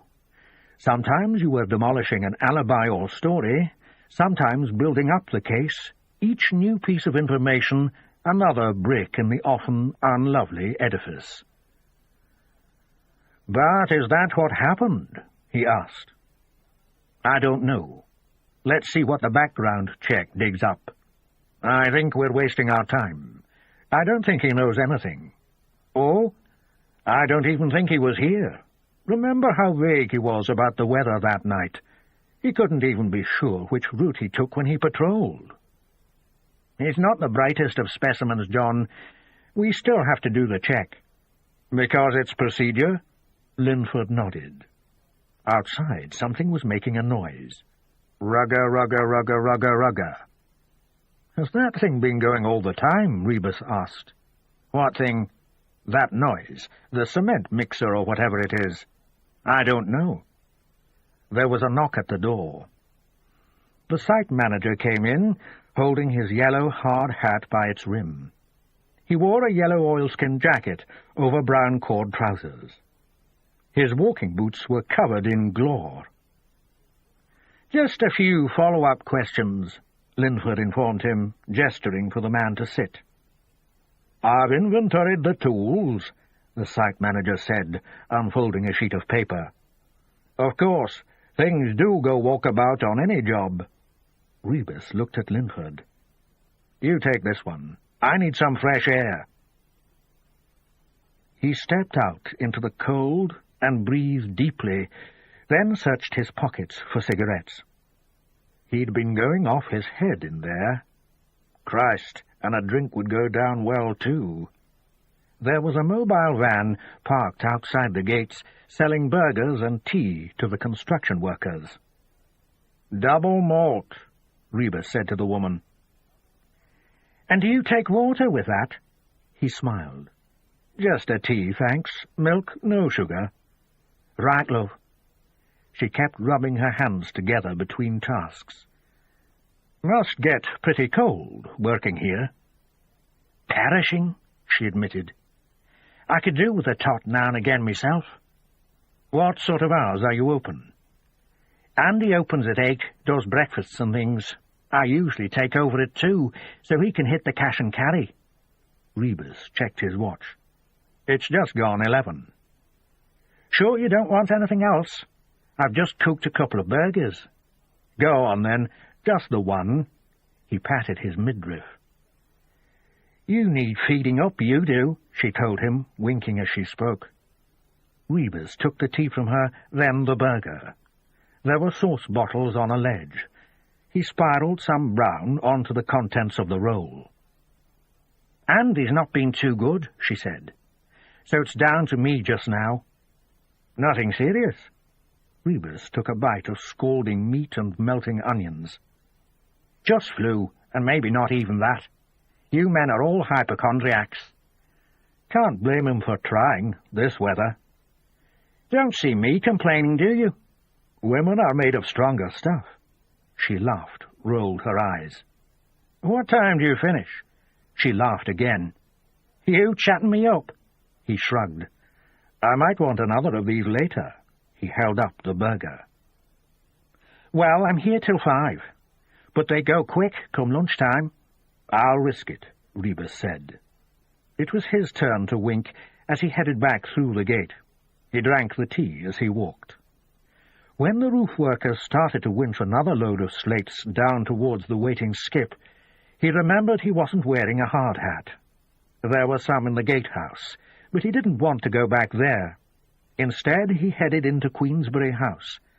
The stairs down to the basement were unlit. He could hear voices echoing at the end of the hall. Shadows were moving in the old kitchen. When he stepped into the room, Ellen Wiley glanced towards him and nodded a greeting. She was listening to an elderly woman speak. They'd found a chair for her to sit in. It was one of those directors' chairs with a canvas seat and back, and it complained every time its occupant moved, which he did often and in animated fashion. Grant Hood was standing by a side wall taking notes. He was keeping out of the woman's eye line so as not to distract her. "It was always covered in wood," the woman was saying. "That's my recollection." She had one of those high-pitched, authoritative accents. "This sort of stuff?" Wiley asked. She pointed to a section of tongue and groove, still fixed to the wall near the door. "I believe so, yes." The woman noticed Rebus, gave him a smile. "This is Detective Inspector Rebus," Wiley said. "Good morning, Inspector. My name is Marcia Templewhite." Rebus stepped forward, took her hand for a moment. "Miss Templewhite worked for the Health Board back in the 70s, Wiley explained. "And for many years before that, too," Miss Templewhite added. "She remembers some building work," Wiley went on. "Lots of work," Miss Templewhite corrected. "The whole basement was gutted. New heating system, floor repairs, pipe work. It was quite a guddle, I can tell you. Everything had to be moved upstairs, and then we didn't know where to put it. Went on for weeks." "And the wooden sections were removed?" Rebus asked. "Well, I was just telling—" D.S. Wiley, Wiley reminded her. "I was just telling D.S. Wiley if they'd found these fireplaces, surely they'd have said something." "You didn't know about them?" "Not until D.S. Wiley told me."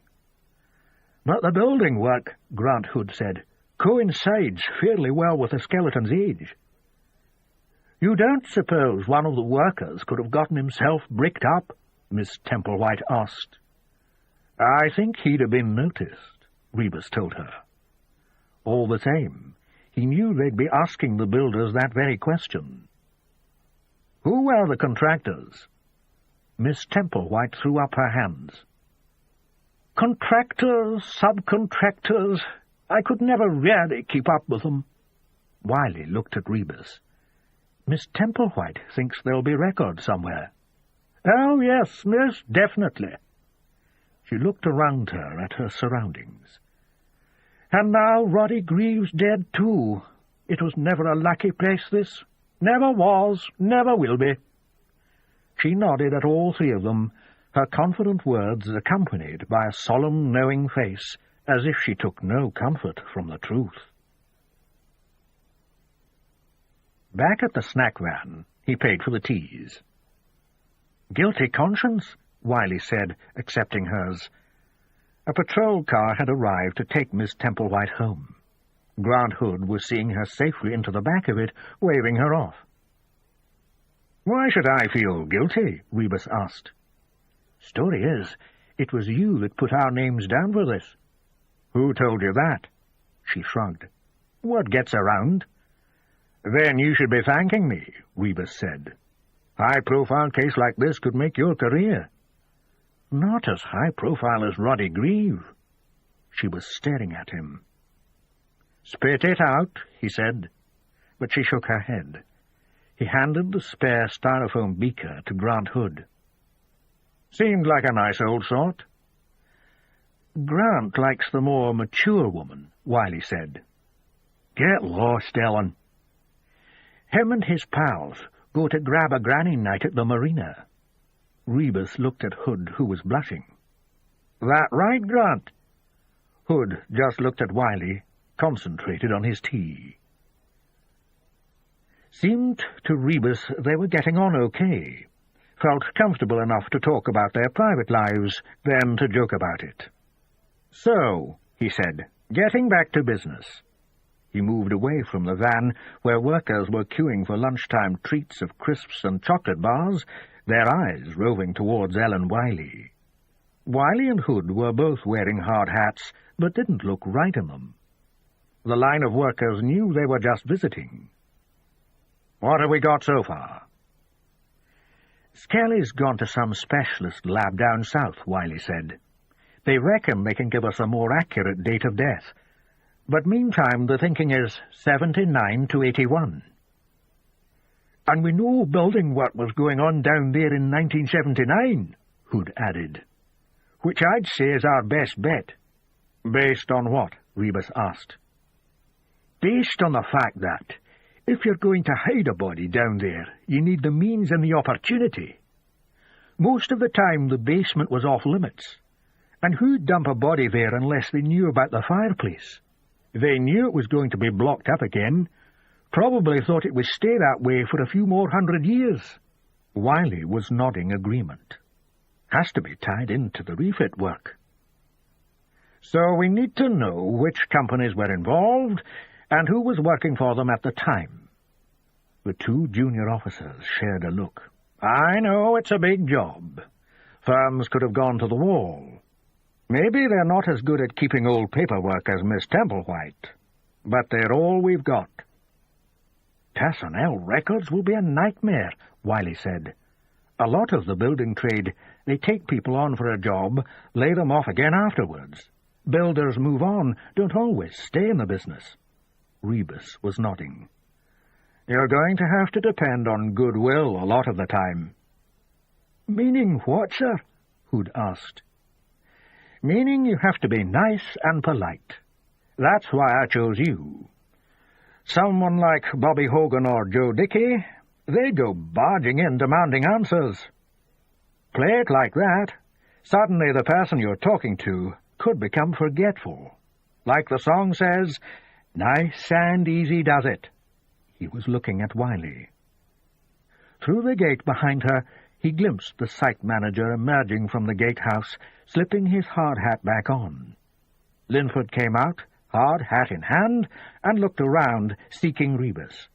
Saw him, and came out of the gate. "Missing tools?" Rebus asked. "A few bits and pieces." Linford nodded across the road. "Any news from the search parties?" Two groups of uniforms were checking the area for the murder weapon. "I don't know," Rebus said.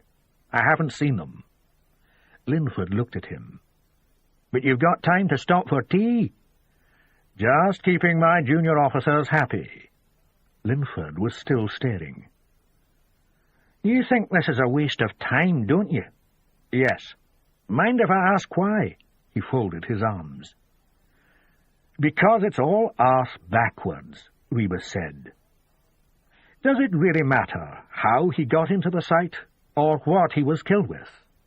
We should be looking at the who and why. You're like one of those office managers who worries about paper clips when the case files are 10 feet high on everybody's desk." Linford glanced at his watch. "Bit early in the day for character assassination," trying to make a joke of it, aware that others were listening. "You can interview the site manager as much as you like," Rebus went on, "but even if you narrow it down to a missing clawhammer, how much further on will you be? Let's face it, whoever killed Roddy Grieve knew what they were doing. If they'd been caught nicking slates, they might have thumped him, but more likely they'd just have run off. They certainly wouldn't have kept hitting him after he was down. He knew his killer, and it wasn't by chance that he was there. It's to do with what he was or who he was. That's what we should be concentrating on." He paused, aware that the line of workers was watching the performance. "Here endeth the lesson," Ellen Wiley said, smiling into her cup. Chapter 10. Roddy Greaves' election agent was called Josephine Banks. Sitting in one of the interview rooms at St. Leonard's, she explained that she'd known Greaves for about 5 years. "We were pretty active in New Labour right from the start. I did some canvassing for John Smith, too." Her eyes lost their focus for a moment. He still missed. Rebus sat across from her, fingers busy exploring a cheap pen. "When did you last see Mr. Greaves?" "The day he died. We met in the afternoon. Only 5 months till the election. There was a lot of work to get through." She was 5.5 feet tall and carried most of her weight at the stomach and hips. Her face was small and round, with the beginnings of a double chin. She'd pulled back her thick black hair and tied it at the back of her head. She wore half-moon glasses with Dalmatian spotted frames. "You never thought of standing?" Rebus asked. "What? As an MSP?" She smiled at the suggestion. "Maybe next time." "You've ambitions that way?" "Of course." "So what made you want to help Roddy Greaves, as opposed to any other candidate?" She wore black mascara and eyeshadow. Her eyes were green. They seemed to sparkle when she moved them. "I liked him," she said, "and I trusted him. He still had ideals, unlike his brother, say." "Camo?" "Yes." "You don't get on?" "No reason why we should." "What about Camo and Roddy?" "Oh, they argued politics whenever they could, but that wasn't often. They only met at family occasions, and then they had Alicia and Lorna to stop them." "What about Mr. Greaves' wife?" "Which one?" "Roddy's." "Yes, but which one? He had 2, you know." Rebus was confused momentarily. "First one didn't last long," Josephine Banks said, crossing her legs. "It was a teenage thing." Rebus turned his pen the right way round and opened his notebook. "What was her name?" "Billy." She spelled it for him. "Her maiden name's Collins, but maybe she's remarried." "Is she still around?" "Last I heard, she was teaching somewhere in Fife." "Did you ever meet her?" "God, no. She was long gone by the time I met Roddy." She looked at him. "You know there's a son." None of the family had mentioned it. Rebus shook his head. Banks looked disappointed in him. "His name's Peter. He uses the surname Grief. Ring any bells?" Rebus was busy writing. "Should it?" She shrugged. "He's in a pop group, the Robinson Crusoes." "Never heard of them." "Some of your younger colleagues may have." "Ouch!" Rebus winced. It made her smile. "But Peter's almost beyond the pale." "Because of what he does?" "Oh, no, not that. I think his grandmother's thrilled to have a pop star in the family." "What, then?" "Well, he chooses to make his home in Glasgow." She paused. "You have spoken to the family, haven't you?" He nodded. "Only I'd have thought Hugh would have mentioned him." "I haven't actually met Mr. Cordover yet." "He's the band's producer, is he?" "He's their manager." "Dear me, do I have to tell you everything?" "Hugh's got this thing about young bands now. Vain shadows, change and decay." She smiled at his lack of recognition. "I'll ask one of my younger colleagues," he said, causing her to laugh. He went to the canteen, fetched them coffee. The burger had given him indigestion, so he stopped at his desk and downed a couple of Rennies. At one time he could have eaten anything, any time of day, but his guts seemed to have taken early retirement. He picked up his phone and called Lorna Greaves, thinking, so far, Josephine Banks hadn't mentioned Siona Greaves. She'd managed to sidetrack him by bringing the first Mrs. Greaves, Billy Collins, into play. There was no answer at the Cordover residence. He took the drinks back to the interview room. "There you go, Miss Banks." "Thank you." She looked as if she hadn't moved all the time he'd been away. "I keep wondering," she said, "when you'll get around to me. I mean, all this other stuff is just a roundabout way of getting there, isn't it?" "You've lost me." Rebus took the notebook and pen from his pocket, laid them on the desk. "Roddy and me," she said, leaning towards him. "The affair we were having. Is it time to talk about that now?" Right hand reaching for the pen, Rebus agreed that it was. "It's like that in politics." She paused. "Well, any profession, really. Two people working closely together." She sipped the coffee. "Politicians are nothing if not gossips. I think it's down to a lack of self-confidence. Bad-mouthing everyone else is such a simple option." "So you weren't actually having an affair?" She looked at him, smiled. "Did I give that impression?" Bowed her head slightly in apology. "What I should have said was, the rumoured affair. And that's as far as it got. You didn't know?" He shook his head. "All these interviews, I thought someone would have—" She straightened in her chair. "Well, maybe I've misjudged them." "You're really the first person we've spoken to." "But you've talked to the clan." "You mean Mr. Greaves' family?" "Yes." "They knew?" "Siona knew. I'm assuming she didn't keep it to herself." "Did Mr. Greaves tell her?" She smiled again. "Why should he? There wasn't any truth in it. If someone here made a sly reference about you, would you report it to your wife?" "So how did Mrs. Greaves find out?" "The usual way. Our old friend, anonymous." "A letter?" "Yes. Just the one. You'll have to ask her." She placed her beaker on the table. "You're dying for a cigarette, aren't you?" Rebus looked at her. She nodded towards his pen, which was raised to his mouth. "You keep doing that," she said, "and I wish you wouldn't." "Why's that, Miss Banks?" "Because I'm gasping for one myself." Smoking at St. Leonard's was restricted to the rear car park. Since this was off-limits to the public, he stood with Josephine Banks on the pavement out front, the pair of them shuffling their feet as they enjoyed their individual fixes. Nearing the end of his cigarette, perhaps to defer the moment when he would have to finish it, he asked her if she'd any idea who had written the letter. "Not a clue." "It had to be someone who knew you both." "Oh, yes. I'm guessing it was someone in the local party. Or maybe a sore loser. The selection process for candidates, it was pretty rough at times." "How so?" "Old Labour versus new. Ancient grievances given fresh momentum." "Who stood against Mr. Greaves?" "There were 3 others. Gwen Mollison, Archie Ure, and Sarah Bone." "Was it a fair fight?" A mixture of smoke and chilled breath billowed from her mouth. "As these things go, yes. I mean, there weren't any dirty tricks."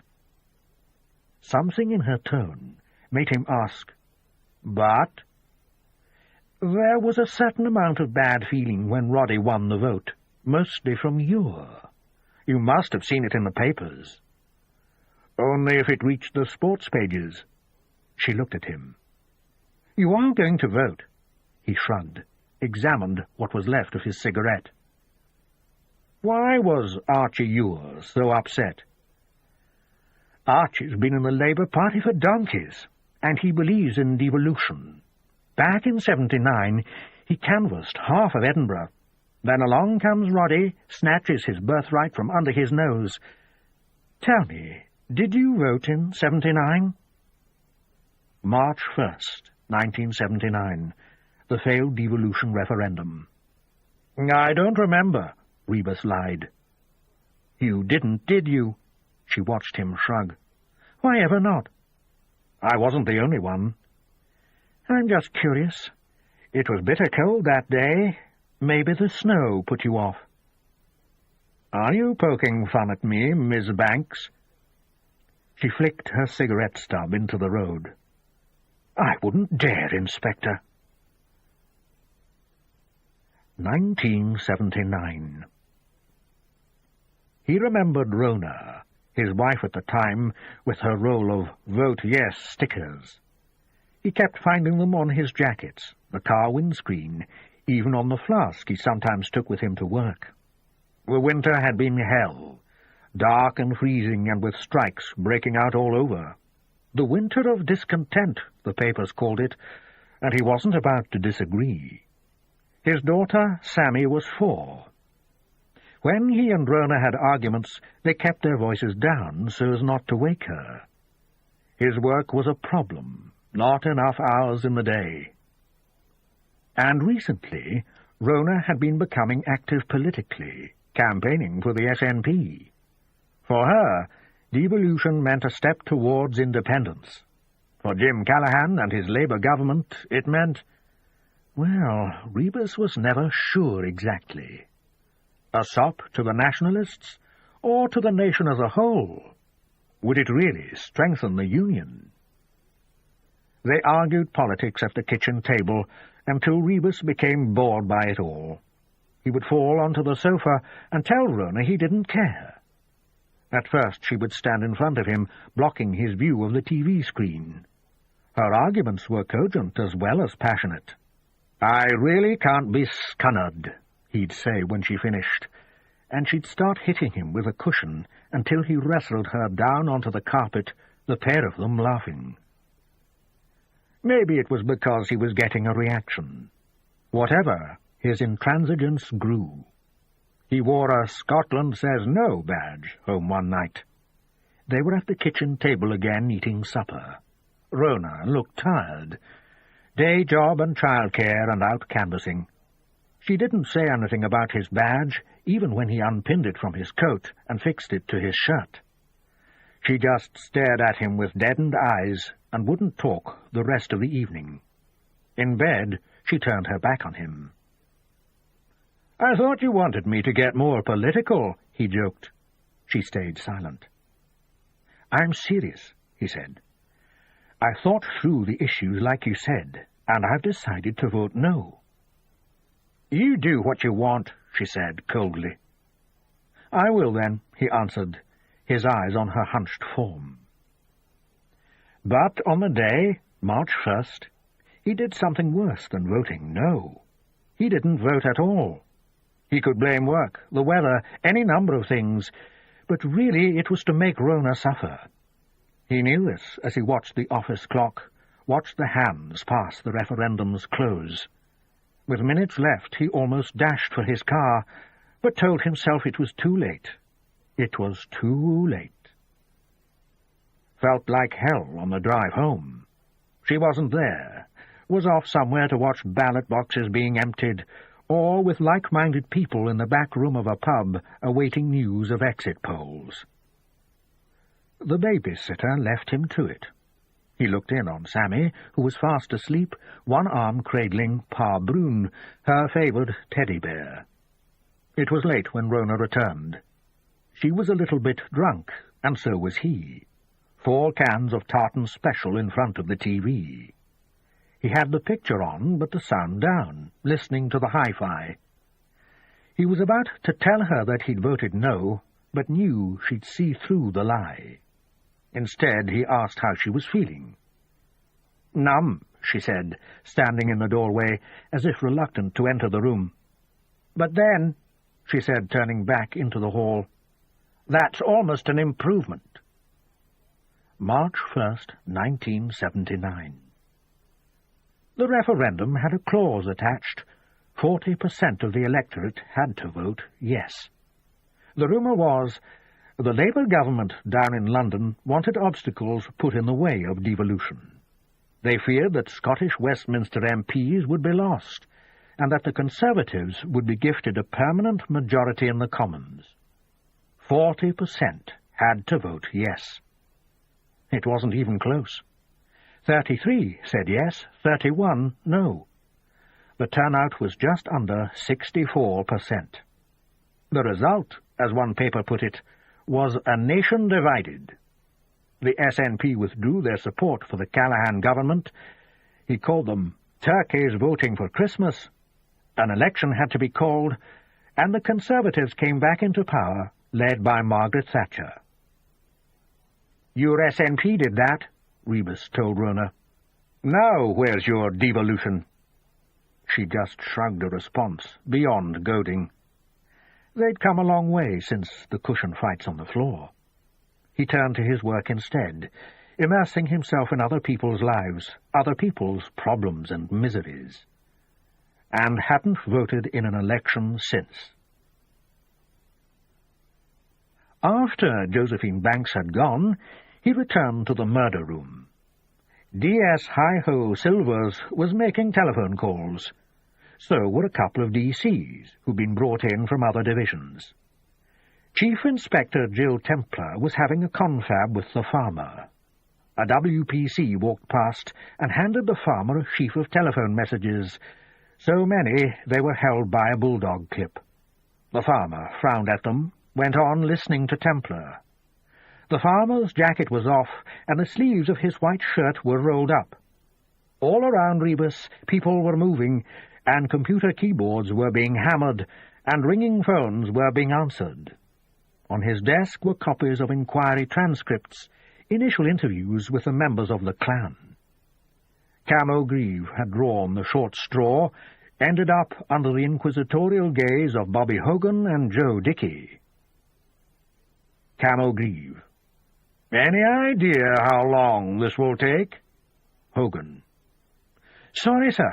Don't mean to inconvenience you." Grieve. "My brother's been murdered, you know." Hogan. "Why else would we be talking to you, sir?" Rebus had to smile. Bobby Hogan had a way of saying sir that made it sound like an insult. Dickey. "You went back down to London on the Saturday, Mr. Grieve?" Grieve. "First bloody chance I could." Dickey. "You don't get on with your family?" Grieve. "None of your bloody business." Hogan. To Dickey. "Put down that Mr. Grieve refused to answer." Grieve. "For Christ's sake." Hogan. "No need to take our Lord's name in vain, sir." Rebus laughed out loud this time. Apart from the usual trinity, weddings, funerals, and christenings, he doubted Bobby Hogan had ever seen the inside of a church. Grieve. "Look, let's just get on with it, shall we?" Dickey. "Couldn't agree more, sir." Grieve. "I was back in London Saturday night. You can check with my wife. We spent Sunday together, except when I had some constituency business to discuss with my agent. Couple of friends joined us for dinner. Monday morning, I was on my way to the house when I got the call on my mobile to say Roddy was dead." Hogan. "And how did you feel, sir?" On it went. Camo Grieve, combative, Hogan and Dickey soaking up his hostility like a sponge, hitting back with questions and comments that illustrated their feelings towards him. As Hogan had commented afterwards, strictly off the record, "Only time that shite would get across for me was if he had fangs." Lorna Grieve and her partner had, individually, faced up to the easier pairing of D.I. Bill Pride and D.S. Roy Fraser. Neither had seen Roddy on the Sunday. Lorna had gone to visit friends in North Berwick, while Hugh Cordova had busied himself in his home-based studio with an engineer and various band members as witnesses. There were still no sightings of Roddy Grieve on the Sunday night when he'd supposedly been out for a drink with friends. No friends seemed to have seen him. The implication was, Roddy had enjoyed a secret life, something apart from his marriage, and this, by its very nature, would give the investigation all sorts of problems. Because, no matter how hard you tried, some secrets were bound to stay unrevealed. Chapter 11. The Building Society was on George Street. When Siobhan Clark had first arrived in Edinburgh, George Street had seemed a windy ghetto of stunning architecture and sluggish business. Half the office space seemed to be empty, with "To Let" notices strung like pennants from the buildings. Now the street was changing, upmarket shops being joined by a string of bars and restaurants, most of them housed in what had been banks. That C. Mackey's Building Society was still trading seemed, under the circumstances, a minor miracle. Clark sat in the manager's office while he found the relevant paperwork. Mr. Robertson was a small, rotund man with a large, polished head and beaming smile. The half-moon glasses gave him the appearance of a Dickensian clerk. Clark tried not to imagine him in period clothes, but failed. He took her smile as one of approbation, either of his character in general or his efficiency, and sat back down at his modern desk in his modern office. The manila file was slim. "The C stands for Christopher," he remarked. "Mystery solved," Clark said, opening her notebook. Mr. Robertson beamed at her. "The account was opened in the March of 1980, the 15th to be precise, a Saturday. I'm afraid I wasn't the manager then." "Who was?" "My predecessor, George Samuels. I wasn't even at this branch prior to my elevation." Clark flipped through Christopher Mackey's passbook. "The opening balance was £430,000? Robertson checked the figures. "That is correct. Thereafter we have a history of occasional minor withdrawals and annual interest." "You knew Mr. Mackey?" "No, I don't believe so. I took the liberty of asking the staff." He ran his fingers down the columns of figures. "You say he was a tramp?" "His clothing would suggest he was homeless." "Well, I know house prices are extortionate, but all the same. With 400,000 to spare, he might have found himself something. With that sort of money, he might have found just about anything." He paused. "But then there is this address in the Grassmarket." "I'll be going there later, sir." Robertson nodded distractedly. "One of the staff are Mrs. Briggs. He seemed to deal with her when he made a withdrawal." "I'd like to talk to her." He nodded again. "I presumed as much. She's ready for you." Clark looked at her pad. "Has his address changed at all while he's been a customer here?" Robertson peered at the paperwork. "It would seem not," he said at last. "Didn't it seem unusual to you, sir, that amount of money in the one account?" "We did write to Mr. Mackey from time to time, asking if he'd like to discuss other options. Thing is, you can't be too pushy." "Or the customer might take umbrage." Mr. Robertson nodded. "This is a wealthy place, you know. Mr. Mackey wasn't the only one with that kind of cash at his disposal." "Thing is, sir, he didn't dispose of it." "Which brings me to another point. We haven't found anything resembling a will, if that's what you're getting at. And no next of kin?" "Mr. Robertson, I didn't even have a first name till you gave me one." Clark closed her notebook. "I'll talk to Mrs. Briggs now, if I may." Valerie Briggs was a middle-aged woman who'd recently had her hair restyled. Clark guessed as much from the way Mrs. Briggs kept touching a hand to her head, as if not quite believing the shape and texture. "The very first time he came in here, it was me he talked to." A cup of tea had been provided for Mrs. Briggs. She looked at it uncertainly. Tea in her boss's office was, like her hairstyle, a new and challenging experience. Said he wanted to open an account, and who should he speak to? So I gave him the form, and off he went. Came back with it filled in, and asked if he could open the account with cash. I thought he'd made a mistake. Put down too many noughts. He had the money with him. Mrs. Briggs nodded, wide-eyed at the memory.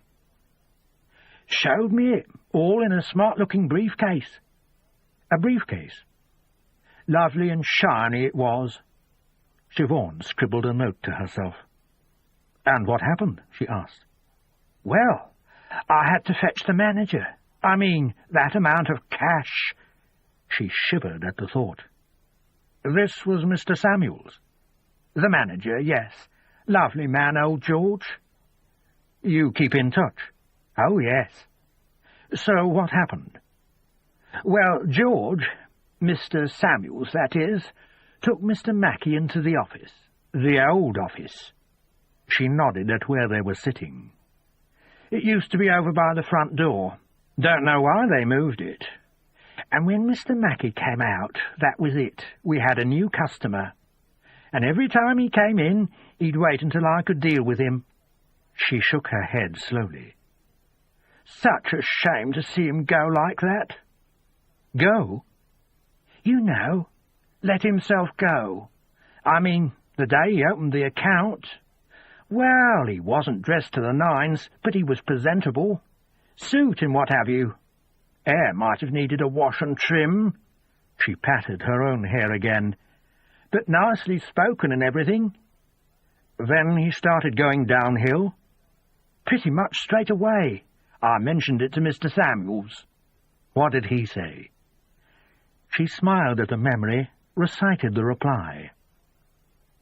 Valerie, dear, there are probably more eccentric rich people out there than normal ones.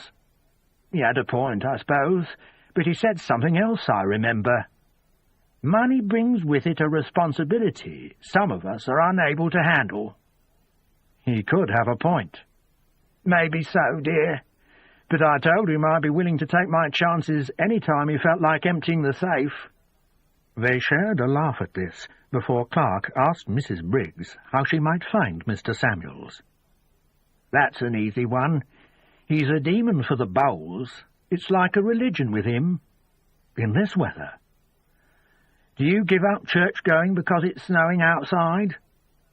It was a good point, and one Clark was willing to concede in exchange for an address.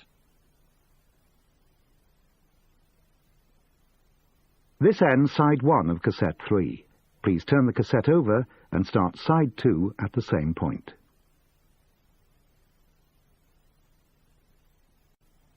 She walked past the bowling green and pushed open the door to the social club. She hadn't been to Blackhall before, and the maze of streets had defeated her, twice misleading her back onto the busy Queensferry Road. This was Bungalow Land, an area of the city that seemed to have stepped straight out of the 1930s. It seemed a world away from Broughton Street. Here you appeared to have left the city. There was precious little commerce, precious few people about. The bowling green had a careworn look, its grass a dull emulsion. The clubhouse behind it was a single-story affair of brown wooden slats, probably 30 years old and showing its age. She stepped inside to a furnace blast from the ceiling-mounted heater. There was a bar ahead of her, where an elderly woman was humming some show tune as she dusted the bottles of spirits. "Bowls?" Clark called. "Through the doors, hen," nodding in the general direction without losing her beat. Clark pushed open the double doors and was in a long, narrow room. A green baize mat, 12 feet wide and about 50 long, took up most of the available space. A few plastic chairs were scattered around the periphery, but there were no spectators, just the 4 players, who looked towards the interruption with all the ire they could muster, until, noting her sex and youth, their faces melted and backs straightened. "One of yours, I'll bet," one man said, nudging his neighbour. Away to hell. Jimmy liked them with a bit more meat on their bones, the third player added. And a few more miles on the clock, too, said player 4. They were laughing now, laughing with the confidence of old men immune from penalty. Wouldn't you give your left one to be 40 years younger? The speaker stooped to pick up one of his bowls. The jack had been dispatched to the far end of the carpet. 2 bowls sat either side of it. Sorry to interrupt your game, Clark said, deciding immediately on her approach. I'm Detective Constable Clark. She showed them her warrant card. I'm looking for George Samuels. Told you they'd catch up with you, Dodd. It was only a matter of time. I'm George Samuels. The man who stepped forward was tall and slender and wore a burgundy tie under his sleeveless V-neck jumper. His hand, when she shook it, had a firm grip and was warm and dry. His hair was snowy white and plentiful, like cotton wadding. Mr. Samuels, I'm from St. Leonard's police station. Would you mind if I had a word? I've been expecting you. His eyes were the blue of summer water. It's about Christopher Mackey, isn't it? He saw the look of surprise on her face and broke into a smile, pleased that he still had some force in the world. They sat in a corner of the bar. An elderly couple sat in the other corner. The man had drifted off to sleep, and the woman was knitting. A half-pint of beer sat in front of the man, a sherry in front of his companion. George Samuels had ordered a whisky, doubling its volume with water. He'd signed Clark in so that she could drink as his guest, but she'd only wanted coffee. Now, after the first sip, she was wishing she hadn't bothered. The catering-sized tin of instant behind the bar should have given her the first clue. The second should have been when the barmaid started chipping away at the contents. "How did you know?" she asked. Samuels ran a hand over his forehead. "I always knew there was something wrong with it. With him. You don't just walk into a building society with that amount of money." He looked up from his drink. "You don't, do you?" "I'd like the chance to try," she said. He smiled. "You've been talking to Val Briggs. She said much the same thing. We always joked about it." "If you thought there was something odd about it, why take the money?" He opened his arms. "If I hadn't, someone else would. This was 20 years ago. We weren't under any obligation to tell the police if something like that happened. That one deposit made me branch manager of the month." "Did he say anything about the money?" Samuels was nodding. There was something Christmassy about his hair. Clark imagined playing with it, like playing with fresh snow. "Oh, I asked," he told her. "I came straight out." And a couple of biscuits had arrived with the coffee. She bit into one. It was soft, felt greasy in her mouth. "He asked if I needed to know. I said I'd like to know, which wasn't quite the same thing. He told me it was from a bank robbery." Her look pleased him all over again. Of course, we both laughed. I mean, he was joking. The notes, their serial numbers, I'd have known if they'd been stolen. Clark nodded. There was a paste in her mouth. The only way she could swallow it was with the help of a drink, and the only drink available was the coffee. She took a swig, held her breath, and swallowed. "So, what else did he say?" "Oh, he said something about the money coming to him in a will, him having cashed the check to see what that amount of cash looked like." "He didn't say where he cashed the check." Samuels shrugged. I'm not sure I'd have believed him even if he had. She looked at him. You thought the money was tainted in some way. He was nodding. But no matter what I thought, there he was, offering to place it in an account at my branch. No qualms. Not at the time. But you always knew someone would be coming to speak with you about Mr. Mackey. Another shrug. I'm beyond the point of giving excuses, Miss Clark. But I'm guessing you know where the money came from. Clark shook her head. Haven't a clue, sir. Samuels sat back in his chair. Then why are you here? Mr. Mackey committed suicide, sir. Lived like a tramp, then threw himself off North Bridge. I'm trying to find out why. Samuels couldn't help. He'd spoken with Mackey only on that one occasion. As Clark drove back into the city, heading for the grass market, she considered her options. The process took all of 3 seconds. She had this one slender trail, that was all. To find out the what and why, she had to find out who Christopher Mackey had been. She'd already phoned a search request to the records people. He wasn't in any phone book, and, just as she'd suspected, when she arrived at the grass market address, she found herself at a hostel for the homeless.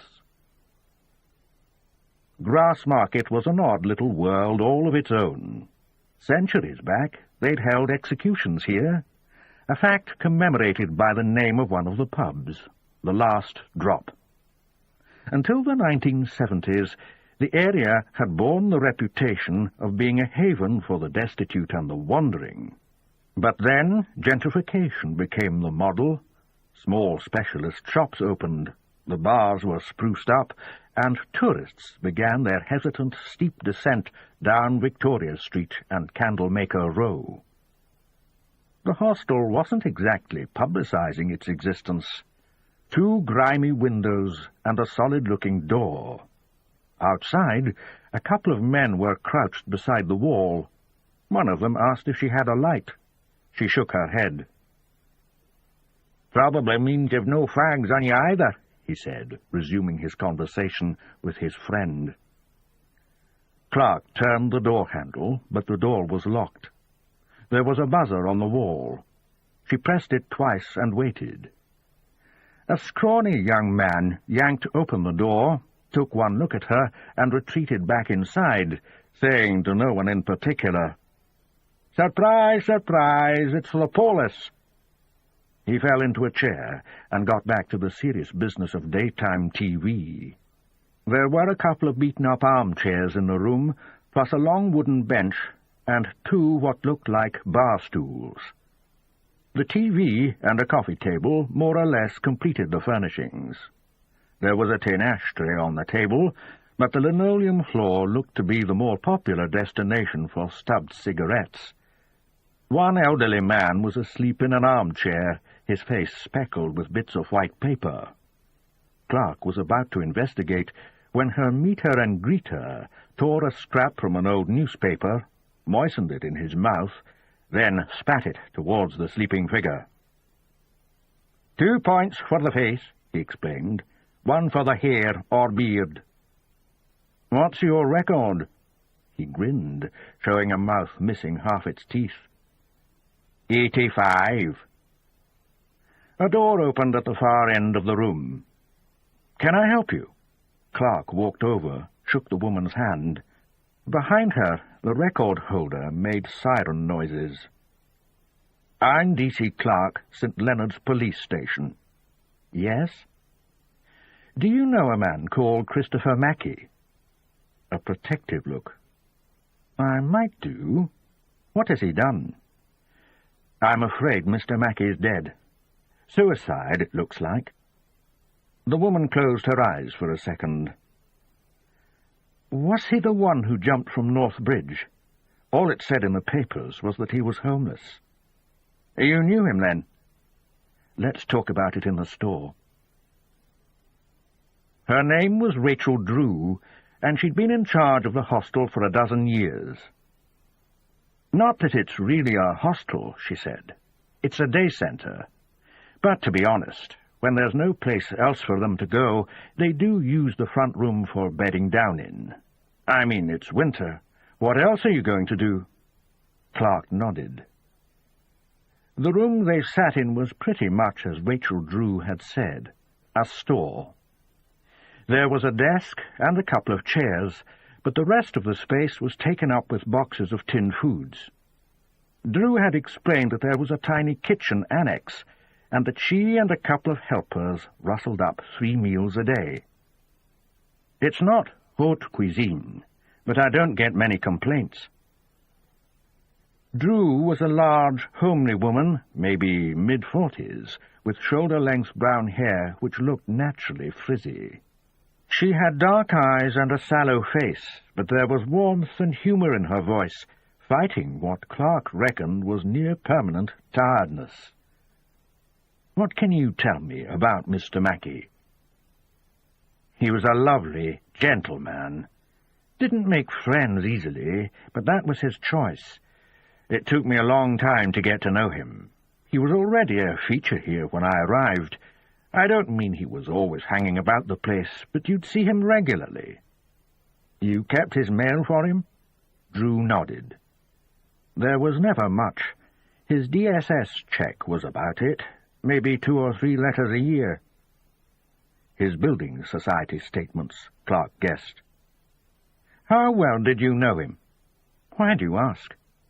Clark stared her out. Drew managed a wry smile.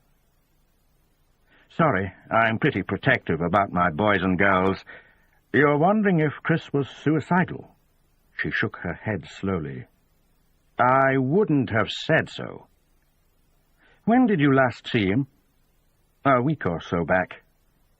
"Do you know where he went when he wasn't here?" "I make it a rule never to ask." "Why's that?" Clark was genuinely interested. "You never know which question will hit a nerve." "He didn't tell you anything about his past?" "A few stories. He said he'd been in the forces. Another time he told me he'd been a chef. Said his wife ran off with one of the waiters." Clark caught Drew's tone. "You didn't believe him?" Drew sat back in her chair, her face and shoulders framed by tinned goods. Every day she opened some tins and did some cooking, feeding people so the rest of the world could forget about them. "I get told a lot of stories. I'm a good listener." "Did Chris have any close friends?" "Not here, not that I noticed. But maybe outside." Drew narrowed her eyes. "Don't get me wrong or anything, but just why the hell are you so interested in a down-and-out?" "Because he wasn't. Chris had a building society account. He was in credit to the tune of £400,000. "Lucky him!" Drew snorted. Then she saw the look on Clark's face. "Oh, Christ, you're serious?" Now she sat forward in her chair, toes on the ground, elbows on her knees. "Where did he get—" "We don't know." "Goes some way to explaining your interest." "Who gets the money?" Clark shrugged. "Next of kin, relatives." "Always supposing he has any." "Yes." "And supposing you can find them." Drew chewed at her bottom lip. "You know, there were times when this place was struggling. Christ, we're struggling now. And he never so much as—" She laughed, suddenly and harshly, clapping her hands together. "The sneaky little sod! What was he playing at?" "That's what I'm wondering." "If you can't trace his family, where does the money go?" "I think the Treasury." "The government! Christ, there's no justice, is there?" "Careful who you say that to," Clark said with a smile. Drew was shaking her head and chuckling. 400 grand! And he jumped and left it all behind." "Yes." "Knowing you'd find out about it." Drew stared at Clark. It's like he was setting you a puzzle, isn't it? She was thoughtful for a moment. You should take it to the papers. Once the story's out, the family will come to you, along with every shyster and fraud in the game. That's why I need to find out about him, so I can weed out the con artists. True enough. You've got a head on your shoulders, haven't you? She exhaled loudly. Things I could do with that money. Like hire a cook. I was thinking more of a year in Barbados. Clark smiled again. One last thing. I don't suppose you've a picture of Chris? Drew raised an eyebrow. You know, I think you might be in luck. She opened a drawer of the desk and began pulling out sheets of paper and raffle tickets, pens and cassette tapes. Finally, she found what she was looking for, a packet of photographs. She flicked through them, picked one out, and handed it over. Taken last Christmas, but Chris hasn't really changed much since. That's him next to the bearded wonder. Clark recognized the sleeping man from the other room. In the photo, he was in his armchair, but very much awake, mouth agape, in almost a parody of joy. On the arm of the chair sat the man called Christopher Mackey. Medium height, the beginnings of a paunch. Black hair swept back from a prominent forehead. His smile was mischievous, as though he was in on some secret. Yes, and wasn't he just? It was the first time she'd been face to face with him. It felt strange. So far, she'd only known him in death. Here he is on his own, Drew said. The second photo showed Mackey washing a sinkful of dishes. He'd been caught unawares by the photographer, and his face was determined, focused on the job at hand. The flash made his face ghostly white, red dots for eyes. Mind if I take these? Go ahead. Clark tucked the pictures into her jacket pocket. I'd also appreciate it if you'd keep what I've told you to yourself for the moment. Don't want to be snowed under with cranks. Wouldn't make my job any easier. Drew seemed to make her mind up about something. She opened a red plastic card index, flicked through the contents, and lifted out one of the cards. Chris's personal details, she said, handing the card over. Date of birth and his doctor's name and phone number. Maybe they'll help. Thanks, Clark said. She drew a banknote from her pocket. This isn't a bribe or anything. I'd just like to put something towards the hostel. Drew stared at the money. Fair enough, she said at last, accepting it. If it helps your conscience, how can I refuse? I'm a police officer, Miss Drew. The conscience is removed during training. Well, Rachel Drew said, getting to her feet. Looks to me like you've maybe grown a new one. Chapter 12. Rebus gave Derek Linford the choice. Roddy Greaves' workplace or Hugh Cordover's studio, knowing full well which one Linford would go for. I might pick up a few tips for my portfolio while I'm at it, Linford said, leaving Rebus to head out towards Roslyn and the baronial home of Hugh Cordover and Lorna Grieve. Roslyn was the home of the ancient and extraordinary Roslyn Chapel, which, in recent years, had become the target of a range of millennialist nutters. They said the Ark of the Covenant was buried beneath its floor, or it was an alien mothership. The village itself was quiet, nondescript. High Manor sat a quarter-mile further on, behind a low stone wall. There were stone gateposts, but no gates, just a sign saying, private. It was called High Manor because, in his days as a member of Obscura, Hugh had been High Chord. Rebus had one of their albums with him, Continuous Repercussions. Lorna was on the sleeve, seated high priestess-style on a throne, diaphanous white dress, a snake coiled around her head. Laser lights shone from her eyes. Around the edges of the album sleeve were rows of hieroglyphs. He parked his Saab beside a Fiat Punto and a Land Rover. A couple of other cars stood off to one side, a beaten-up old Merc and an open-topped American Classic. He left the album in the car and made for the front door. Lorna Grieve herself opened it. Ice rattled in the glass she was holding. "My little monkey man," she cooed. "In here with you. Hugh's down in the bowels. You have to be quiet till he's finished." What she meant was that Hugh Cordova was in his studio. It took up the whole lower ground floor of the house. Cordova himself sat in the production suite with an engineer. The equipment around them seemed about to swamp them. Through the thickened window, Rebus could see into the studio proper. 3 young men, shoulders slumped with exhaustion. The drummer was pacing behind his kit, a bottle of Jack Daniels hanging from one hand.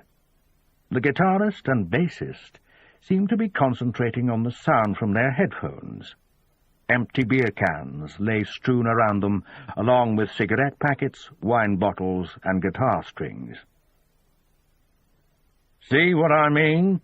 Cordova said into a microphone. The musicians nodded. He glanced towards Rebus. "All right, guys, the police are here to talk to me, so don't go chopping lines in there, okay?" Sneers, V-signs towards the window. Rock and roll, Rebus thought, had never been so dangerous. Cordova gave the engineer some instructions, then rose stiffly from his chair. He ran a hand over his unshaven face, shaking his head slowly, motioned for Rebus to precede him from the production suite. "Who are they?" Rebus asked. "The next big thing," Cordova told him, "if I get my way. They're called the Crusoes. The Robinson Crusoes? You've heard of them? Someone mentioned you were their manager. Manager, arranger, producer, all-round general father figure." Cordova pushed open a door. "This is the rec room." More mess on the floor. Music magazines lying on chairs. A portable TV, portable hi-fi, a pool table. "All mod cons," Cordova said, pulling open the fridge and reaching in for a soft drink. "Want something?" Lorna Grieve, seated on a red sofa, closed the newspaper she'd been skimming. "If I'm any judge of character, my monkey man will be wanting something stronger than that." She rattled her own glass to make the point. She was dressed in a swirling green silk trouser suit, barefoot, with a red chiffon scarf around her neck. "A soft drink will be fine, actually," Rebus said, nodding when Cordova brought out 2 bottles of flavoured mineral water. "Is it okay to talk here?" Cordova said. "Or would you prefer upstairs?" "Mind you," Lorna added, "it's no tidier up there than down here." "This is fine," Rebus said, settling himself on one of the chairs. Cordova hauled himself up onto the pool table, legs swinging over the side. His wife rolled her eyes as if in wonder at his inability to use a chair. "Which one was Peter Grief?" Rebus asked. "The bassist," Cordova answered. "He knows about his father?" "Of course he knows," Lorna Grieve snapped back. "They were never close," Cordova added. "The monkey man," Grieve said to her husband, "is shocked that so soon after Roddy's brutal murder, the pair of you can be back at work as though nothing's happened." "Yes," Cordova shot back. "So much more useful to hit the bottle." "When did I ever need the excuse of a death in the family?" She smiled at Cordova, eyes heavy-lidded. Then, turning to Rebus, "You've a lot to learn about the clan, Monkey Man." "Why do you keep calling him that?" Cordova, sounding irritated. "It's a Rolling Stones song," Rebus said. He watched Lorna Grieve toast him on this response, smiled at her, couldn't help himself. She was drinking brandy. Even from this distance he could all but taste it. "I knew Stew," Cordova said. "Stew?" Lorna narrowed her eyes. "Ian Stewart," Rebus explained. "The Sixth Stone." Cordova nodded. "His face didn't fit the image, so he couldn't be in the band. Played session for them instead." He turned to Rebus. "You know he came from Fife, and Stew Sutcliffe was born in Edinburgh, and Jack Bruce was Glaswegian." Cordova smiled. "You know your stuff." "I know some stuff. For example, I know that Peter's mother is called Billy Collins. Has anyone been in touch with her?" "Why the hell should we care?" Lorna said. "She can buy a paper, can't she?" "I think Peter's spoken with her," Cordova added. "Where does she live?" "St. Andrews, I think." Cordova looked to his wife for confirmation. "She teaches at a school there." "Hoch Academy," Lorna said. "Is she a suspect?" Rebus was writing in his notebook. "Do you want her to be?" asked casually, not looking up. "The more the merrier." Cordova leapt from his perch. "For Christ's sake, Lorna!" "Oh, yes," his wife spat back. "You always did have a soft spot for her. Or should that be a hard spot?" She looked at Rebus. "You always excused his rutting by saying he was an artist. Only he's never been much of a sack artist, have you, sweetie?" "Stories, that's all they were." Cordova was pacing now. "Speaking of stories," Rebus said, "had you heard anything about Josephine Banks?" Lorna Grieve chuckled, cupped her hands in mock prayer. "Oh, yes, let it be her. That would be too perfect." "Roddy was a public figure, Inspector," Cordova said, his eyes on his wife. "You get all sorts of rumours. It goes with the territory." "Does it?" Lorna said. "How fascinating. And tell me, what rumours have you heard about me?" Cordova stayed silent. Rebus could tell the man had some reply formed, something wounding. None, which just proves how far you've fallen. Something like that, but he stayed silent. It seemed as good a time as any to toss a grenade into the room. "Who's Alistair?" There was silence. Lorna gulped at her drink. Cordova rested against the pool table. Rebus was content to let the silence do his work. "Lorna's brother," Cordova said at last. "Not that I ever knew him." "Alistair was the best of us," Lorna said quietly. "That's why he couldn't bear to stay." "What happened to him?" Rebus asked. "He ran off into the wild blue yonder." She made a sweeping motion with her glass. It was all ice now, nothing left to drink. "When?" "Ancient history, Monkey Man. He's in warm climes now, and good luck to him." She turned towards Rebus, pointed to his left hand. "No wedding ring. Would I make a good detective, do you think? And you're a drinker, too. You've been eyeing up my glass," she pouted. "Or is there something else you're interested in?" "Please ignore her, Inspector." She flung the tumbler at her husband. "Nobody ignores me. I'm not the has-been here." "That's right. The agencies are clamouring at your door. The phone never stops ringing." The tumbler had missed him. He brushed ice water from his arm. Lorna pushed herself off the sofa. Rebus got the idea the pair were used to arguing in public, that they considered it their inalienable right as artists. "Hey, you two!" a voice of reason from the doorway. "We can't hear ourselves thinking there. So much for soundproofing." It was a drawl, easy, laconic. Peter Grief reached into the fridge for a bottle of water. "Besides, it's the rock star who should be having the tantrums, not his aunt and uncle." Rebus and Peter Grief sat in the control room. Everyone else was upstairs in the dining room. A baker's van had arrived, bearing trays of sandwiches and patisserie. Rebus had a little paper plate in his hand, just the one triangle of bread on it, chicken tikka filling. Peter Grief was using a finger to remove the cream from a wedge of sponge cake. It was all he'd eaten so far.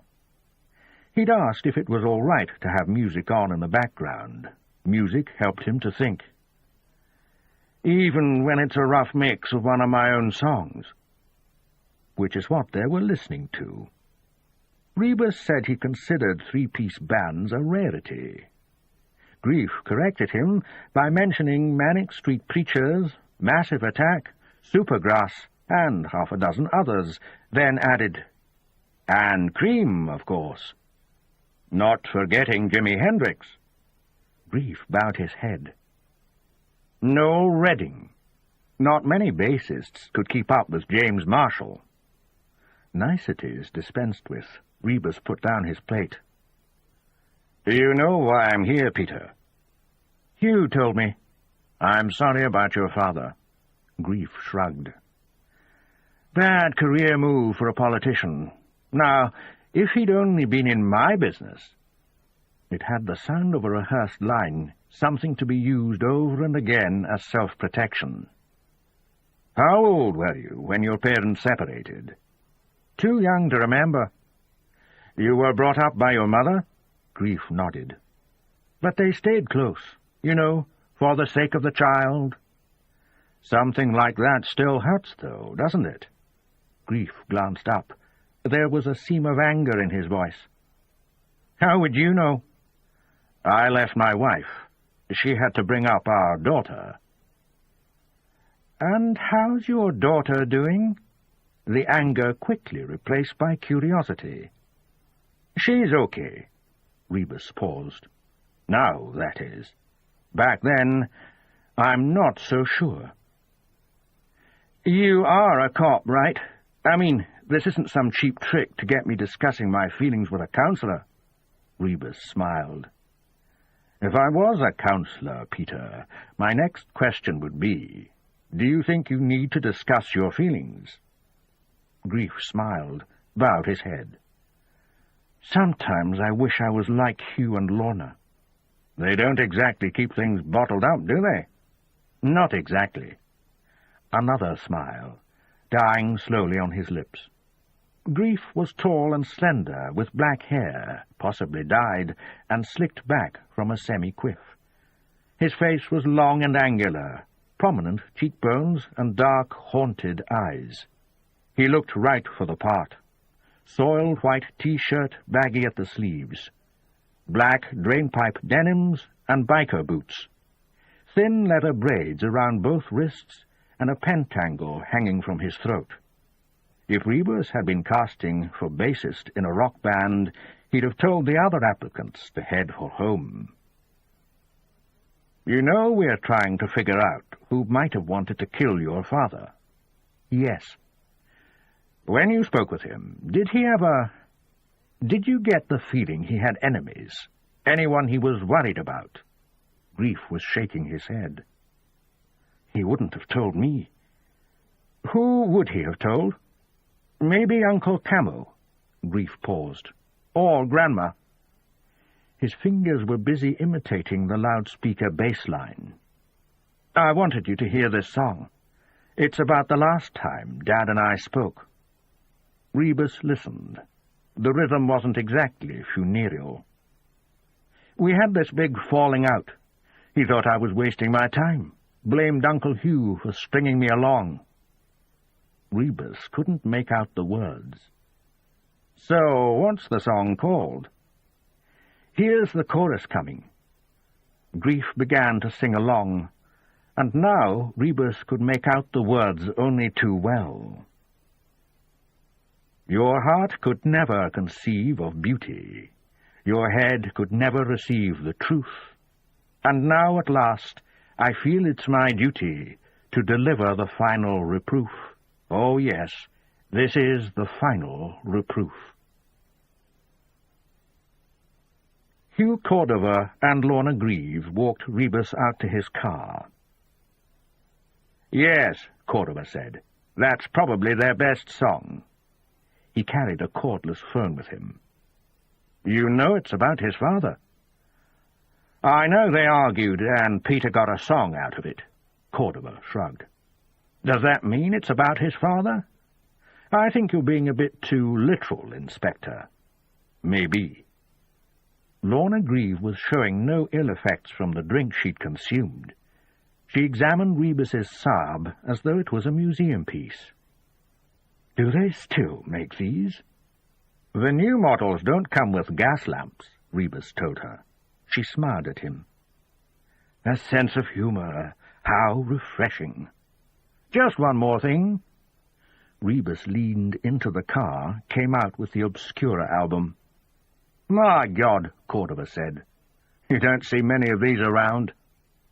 Wonder why, his wife muttered, staring at her photo on the cover. I was going to ask if you'd sign it, Rebus said, bringing out a pen. Cordova took the pen from him. With pleasure. But hang on. Do you want me or High Cord? Rebus smiled. It's got to be High Cord, hasn't it? Cordova scrawled the name across the cover and made to hand the album back. And the model? Rebus asked. She looked at him, and he thought she was going to refuse. But then she took the pen and added her name, studying the cover afterwards. The hieroglyphs, Rebus asked. Any idea what they mean? Cordova laughed. Not a clue. Some guy I knew, he was into that stuff. Rebus was noticing that some of the hieroglyphs were actually pentangles, like the pendant Peter Grief had worn. Lorna laughed. Come on, Hugh. You were into that stuff. She looked at Rebus. He still is. Not quite Jimmy Page's league, but it's why we moved to Rosslyn, to be near the chapel. Bloody New Age mumbo-jumbo, growing a ponytail and everything. I think the inspector has heard enough character assassination for one day, Cordova said, his face growing ugly. Then the phone rang, and he turned away to answer it, sounding suddenly excited. His voice took on a transatlantic twang, forgetting all about Lorna, all about Rebus, leaving the two of them together. She folded her arms. He's pathetic, isn't he? What do I see in him? Not for me to say. She studied him. So, was I right? Do you drink? Only socially. You mean as opposed to antisocially? She laughed. I can be social when I want to. It's just that I seldom want to be when Hugh's around. She glanced back to where her husband was making for the house.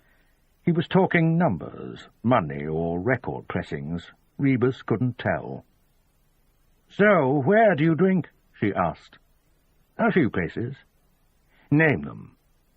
The Oxford Bar, Swannie's, the Malting. She wrinkled her nose. Why is it I'm seeing bare floorboards and cigarette smoke, swearing and bluster, and not many women? He couldn't help smiling. You know them, then? I feel I do. Maybe we'll bump into one another. Maybe. I feel like kissing you. That's probably not allowed, right? Right, Rebus agreed. Maybe I'll do it anyway. Cordova had disappeared into the house. Or would that be classed as assault? Not if no charges were brought. She leaned forward, pecked him on the cheek. When she stepped back, Rebus saw a face at a window. Not Cordova, Peter Grief. "Peter's song," Rebus said. "The one about his father. I didn't catch the title." "The Final Reproof," Lorna Grieve told him. "As in condemning." This ends side 2 of cassette 3 of Set in Darkness. Please fast forward to the end before loading cassette 4. Set in Darkness, cassette 4. In his car, Rebus got on his mobile and asked Derek Linford how things had gone at the exchange. "Roddy Grieve was whiter than white," Linford said. "No bad deals, no cock-ups, no unhappy punters. Also, none of his colleagues were out drinking with him on Sunday night." "Which tells us what, exactly?" "I'm not sure." "A dead end, then?" "Not quite. I did get a hot tip for an investment. How about you?" Rebus glanced at the album on the passenger seat. "I'm not sure what I got, Derek. Talk to you later." He made another call, this time to a vinyl dealer in the city. "Paul, it's John Rebus. Obscurus Continuous Repercussions, signed by High Chord and Lorna Grieve." He listened for a moment. "It's not mint, but it's not bad." Listened again. "Get back to me if you can go any higher, eh? Cheers." He slowed the car so he could search in the glove compartment, found a Hendrix tape and slotted it home. Love or confusion. Sometimes you couldn't be sure what the difference was.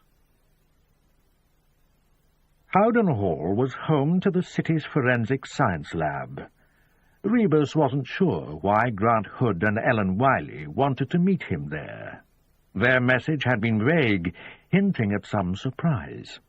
Rebus hated surprises. That kiss from Lorna Grieve. It hadn't been a surprise exactly, but all the same. And if he hadn't angled his head at the last moment, bottling out of some mouth-to-mouth. Jesus, and with Peter Grief watching from the window. Grief. Rebus had meant to ask about the name change. Grieve to Grief, verb to noun. But then he'd been brought up by his mother, so maybe his surname had been Collins. In which case the change of name was still resonant, the young man laying claim to the missing half of his identity, his missed past. Howden Hall, full of brain boxes, some of them looking barely out of their teens, people who knew about DNA and computer data. These days at St. Leonard's, you didn't roll ink over a suspect's fingers, you merely placed their palm to a computer pad. The prints flashed up on the screen, and criminal records came back to you immediately if there was a match. The process still amazed him, even after all these months. Hood and Wiley were waiting for him in one of the meeting rooms. Howden Hall was still fairly new, and had a clean, no-nonsense smell and feel to it. The large oval desk, made up of 3 movable sections, hadn't had time to get scuffed or scored. The chairs were still comfortably padded. The 2 junior officers made to get up, but he waved them back down and seated himself across the table from them. "No ashtray," he remarked. "There's no smoking, sir," Wiley explained. "I know that well enough. I just keep thinking I'll wake up and it'll all have been a bad dream." He looked around. "No coffee or tea either, eh?" Hood sprang to his feet. "I can get you—" Rebus shook his head. Still, it was good to see Hood so keen. 2 empty polystyrene beakers on the table. He wondered who'd fetched them. even money on Hood. Wiley at 3-1. "Latest news?" he asked. "Very little blood in the fireplace," Wiley said. "Chances are Skelly was killed elsewhere." "Which means less chance of the Soccos coming up with anything useful." Rebus was thoughtful for a moment. "So why the secrecy?" he asked. "No secrecy, sir. It's just that when we found out Professor Sendak was going to be here this afternoon for a meeting—" "Seemed too good to miss, sir," Hood concluded. "And who's Professor Sendak when he's at home?" "Glasgow University, sir. Head of forensic pathology." Rebus raised an eyebrow. "Glasgow? Listen, if Gates and Kurt find out, it's your heads, not mine, okay?" "We cleared it with the Procurator Fiscal's office." "So what can this Sendak do that our own boffins can't?" There was a knock at the door.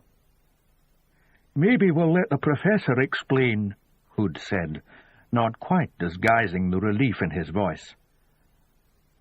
Professor Ross Sendak was approaching 60, but still boasted a head of thick black hair. The shortest person in the room, he carried himself with weight and confidence, demanding respect. Introductions complete, he settled himself on a chair and spread his hands out on the table. "You think I can help you," he stated. "And perhaps you're right. I'll need the skull brought to Glasgow. Can that be arranged?" Wiley and Hood shared a look. Rebus cleared his throat. "I'm afraid the time team here haven't had time to brief me, Professor." Sendak nodded, took a deep breath. "Laser technology, Inspector." He reached into his briefcase, slid out a laptop computer and switched it on. "Forensic facial reconstruction. Your forensic colleagues here have already ascertained that the decedent's hair was brown. That's a start. What we would do in Glasgow is place the skull on a revolving plinth. We then aim a laser at the skull, feeding the information into a computer, building up details. From these, the facial contours are formed. Other information, the decedent's general physique, his age, at date of death, help with a final image." He turned the computer around so it was facing Rebus. "And what you get is something like this." Rebus had to get up. From where he was sitting, the screen seemed blank. Hood and Wiley did likewise, until all three of them were jockeying for position, the better to make out the face which flickered at them. By moving a few inches to right or left, the image faded, disappeared, but when in focus, it was clearly the face of a young man. There was something of the mannequin about it, a deadness to the eyes, the one visible ear not quite right, and the hair clearly an afterthought. This poor devil rotted on a hillside in the Highlands. He was past normal means of ID by the time he was found. Animals and the elements had taken their toll. But you think this is what he looked like in life? I'd say it's close. Eyes and hairstyle are speculative, but the overall structure of the face is true. Amazing, Hood said. Using the inset screen, Sendak went on, we can reconfigure the face, change hairstyle, add a moustache or beard, even change eye color. The variations can be printed out and used for a public appeal. Sendak pointed to the small grey square in the top right corner of the screen. It contained what looked like a children's version of an identikit, the rough outline of a head, plus hats, facial hairstyles, glasses. Rebus looked to Hood and Wiley. They were looking at him now, seeking his okay. "So, how much is this going to cost?" he asked, turning back to the screen. "It's not an expensive process," Sendak said. "I appreciate that funds are being soaked up by the Grieve case." Rebus glanced towards Wiley. Someone's been whispering. It's not like we're spending money on anything else, Wiley argued. Rebus saw anger in her eyes. She was beginning to feel sidelined. Any other time of year, Skelly would have been big news, but not with Roddy Grieve as competition. In the end, Rebus gave the nod. Afterwards, there was just time for a coffee. Sendak explained that his Human Identification Center had helped with war crime cases in Rwanda and the former Yugoslavia. In fact, he was flying out to The Hague at the end of the week to testify in a war crimes trial. 30 Serb victims buried in a mass grave. We helped identify the victims and prove they were shot at close range. Sort of put things into perspective, doesn't it? Rebus said afterwards, eyes on Wiley.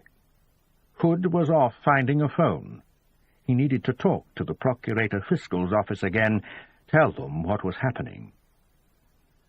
You'll have to tell Prof. Gates what's happening, Rebus went on. Yes, sir. Will that be a problem? Rebus shook his head. I'll have a word. He won't like the fact that Glasgow have got something he hasn't, but he'll live with it. He winked at her. After all, we've got everything else. Chapter 13. The murder room at St. Leonard's was fully operational. Computers, civilian support, extra phone lines, with an additional porter-cabin parked on the pavement outside Queensberry House. Chief Superintendent Watson was kept busy in a series of meetings with Fettes brass and politicians. He'd lost the head at one of the junior officers, shouting the odds before marching off to his office and slamming the door. Nobody'd seen him like that before. D.S. Fraser's comment. Get Rebus back here. We need to offer a sacrifice. Joe Dickey had nudged him. Any news on overtime? He had a blank expenses form ready on his desk. Jill Templar had been put in charge of press briefings. Her background was in liaison work. So far, she'd managed to tamp down a couple of the wilder conspiracy theories. A.C.C. Carswell had come to inspect the troops, given the tour by Derek Linford. Space at the station was cramped, and Linford didn't even have his own office. 12 CID officers were attached to the case, along with a further dozen uniforms. The uniforms were there to search the area around the locus and help with door-to-door. Secretarial support came extra, and Linford was still waiting to hear what budget the case would merit. He wasn't stinting, not yet. He reckoned this was a flyer, meaning it would justify any amount of staffing and overtime. All the same, he liked to keep an eye on the money side. It didn't help that he was playing away from home. He ignored the looks and comments, but they got to him all the same. Fettes bastard! Thinks she can tell us how to run our station. It was all about territory. Not that Rebus seemed to mind. Rebus had given him the run of the place, had admitted that Linford was the better administrator. His exact words? Derek, to be honest. No one's ever accused me of being able to mind the store. Linford made a circuit of the room now. Wall charts, staff rotors, crime scene photographs, telephone numbers. 3 officers sat silently at their computers, tapping the latest gen into the database. An investigation like this was all about information, its gathering and cross-referencing. Detection lay in making connections, and it could be a painstaking business. He wondered if anyone else in the room felt the same electricity he did. Back to the rota. D.S. Roy Fraser was in charge of the Holyrood operation, managing the house-to-house inquiries, interviewing the demolition teams and builders. Another D.S., George Silvers, was plotting the deceased's final movements. Roddy Grieve had lived in Crammond, had told his wife he was going out for a drink. Nothing unusual in that, and he'd acted naturally. Had taken his mobile with him. Not that there had been any reason to check up on him. At midnight, she'd turned in for the night.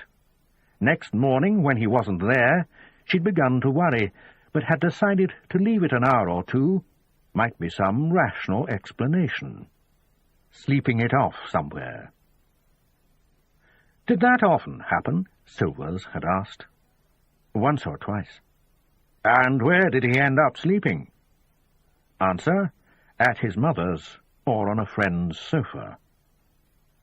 Silvers didn't look like he put much effort into anything. You couldn't imagine him in a hurry, but he gave himself time to form questions and strategies. Time, too, for the interviewee to start twitching. Grieve's press officer was a young man called Hamish Hall, and Linford had interviewed him. Playing it back in his head afterwards, Linford reckoned he'd come off second best in the encounter. Hall, in his sharp suit and with a sharp, bright face, had snapped out his answers as if dismissing the questions. Linford had snapped another question back at him, taking him on rather than playing to his own strengths. "How did you get on with Mr. Grieve?" "Fine." "Never any problems?" "Never." "And Miss Banks?" "Do you mean, how did I get along with her, or how did she get along with Roddy?" Light glinting from the circular chrome frames of his spectacles. "Both, I suppose." "Fine." "Yes?" "That's my answer to both questions. We got along fine." "Right." And on it went, like machine-gun fire. Hall's background. Party man, single-minded, economics degree. Economy, his strong point when speaking, too. "Press agent, is that like a spin doctor?" A bending of the mouth. "That's a cheap shot, Inspector Linford." "Who else was in Mr. Grieve's retinue? I'm assuming there'd be local volunteers." "Not yet. Electioneering proper doesn't start until April. That's when we'd have needed canvassers." "You had people in mind?" "Not my bailiwick. Ask Joe." "Joe?" "Josephine Banks, his election agent. That's what we called her, Joe." A glance at his watch. Loud exhalation. "So what will you do now, Mr. Hall?" "You mean when I leave here?" "I mean now your employer's dead." "Find another one." A genuine smile this time. "There'll be no shortage of takers." Linford could see Hall 5 or 10 years down the line, standing just behind some dignitary, maybe even the Prime Minister, murmuring something which the PM would utter aloud mere seconds later. Always in shot, always close to the power. When the two men stood up, Linford shook Hall's hand warmly, offered him a grin and a cup of tea or coffee. "Really appreciate. Sorry to have... wish you all the best." Because you never knew. 5, 10 years on, you just never could tell. "Tell me this is a joke." Ellen Wiley was examining the dimly lit interior of one of the downstairs interview rooms. It was half filled with broken equipment, chairs with missing casters, golf ball typewriters. "It's been used for storage, as you can see." She turned to the desk sergeant, who'd unlocked the door for her and turned on the light. "I'd never have guessed." "So where do we put all this stuff?" Grant Hood asked. "Maybe you can work around it," the desk sergeant offered. "We're working a murder inquiry," Wiley hissed at him. Then she looked around the room again before turning to her partner. "And this is how they treat us, Grant." "Well, it's all yours," the desk sergeant said, removing the key from the lock and handing it to Hood. Have fun." Hood watched him retreat, then held the key up in front of Wiley. "It's all ours," he says. "Can we complain to the management?" Wiley kicked at one of the chairs, whose arm promptly fell off. "I know the brochure said Sea View," her partner said, "but with any luck, we won't be spending much time here." "Those bastards upstairs have got a coffee-maker," Wiley said. Then she burst out laughing. "What am I saying? We haven't even got any phones." "Maybe so," Hood informed her. "But if I'm not mistaken, we've just cornered the global market in electric typewriters." Siobhan Clark had insisted on somewhere a bit fancy for their drink, and when she told him about her day, Derek Linford thought he understood. Her last couple of working hours had been spent questioning dossers. "Not easy," he said. "You were all right, though?" She looked at him. "I mean, they didn't bite." "No, they were just—" She tipped her neck back, inspecting the spectacular ceiling of the dome bar and grill, as if expecting the rest of the sentence to be painted there. "I mean, they weren't even smelly, for the most part. But it was the past." Now she nodded to herself. "How do you mean?"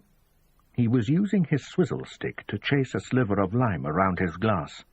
"I mean the stories, all the tragedies and tiny mishaps and wrong turns that had brought them there. Nobody's born homeless, not that I know of." "I know what you mean. They needn't be homeless, the majority of them. The support system's out there." She was looking at him, but he didn't notice. "I never give them money. It's a sort of principle with me. Some of them probably make more a week than we do. You can make 200 a day, just begging on Princess Street." He shook his head slowly, saw the look on her face. "What?" She studied her own drink, a large gin and tonic to his lime juice and soda. "Nothing. What did I say? Maybe it's just been a rough day?" She glowered. "I was going to say, maybe it's just your attitude." They sat in silence for a while after that. Not that anyone in the dome minded. It was the cocktail hour. George Street suits, black two-pieces with matching tights. Everyone focused on their own little group. Office blather. Clark took a long swallow. There was never enough gin. You could order a double and still not feel the kick. At home, she poured half and half, gin to tonic, lots of ice, and a wedge of lemon, rather than something that looked like it had been pared with a razor blade. "Your accent changes," Linford said at last. "Modulates to suit the occasion. It's a clever trick." "How do you mean?" "Well, you've got an English accent, right? But in some company, at the station, for example, you manage to bring in some Scots." It was true. She knew she did it. She'd been a bit of a mimic, even at school and college. Knowing she did it, so she'd fit in with whoever she was talking to, whichever peer group. Used to be, she could hear herself switching, but not now. The question she'd asked herself was, why the need to change just to fit in? Was she that desperate, that lonely as a girl? Was she? "Where were you born?" "Liverpool," she said. "My parents were lecturers. The week after I was born they moved to Edinburgh." "Mid-70s?" "Late 60s, and flattery will get you nowhere." But she managed to smile. "We only stayed a couple of years. Then it was Nottingham. I got most of my schooling there, finished off in London." "Is that where your parents live now?" "Yes." "Lecturers, eh? What do they make of you?"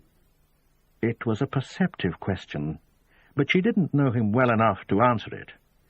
Just as she'd always let people assume that her new town flat was a rental. When she'd eventually sold it and got her own mortgage on a place half the size, she'd put the money back into her parents' bank account. She'd never explained to them why she'd done it. They'd only asked the once. "I came back here to go to college," she told Linford. "Fell in love with the city. And chose a career where you'd always see its mucky underwear." She chose to ignore this question too. "So that makes you a settler, one of the new Scots. I think that's what the Nationalists call them. You will be voting Scot Nat, I trust." "Oh, are you SNP?" "No," he laughed. "I just wondered if you were." "It's a pretty underhand way of finding out." He shrugged, finished his drink. "Another?" She was still studying him, feeling suddenly elevated. All the other drinkers, the 9-to-5s, were winding down a few drinks before home. Why did people do that? They could get a drink at home, couldn't they? Feet up in front of the telly. Instead of which they stuck close to their office building and had a drink with their workmates. Was it so hard to let go? Or was home something less than a refuge? You needed a drink before facing it, courage to confront the evening's redundancy. Was that what she was doing here? "I think I'll head off," she said suddenly. Her jacket was on the back of her chair. A while back, someone had been stabbed outside this place. She'd worked the case. Just another act of violence, another life wasted. "Got plans?" He looked expectant, nervous, childlike in his ignorance and egotism. What could she tell him? Belle and Sebastian on the hi-fi, another gin and tonic, the last third of an Isla Dewar novel. Tough competition for any man. "What are you smiling at?" "Nothing," she said. "Must be something." "Women have to have some secrets, Derek." She had her jacket on now, was wrapping her scarf around her neck. "I thought a bite to eat," he blurted out. "You know, make an evening of it." She looked at him. "I don't think so," hoping her tone would alert him to the missing final word. "Ever." And she walked. He'd offered to see her home, but she'd declined. Offered to call her a cab, but she lived a stone's throw away. It wasn't even 7:30, and he was all at once alone. The noise around him was suddenly deafening, skull-crushing. Voices, laughter, chiming glasses. She hadn't asked about his day. Hadn't said much at all, really, except when prompted. His drink looked fake yellow, the colour of children's sweets, sticky tasting and souring his stomach, corroding his teeth. He walked to the bar, ordered a whiskey. Didn't put any water in it. Looking around, he saw that another couple had already taken his table. Well, that was fine. He didn't stand out so much here at the bar. Could belong to one of the office parties either side of him. But he didn't, and he knew he didn't. He was an outsider in this place, same as in St. Leonard's. When you worked as hard as he did, that was what happened. You got the promotions, but lost the intimacy. People steered a course past you, either out of fear or jealousy. The ACC had pulled him aside at the end of the St. Leonard's tour. "You're doing good work, Derek. Keep at it. Few years down the road, who knows? Maybe you'll look back at this one as the inquiry that made your name." And the ACC had winked and patted his arm. "Yes, sir. Thank you, sir." But then had come the postscript, the ACC readying to leave but half turning towards him. "Family men, Derek. That's what the public should see when they look at us. People they can respect, because we're no different from them." Family men. He meant wife and kids. Linford had gone straight to his phone and called Siobhan's mobile. Balls to it. He left. nodded to the doorman, even though he didn't know him. Out into the horizontal wind, the night seizing him and taking a bite. His lungs complained when he breathed in. Left turn. He'd be home in 10 minutes. Left turn. He'd be going home. He turned right, heading for Queen Street, the top of Leith Walk. The Barony Bar on Broughton Street, he liked it there. Good beer, an old-fashioned place. You wouldn't stand out in a place like that, drinking alone. And afterwards, it only took him a couple of minutes to find Siobhan Clark's building. Addresses, no problem in CID. First time they'd met, he'd gone to the office next day, checked up on her. Her flat was on a quiet street, a terrace of 4-story Victorian tenements. Second floor, that was where she lived. 2FL, second floor, left side. He went to the terrace opposite. The main door was unlocked. Climbed the stairs until he reached the half-landing between second and third floors. There was a window looking out onto the street and the flats opposite. Lights burning in her windows, curtains open. Yes, there she was, briefest of glimpses as she walked across the room. Carrying something, reading it. A CD cover? Hard to tell. He wrapped his jacket around him. Temperature wasn't much above freezing.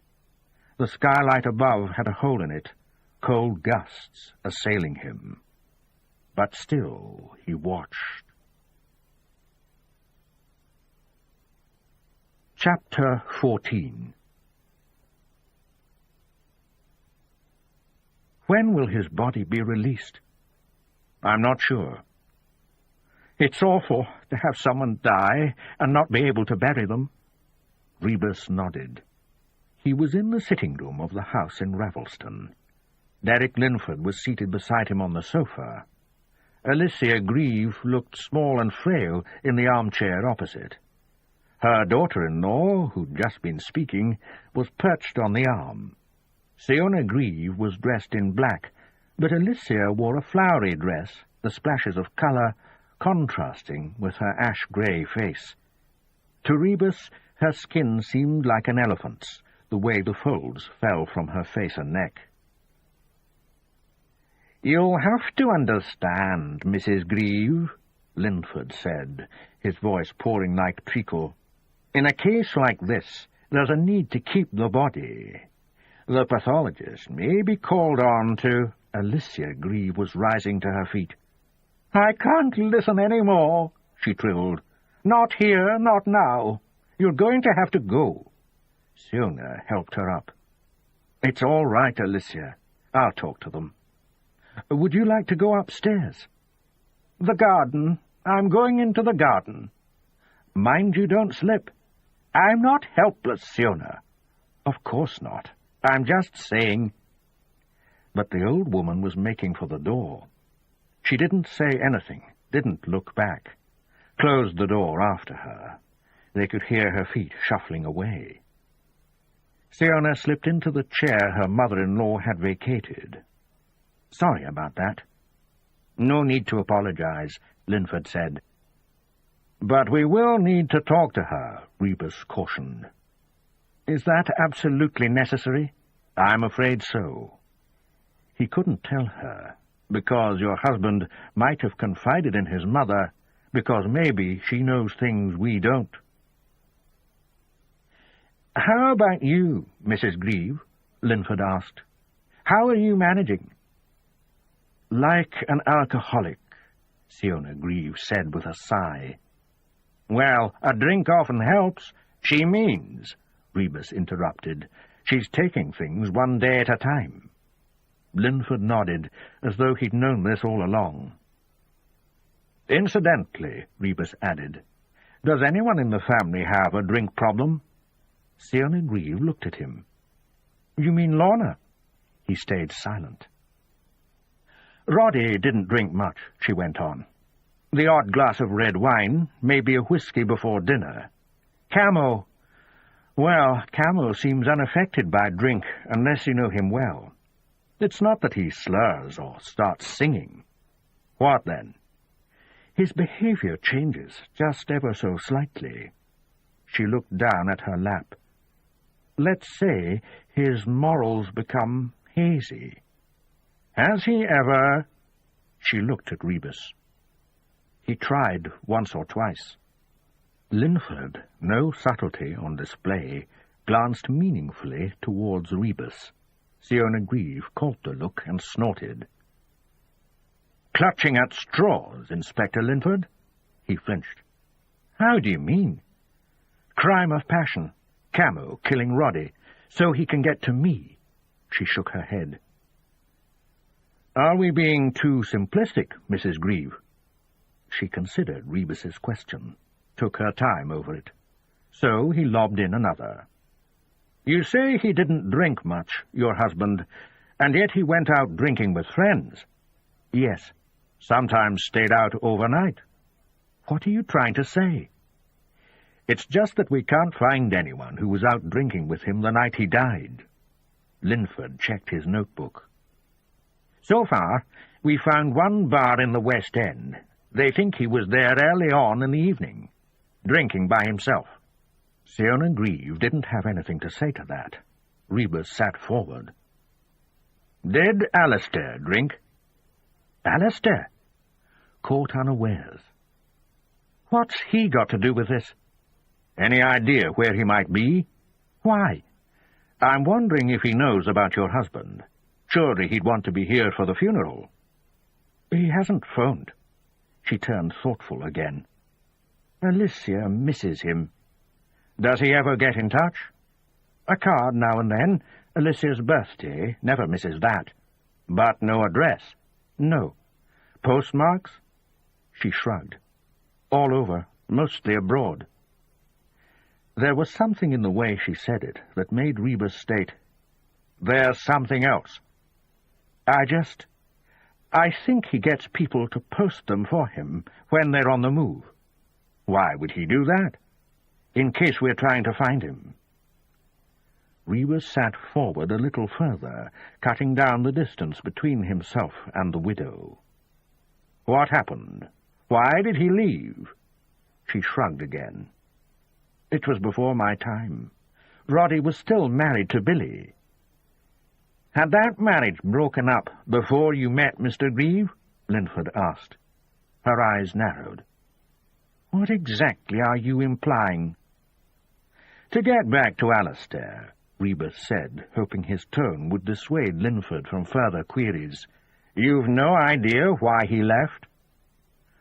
"Roddy talked about him now and again, usually when a card arrived." "Cards to him?" "No, to Alicia." Rebus looked around him, but someone had removed Alicia Grieve's birthday cards. "Did he send one this year?" "He's always late. It'll arrive in a week or two." She looked towards the door. "Poor Alicia. She thinks I'm staying here as a sort of sanctuary." "Whereas in reality you're looking after her." She shook her head. "Not looking after exactly, but I am worried about her. She's grown fragile." "This is the only room you've been in." "That's because it's practically the only room left that's habitable. The rest they fill with old papers and magazines. She won't let them be thrown out. All sorts of rubbish, and when the room gets full she moves into another. This room will go the same way, I suppose." "Can't her children do anything?" Linford again. "She won't let them. Refuses even to have a cleaner. Everything's in its place for a reason. That's what she says." "Maybe she has a point," Rebus said. "Everything in its place. The body in the fireplace. Roddy Grieve in the summer house. For a reason. There had to be an explanation. It was just that they couldn't see it yet." "Does she still paint?" he asked. "Not really. She tinkers. Her studio is at the bottom of the garden. That's probably where she's gone." Siona looked at her watch.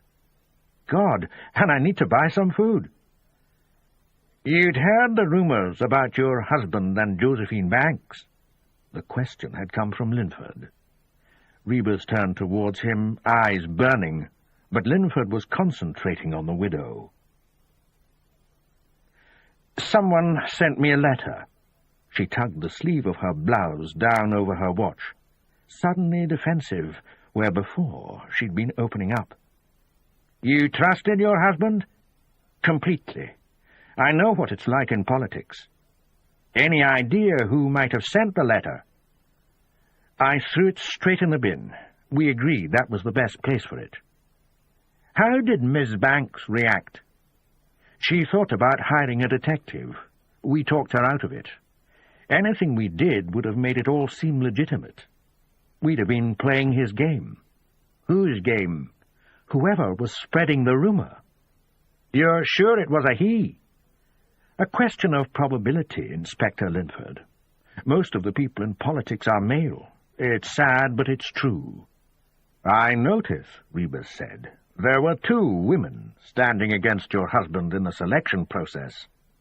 "Labour policy." "Did you know any of the other candidates?" "Of course. The Labour Party's one big happy family, Inspector." He smiled, as was expected. "I hear Archie Ure wasn't best pleased with the result."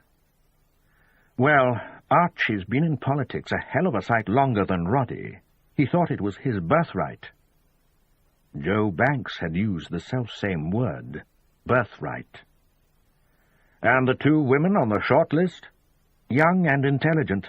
They'll get what they want eventually." "So, what happens now, Mrs. Grieve?" "Now?" She was staring at the pattern in the carpet. "Archie Ure was the runner-up. I suppose they'll go with him." Staring hard at the carpet, as if some message were imprinted there. Linford cleared his throat and turned towards Rebus, indicating that for him the interview was complete. Rebus tried to think of some brilliant final question, but came up empty. "Just give me back my husband," Siona Grieve said, leading them into the hall. Alicia was standing there at the foot of the stairs, a china cup in her hand.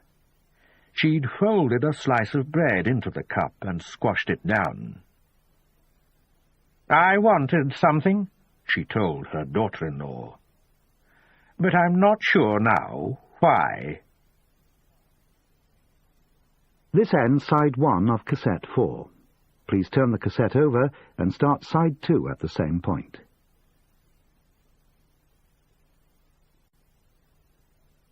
As they left, Roddy Grieve's widow was leading his mother up the stairs like a parent with a sleepy child. Back at the car, Rebus told Linford, "You go on ahead." "What?" "I want to stick around. Do the Good Samaritan bit." "Babysitting?" Linford got in, started the engine. "Something tells me that's not the whole story. I might have a word with the old woman while I'm at it. Just tell me you're not playing grab-a-granny." Rebus winked. "We don't all have young ladies lusting after us." The look on Linford's face changed. He put the car into gear and drove off. A grin spread over Rebus's face. "Good on you, Siobhan. You went and dumped him." He went back up the path, rang the doorbell. Explained to Siona Grieve that he could spare 20 minutes or so if she wanted to pop out. She hesitated. "It's just milk and bread, Inspector. We can probably manage till—" "Well, I'm here now, and my driver's gone." He waved back towards the empty roadway.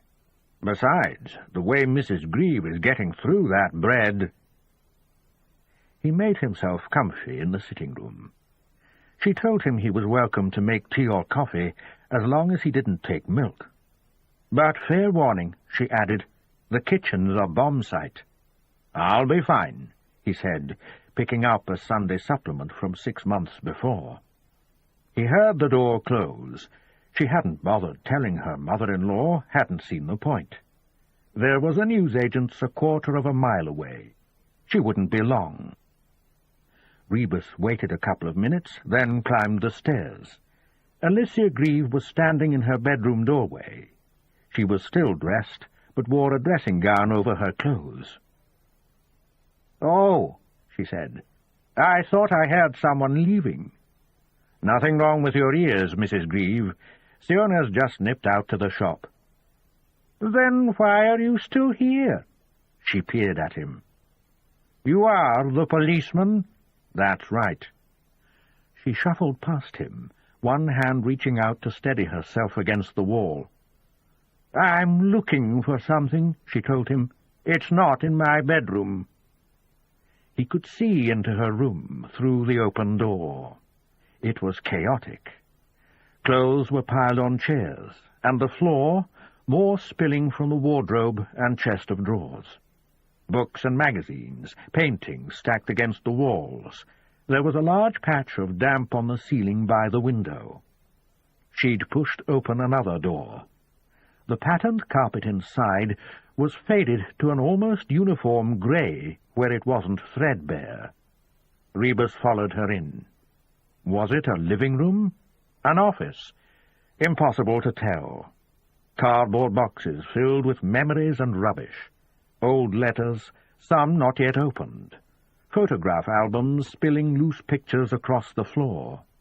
More magazines and newspapers, more paintings. Children's toys and games from ages past. A collection of mirrors on one wall. A wigwam propped up against the far corner, its yellow canvas patched and crumbling. A child's doll, sporting tunic and kilt, lay headless under a chair. Rebus picked it up, found the head resting in an open biscuit tin, along with loose dominoes, playing cards, empty cotton reels. He fixed the head back on. The doll's blue eyes looked neither pleased nor displeased. "What is it you're looking for?" She looked round. "What are you doing with Lorna's doll?" "Its head had come off. I just—" "No, no, no!" She grabbed the doll from him. "Its head didn't come off. The little madam yanked it off." Which was what Alicia Grieve did now. It was her way of telling us she'd broken with childhood. Rebus smiled. "How old was she?" Expecting to hear 9 or 10. 25, 26, something like that. Her mind was half on her visitor, half on the search. "What did you think when she took up modelling?" "I've always supported my children." It had the sound of a prepared line, a titbit she offered to journalists and the curious. "How about Camo and Roddy? Were you political, Mrs. Grieve?" "In my younger days I was. Labour mostly. Alan was a Liberal. We had many a debate." "Yet one of your sons is a Tory." "Oh, Camo could always be difficult." "And Roddy?" "Roddy needs to step out from his brother's shadow. You haven't seen the way he runs after Camo. Always watching, studying him.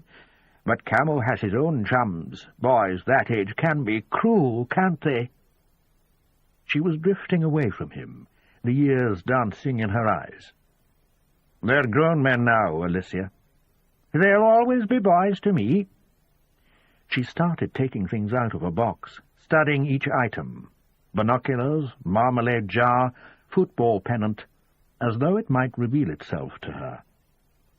"Are you close to Roddy?" "Roddy's a dear." "He talks to you? Comes to you with problems?" "He's—" She broke off, looked confused. "He's dead, isn't he?" Rebus nodded. "I told him, warned him often enough. Climbing over railings at his age?" She shook her head. "Bound to be accidents." "He'd done it before. Climbed the railings?" "Oh, yes. It was a shortcut to school, you see." Rebus slid his hands into his pockets. She was travelling elsewhere now. "I did dally with the Nationalists in the 50s. They were a strange lot. Maybe they still are. Kilts and Gaelic and a chip on the shoulder. We attended some good parties, though. Lots of dancing, sword and shield." Rebus frowned. "I've heard of that. An offshoot of the Nationalists?" "It didn't last long. Very little did in those days. An idea would blossom, then you'd have a few drinks, and that would be the end of that." "Did you know Matthew Vanderhyde?" "Oh, yes. Everyone knew Matthew. Is he still with us?" "I see him occasionally. Maybe not as often as I should." "Matthew and Alan would argue politics with Chris Grieve." She broke off. "You know he's not related?" Rebus nodded, remembering the framed poem in the downstairs hall. "Alan would be doing Chris's portrait, only the man wouldn't sit still, always moving, flinging out his arms to make a point." She flung out her own arms in imitation. The marmalade jar was in one hand, a roll of Christmas parcel tape in the other. "Edwin Muir was a great foil for him. Then there was dear Naomi Mitchison. Do you know her work?" Rebus was silent, as if speech might break the spell. "And the painters, Gillis, MacTaggart, Maxwell," she smiled. "Sparks always flew. We were lucky with the festival. It brought visitors to the galleries. The Edinburgh School, we called ourselves. It was a different country then, you know. Trapped between one world war and the threat of another. Hard to bring up children with the A-bomb hanging over your head. It affected my work, I think." "Were your children interested in art?" "Lorna dabbled, maybe she still does, but not the boys. Camo always had his cronies around him, almost like a Praetorian guard. Roddy liked the company of grown-ups, always so deferential and willing to listen." "And Alistair?" She angled her head. "Alistair was a painter's nightmare, an angelic tearaway. I never captured that. You always knew he was up to something, but you didn't mind because it was Alistair. Do you see?" "I think so." Rebus knew a few young villains like that, charming and cheeky, but always on the make and take. "He keeps in touch, doesn't he?" "Oh, yes." "Why did he leave home?" "He wasn't strictly at home. He had a flat of his own near the foot of the Canongate. When he'd gone, we found out it was a furnished rental. Practically none of it was his. He took a suitcase of clothes, some books, and that was it." "He didn't say why he was leaving?" "No, just phoned out of the blue, told me he'd be in touch." Rebus heard the front door open and close, the words, "I'm back," drifting up the stairs. "I'd better be going," he said. Alicia Grieve looked as though she'd already dismissed him. "I wish I knew where it was," she said to herself, replacing the marmalade jar in its box. "Dear me, if only I knew." Siona Grieve was halfway up the stairs when he met her. "Is everything all right?" "Everything's fine," he assured her. "Mrs. Greaves just lost something, that's all." Siona stared up towards the landing. "Inspector, she's lost practically everything. It's just that she doesn't know it yet." Chapter 15. It was an office, much like any other. Grant Hood and Ellen Wiley shared a look. They'd been expecting a builder's yard, glore and breeze blocks, an Alsatian tethered and barking. Wiley even had wellies in the car, just in case. But this was the third floor of a 1960s office block halfway down Leith Walk. Wiley had asked Hood, would it be all right to nip into Valvona and Crowler's after? He told her, yes, no problem, but wasn't it expensive? Quality costs. That's what she'd said, like an advertising slogan. They were doing the rounds of Edinburgh's building contractors, starting with the largest and longest established. Phone calls first, and if there was anyone in the firm who could help, then it was time for a visit. Wiley. Maybe John's right when he calls us the time team. Never saw myself as an archaeologist. 20 years, it's hardly prehistory. Hood had found that their conversation flowed. No awkward pauses or slips of the tongue. They'd had one disagreement over whether they were on a dead-end case. Wiley. We should be working the Grieve inquiry. That's where all the attention is. Hood. But if we get a result here, it's something special, isn't it? And it's all ours. Wiley. Any leads we get, I'll bet we end up relegated. We're DCs, Grant. That's too low in the league to get any medals that might be going. You like football? I might. Who do you support? You first. Hood. I've always been Rangers. You? Grinning. Celtic. Sharing a laugh. Then Wiley again. What is it they say about opposites attracting? A line Grant Hood carried with him as they sat in the waiting room. Opposites attracting.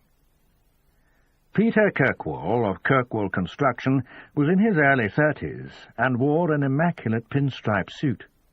It was impossible to picture him with a shovel in one of his smooth hands, yet there he was in a series of framed photographs around the walls of his office.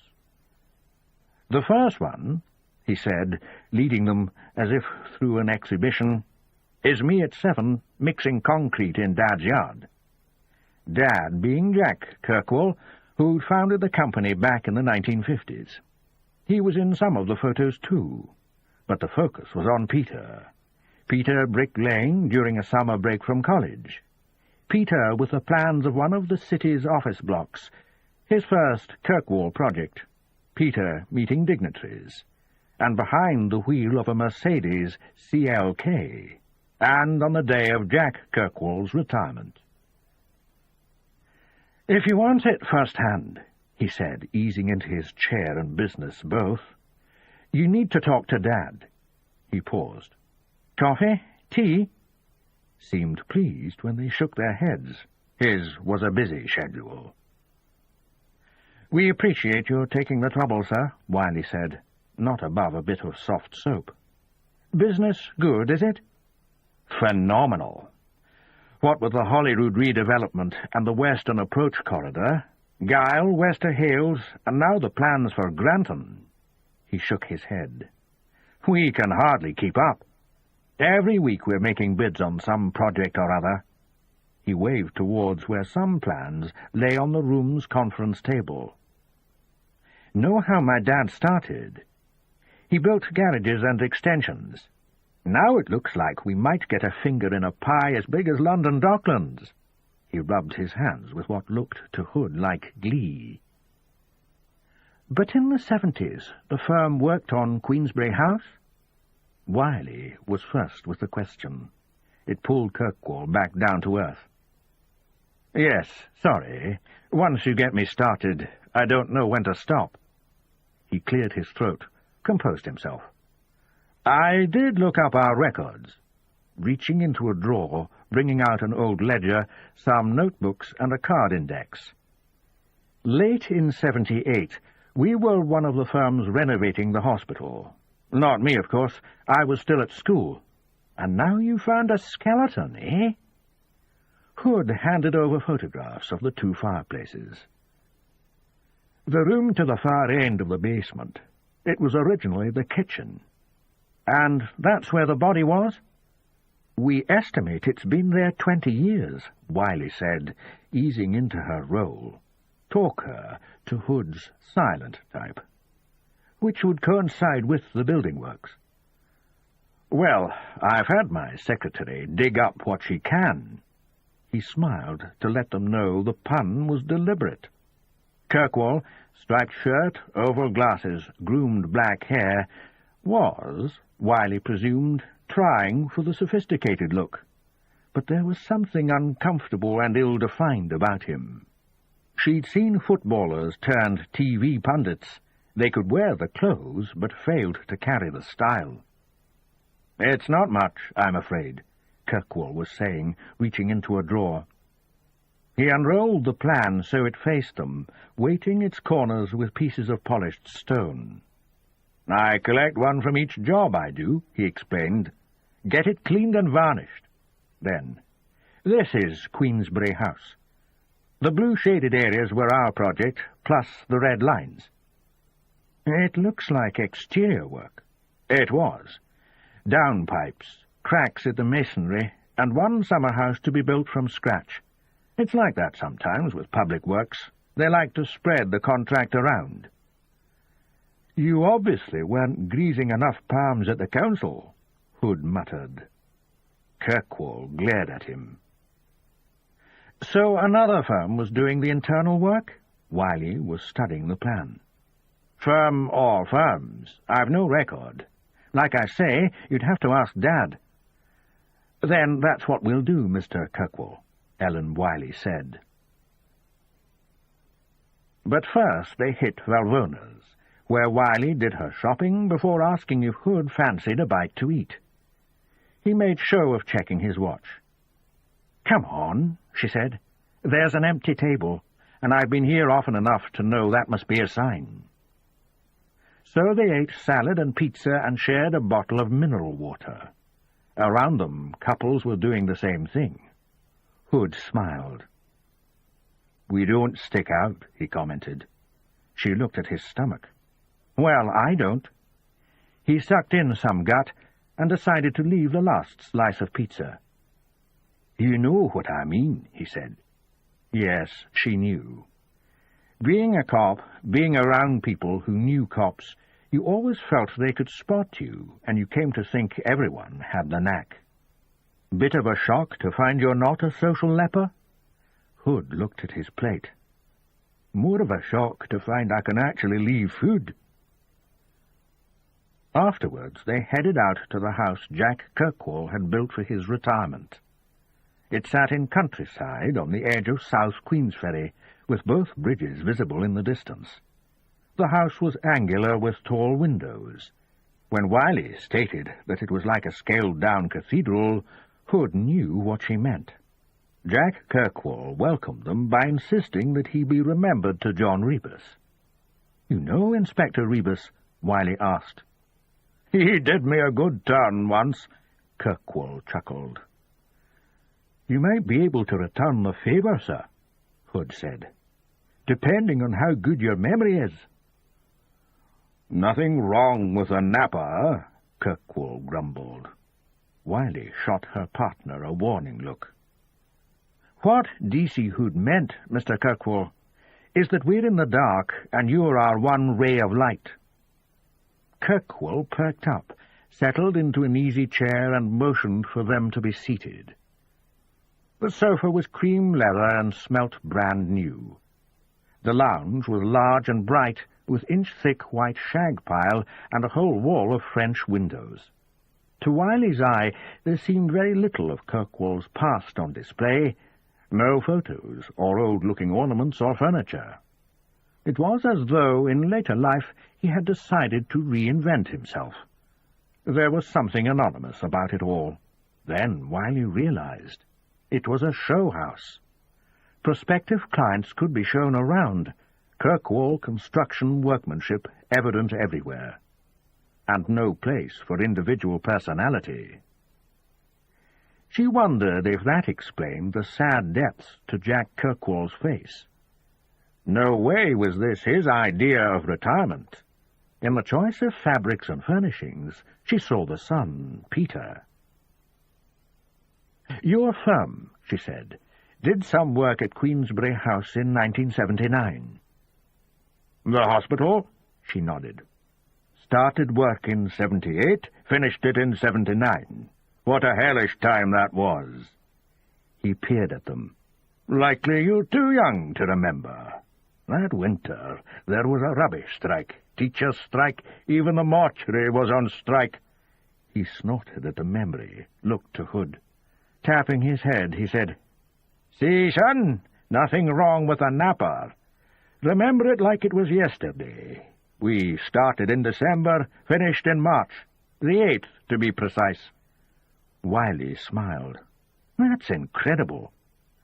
Kirkwall accepted her praise. He was a big man, broad-shouldered, chisel-jawed. He'd probably never been handsome, but she could imagine him having power and presence. "Know why I remember?" He shook his head. "He'll be too young." "The referendum?" Hood guessed.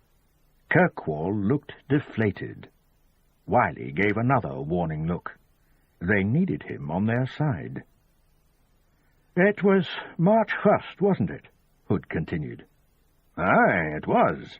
And we won the vote, but lost the war." A temporary setback, Wiley felt bound to add. He glared at her. "If you can call 20 years temporary, we had dreams." Wiley thought he was turning wistful, but he surprised her. "Just think what it would have meant. Inward investment, new homes and businesses." "A building boom?" Kirkwall was shaking his head at the thought of so much opportunity wasted. "The boom's happening now, according to your son," Wiley said. "Aye." She doubted she'd ever heard so much bitterness in a single syllable. Had Jack Kirkwall gone willingly, or had he been pushed? "We're interested in the hospital's interior," Hood said. "Which firms had the contracts?" "Roofing was Caspian," Kirkwall said tonelessly, still lost in thought. "Scaffolding was McGregor. Coghills did a lot of the inside work, replastering, a few new partition walls." "Was this in the basement?" Kirkwall nodded. "A new laundry room and a boiler." "Do you remember any of the original walls being exposed?" Wiley handed over the photo of the fireplaces. "Like this?" Kirkwall looked, shook his head. "But the work in the basement was done by a firm called Coghills?" Kirkwall nodded again. "Gone now. Firm went bust." "Is Mr. Coghill still around?" Kirkwall shrugged. "Shouldn't have gone bust, really. Good firm. Dean knew his stuff." "The building trade's a tough game," Wiley agreed. "It's not that." He looked at her. "What then?" "I might be speaking out of turn." He considered this. "But at my age, who cares?" Took a deep, noisy breath. "It's just that, way I heard it, Dean fell foul of Mr. Big." Wiley and Hood responded as one voice. "Mr. Big?" The Oxford bar was busy when Rebus arrived.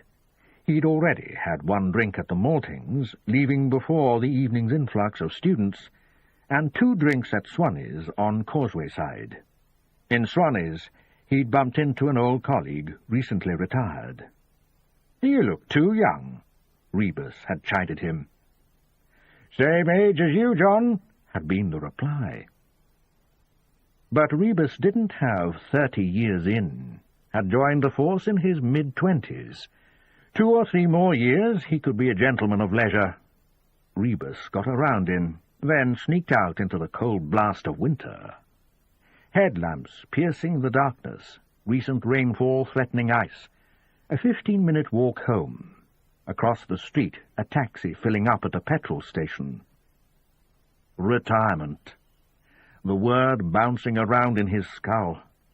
Jesus, but what would he do with himself?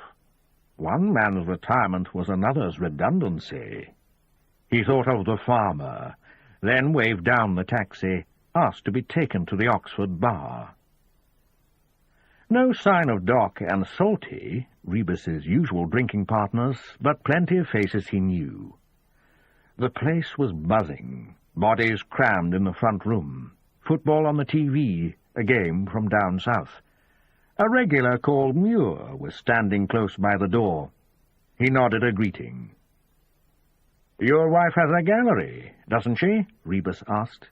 Muir nodded again. "Ever sell any stuff by Alicia Rankila?" Muir snorted. "If only. Rankila's stuff, as you call it, fetches tens of thousands. Every city in the Western world wants something of hers in its collection, preferably something from the 40s or 50s. Even her limited prints fetch £1 or 2 apiece. Muir looked up. Don't know anyone who wants to sell, do you? I'll let you know.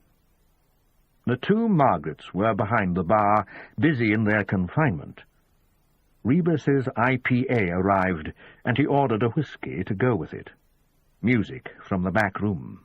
He could just make it out. Acoustic guitar, young woman on vocals. But here was his favourite duet, a pint and a dram. He added water to the whisky, removing the edge. A deep swallow coating his throat. One of the Margarets was back with his change. "Friend of yours through the back?" Rebus frowned. "Singing?" She smiled, shook her head. "Up by the cigarette machine." He looked.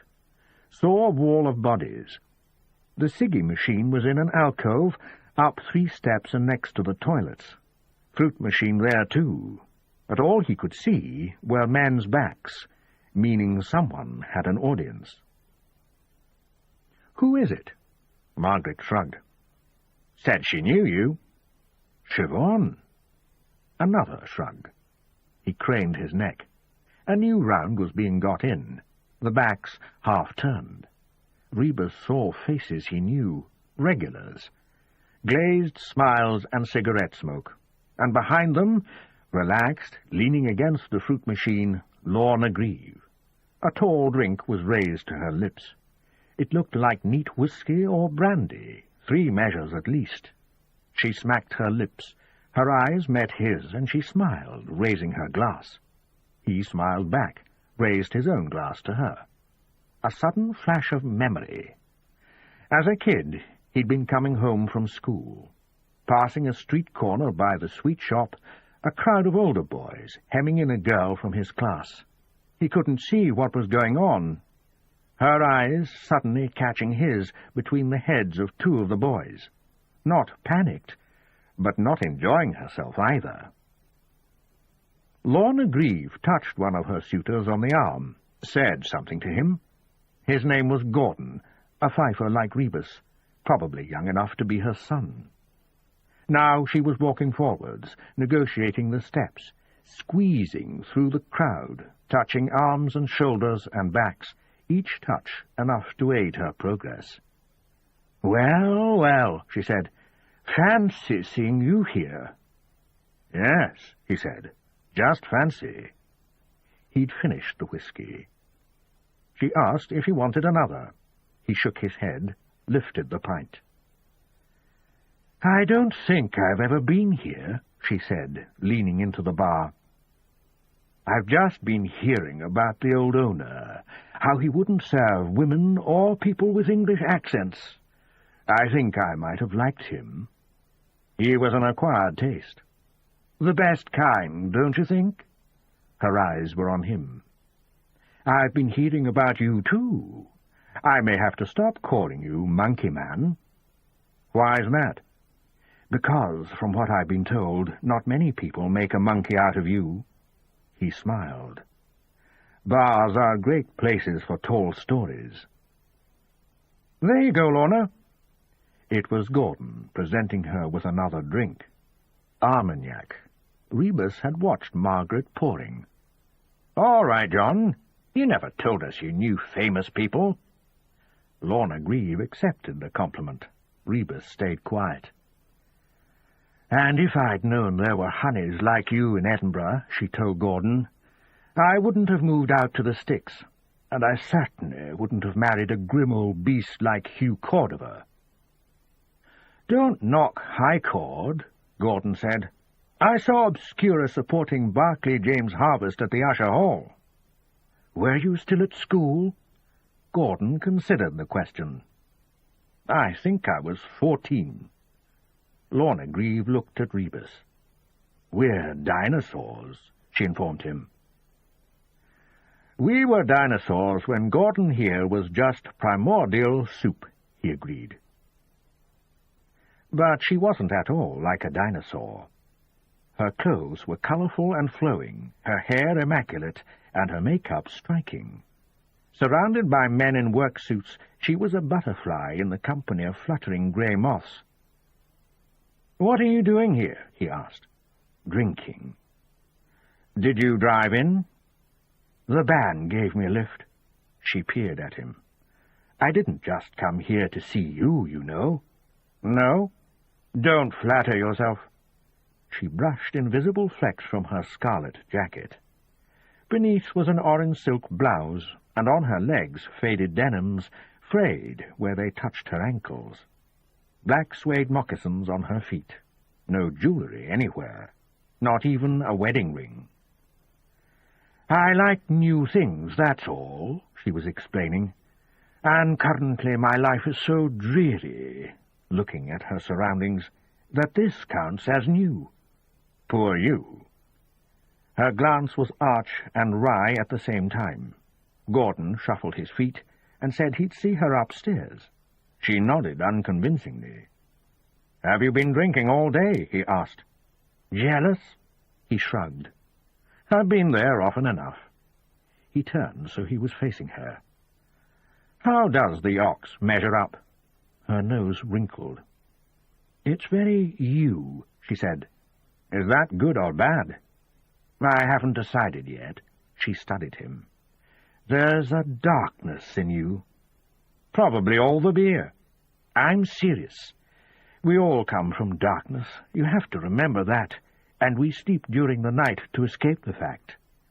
I'll bet you have trouble sleeping at night, don't you?" He didn't say anything. Her face grew less animated. "We'll all return to darkness one day when the sun burns out." A sudden smile lit her eyes. "Though my soul may set in darkness, it will rise in perfect light." "A poem?" he guessed. She nodded. "I forget the rest." The door creaked open. Two expectant faces, Grant Hood and Ellen Wiley. Hood looked ready for a drink, but he wasn't coming in. Wiley spotted Rebus, motioned for him to step outside. "Back in a minute," he told Lorna Grieve, touching her arm before squeezing his way past the other drinkers.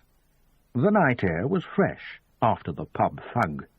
Rebus took in several deep gulps. "Sorry to bother you, sir," Wiley said. "You wouldn't be here if there wasn't a good reason." He slipped his hands into his pockets. There was ice in the gutters now. The narrow street was badly lit. Cars were parked down one side, windscreens rimed with frost. Sudden clouds in the air when the three detectives spoke. "We went to see Jack Kirkwall," Hood explained. "And?" "You two know each other?" Wiley asked. "A case a few years back." Hood and Wiley exchanged a look. "You tell him," Hood said. So Wiley told the story, and at the end Rebus was thoughtful. "He's flattering me," he said at last. "He said you'd tell us about Mr. Big," she repeated. Rebus nodded. "That's what some in CID called him. Not very original." Hood. "But the name fitted." Rebus nodded, moved aside to let a couple into the bar. The singer had started up again. He could hear her through the back room's closed window. "My mind returns," she sang, "to things I should have left behind." "His name was Callan, first name Bryce." "I thought Big Jer Cafferty ran Edinburgh." Rebus nodded. "But only after Callan retired, moved to the Costa del Sol or somewhere. He's never been away, though." Wiley. "How do you mean?" "You still hear stories, how a piece of Cafferty's action heads out to Spain. Bryce Callan's almost grown." He sought the word. More lyrics from the back room. "My mind returns to things best left unsaid." "Mythical?" Wiley suggested. He nodded, stared at the window of the barber's shop across the lane. "Because we never put him away, I suppose." "How would Dean Coghill have fallen foul of him?" Rebus shrugged. "Protection, maybe. There's a lot can go wrong on a building site, and those projects, even then, they'd be worth thousands. A few days lost could mean everything. Hood was nodding. So we need to find Coghill. Always supposing he'll speak to us, Wiley warned. Let me do some checking on Bryce Callan, Rebus said. The past is here now, insistent, carved from darkness. So please beware, take care now where you tread. Meantime, he went on, you'd better try to get hold of Coghill's employee files. We need to know who was working on the site. And if any of them disappeared, Hood added. I'm assuming you've made a start on Miss Purr records. Wiley and Hood shared a look, said nothing. It's shit work, Rebus acknowledged, but it's got to be done. 2 of you on it takes half the time. Wiley. Can we limit the search to late 78, first 3 months of 79? To start with, yes. He looked towards the pub. Buy the pair of you a drink? Wiley was quick to shake her head. I think we'll head for the Cambridge. Bit quieter there. Fair enough. In there, nodding towards the door of the Ox, looks too much like the broom cupboard we're having to work out of. I'd heard, Rebus said. Wiley's look was accusatory. Sir, she said, the woman in there. Wiley looked down at her feet. Was it who I thought it was? Rebus nodded. Just a coincidence, he said. Of course. She nodded slowly, began to move off. She still hadn't made eye contact. Hood made to catch up with her. Rebus pushed open the door a crack, but waited. Wiley and Hood with their heads together, Hood asking who the woman had been. If the story got around St. Leonard's, Rebus would know who'd started it. And that would be the end of the Time Team. This ends side 2 of cassette 4 of Set in Darkness. Please fast forward to the end before loading cassette 5. Set in Darkness. Cassette 5. He woke at 4 a.m. The bedside lamp was still on.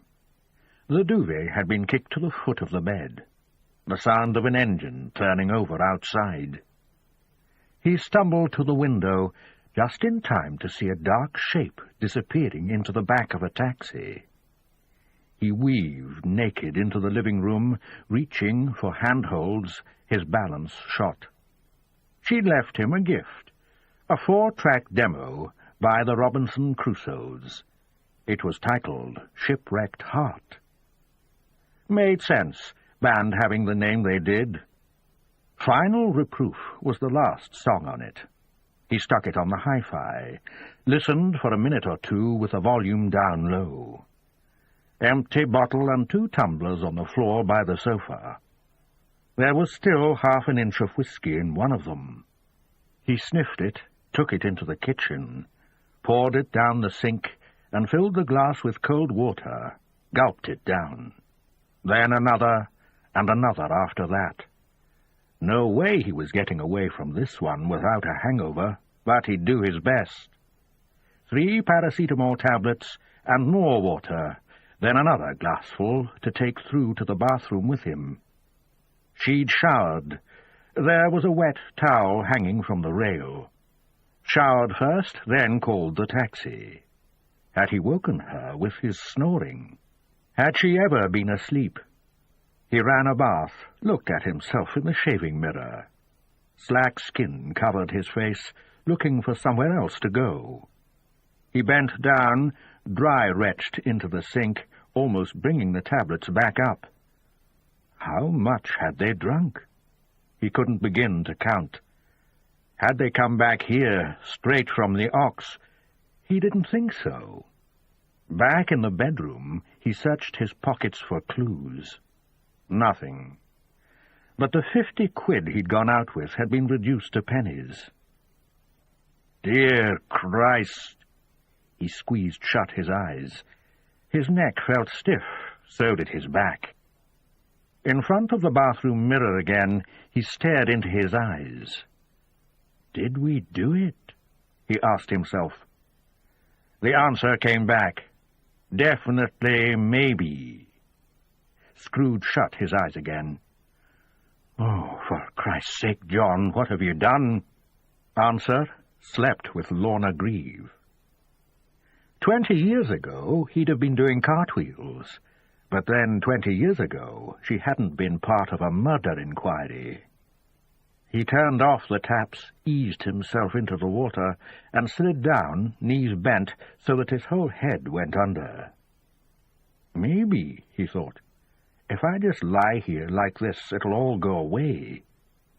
His first mistake on booze had been over 30 years before, outside a school dance. A bloody long apprenticeship, he thought, coming up for air.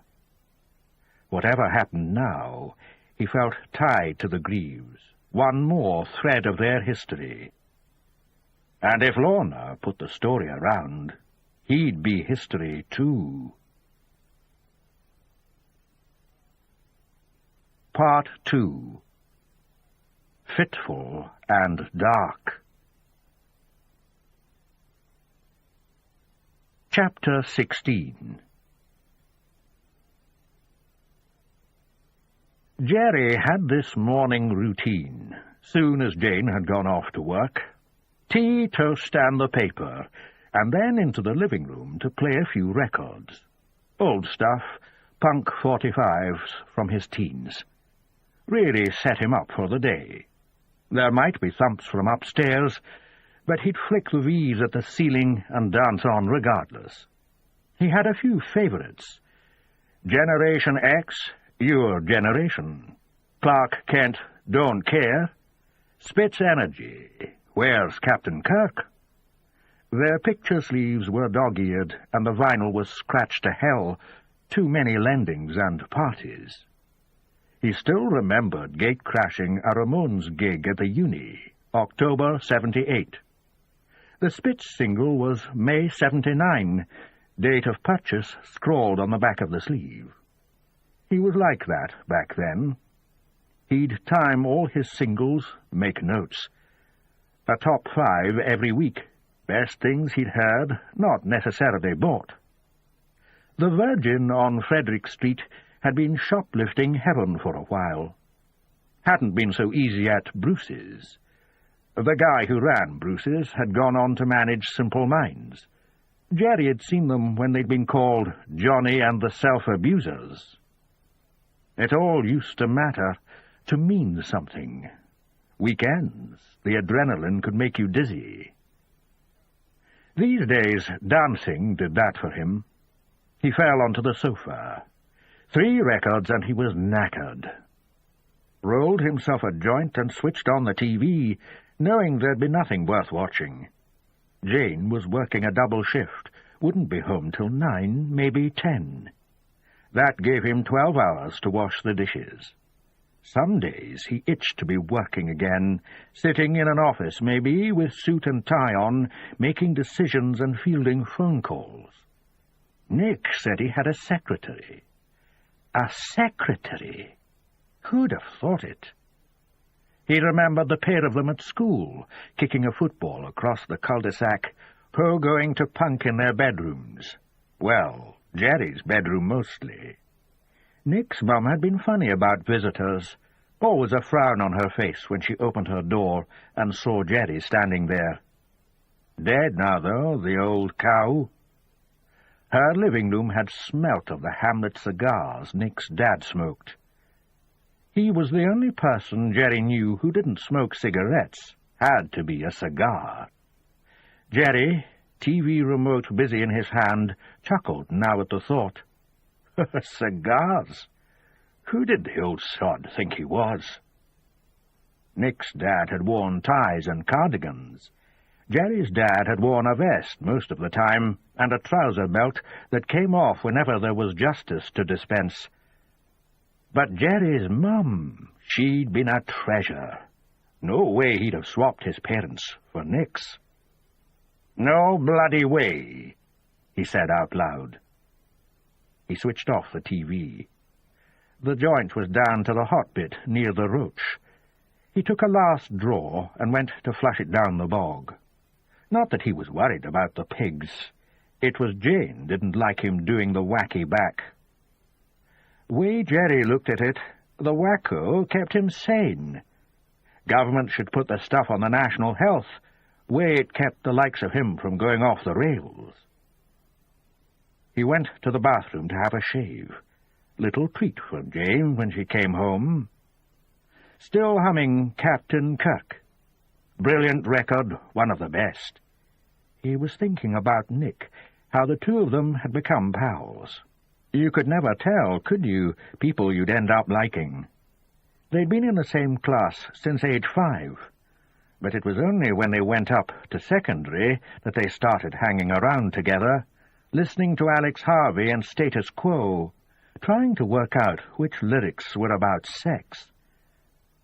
Nick had written a poem, hundreds of lines long, all about an orgy. Jerry had reminded him about it recently, and they'd had a good laugh. That was what it was about at the end of the day, having a laugh. He realized he was staring into the bathroom mirror, foam on his face and a razor in his hand. He had bags and lines under his eyes. It was catching up with him. Jane kept talking about kids and ticking clocks. He kept telling her he'd think about it. Fact was, he didn't fancy himself as a dad, and Nick kept talking about how it ruined a relationship. Guys in the office who hadn't had sex since their nipper was born, months, sometimes years, and the mothers letting themselves go, gravity working against them. Nick would wrinkle his nose in disgust. "Not a pretty outlook, is it?" Nick would say, and Jerry would be bound to agree. After school, Jerry had assumed they'd get jobs in the same place, maybe a factory or something.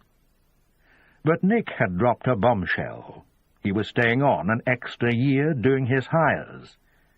It hadn't stopped them seeing one another, but there were all these books in Nick's room now, stuff Jerry couldn't make head or tail of. And after that there was Napier for 3 years, and more books, essays to hand in. They saw one another some weekends, but almost never through the week, maybe Friday night for a disco or a gig. Iggy Pop, Gang of 4, the Stones at the Playhouse. Nick hardly ever introduced Jerry to his student pals unless they met them at a gig. Once or twice they ended up in the pub. Jerry had chatted up one of the girls, then Nick had grabbed him. What would Jane say? Because he was seeing Jane by then. They worked in the same factory, semiconductors.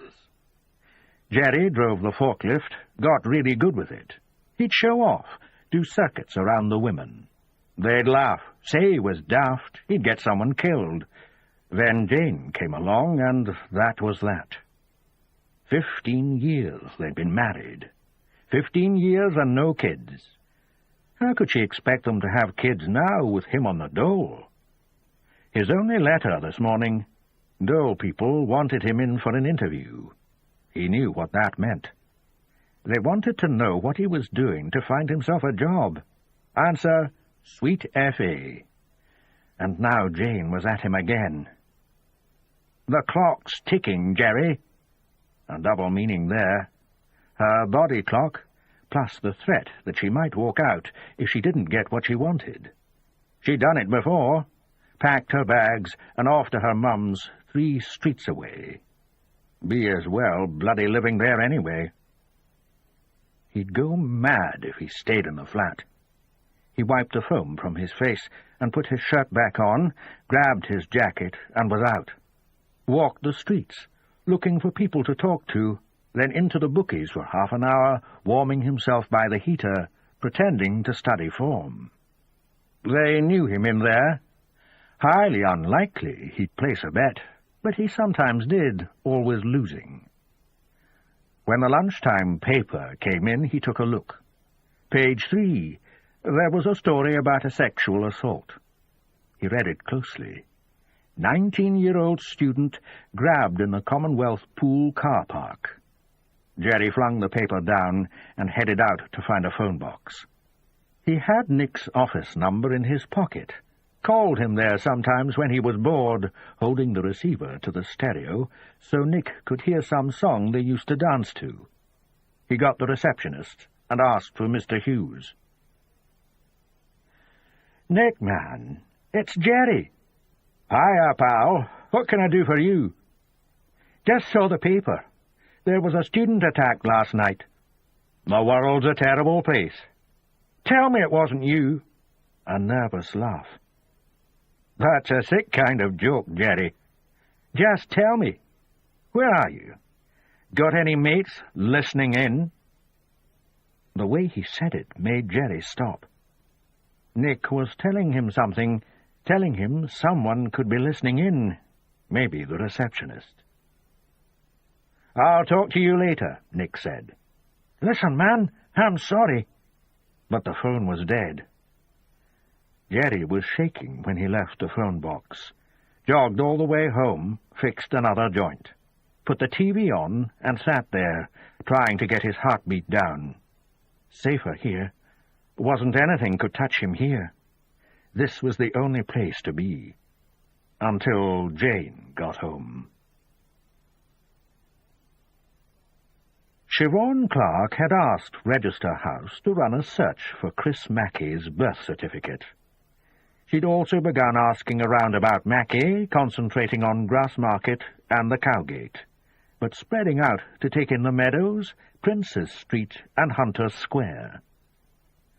But this Thursday morning she sat in a doctor's waiting room, surrounded by pale and sickly sufferers, until her name was called, and she could put aside the women's magazine with its alien articles on cookery, clothes, and kids. Where, she wondered, was the magazine for her? One that concentrated on Hibs FC, hashed relationships, and homicide. Dr. Talbot was in his mid-50s and wore a weary smile below his half-moon glasses. He already had Chris Mackey's medical records laid out on his desk, but checked that Clark's own paperwork, death certificate, authorization, was in order before beckoning for her to move her chair in towards the desk. It took her a couple of minutes to substantiate that the records only went back as far as 1980. When Mackey had registered with the surgery, he'd given a previous address in London and had stated that his records were held by Dr. Mason in Crouch End. But a letter from Dr. Talbot to Dr. Mason's address had been returned. No such street. "You didn't pursue this?" Clark asked. "I'm a doctor, not a detective." Mackey's Edinburgh address was the hostel. Date of birth was different from that on Drew's filing card. Clark had the uneasy feeling that Mackey had laid a false trail all the way along. She went back to the records. Once or twice a year he'd attended the surgery, usually with some minor complaint. A facial cut turned septic, influenza, a boil requiring to be lanced. "He was in pretty good health, considering his circumstances," Dr. Talbot said. "I don't think he drank or smoked, which helped." "Drugs?" The doctor shook his head. "Is that unusual in someone who's homeless?" "I've known people with stronger constitutions than Mr. Mackey." "Yes, but someone homeless, not doing drink or drugs." "I'm no expert." "But in your opinion?" "In my opinion, Mr. Mackey gave me very little trouble." "Thank you, Dr. Talbot." She left the surgery and headed for the Department of Social Security office, where a Miss Stanley sat her down in a lifeless cubicle usually reserved for claimant interviews. "Looks like he didn't have a national insurance number," she said, going through the file. "We had to issue an emergency one at the start." "When was this?" "It was 1980, of course, the year of Christopher Mackey's invention." I wasn't here at the time, but there are some notes from whoever it was interviewed him initially. Miss Stanley read from these. Filthy, not sure of where he is, no NI number or tax reference. Previous address is given as London. Clark dutifully jotted it all down. Does it answer your questions? Pretty much, she admitted. The night he'd died, that was as close to Chris Mackey as she was going to get. Since then, she'd been moving away from him because he didn't exist. He was a figment, imagined by someone with something to hide. The who and what she might never discover. Because Mackey had been clever. Everyone else had said he kept himself clean, but for the DSS, he'd camouflaged himself with filth. Why? Because it made his act the more believable. Bumbling, forgetful, unhelpful. The sort of person a hard-pressed official would want rid of pronto. No NI number? Never mind. Issue an emergency one. Vague address in London? Fine. Leave it be. Just sign your name to his claim and get him out of the cubicle. A call on her mobile to Register House confirmed that there was no birth record of a Christopher Mackey on the date she'd given. She could try the other date she had, or spread the net wider. Ask Register House in London. But she knew she was chasing shadows. She sat in a cramped cafe drinking her drink, staring into space, and wondered if it was time to write up her report and call an end to the hunt. She could think of half a dozen reasons for doing so, and just 400,000 for not. Back at her desk, she found over a dozen messages waiting for her. A couple of the names she recognized, local journalists. They'd tried calling 3 times apiece. She screwed shut her eyes and mouthed a word her grandmother would have clapped her ear for using. Then she headed downstairs to the comms room, knowing someone there would have the latest edition of the news. Front page. Tragic mystery of millionaire tramp. As they didn't have a photograph of Mackey, they'd opted for one of the spot where he'd jumped. There wasn't much to the piece. Well-known face around city centre, bank account well into 6 figures, police trying to establish who might have a claim on the cash. Siobhan Clark's worst nightmare. When she got upstairs, her phone was ringing again. Hi-Ho Silvers came across the floor on his knees, hands held in mock prayer. "I'm his love child," he said.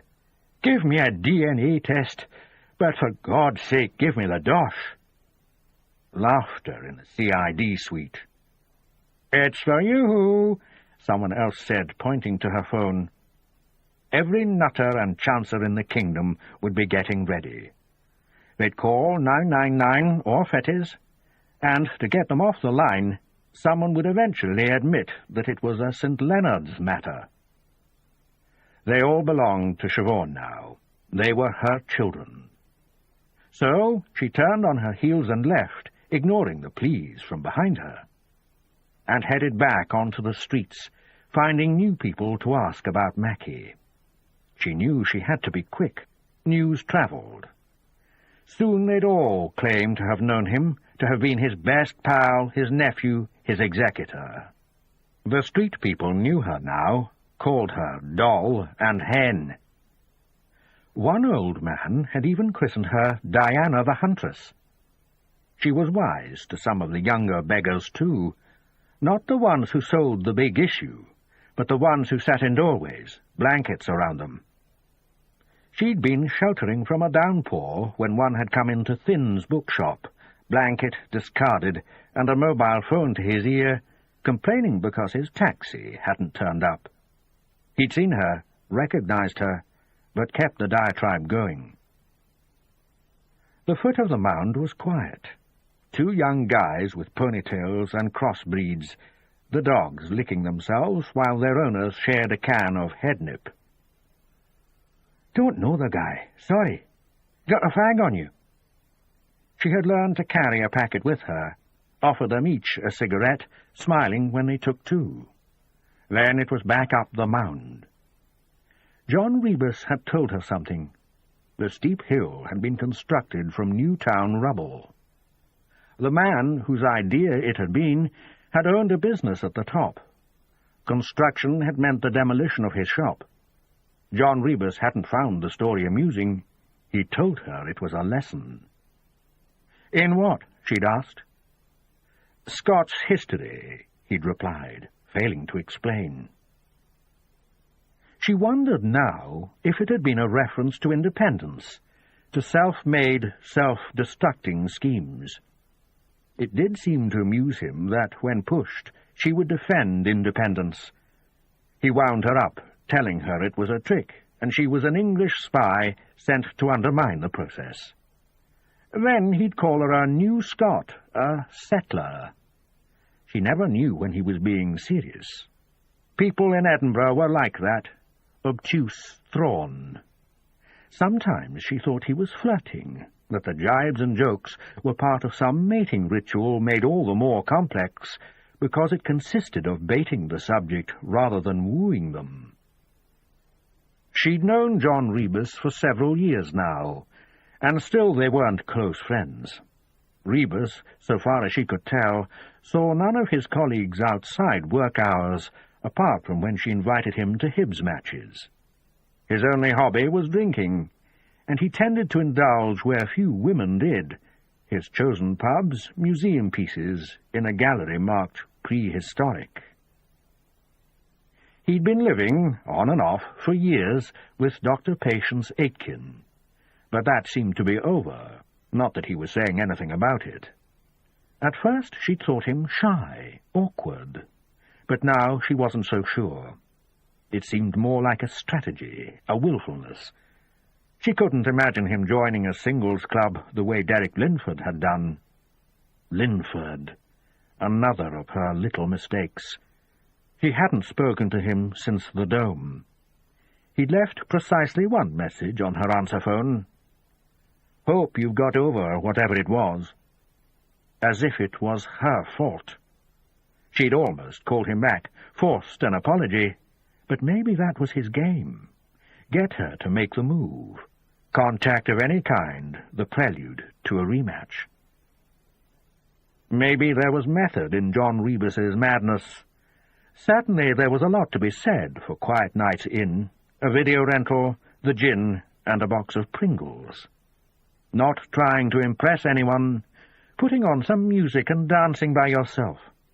At parties and in clubs, there was always that self-consciousness, that sense of being watched and graded by anonymous eyes. But next morning at the office it would be, "What did you get up to last night, then?" Asked innocently enough, but she never felt comfortable saying more than, "Not much. How about you?" Because to utter the word alone implied that you were lonely, or available, or had something to hide.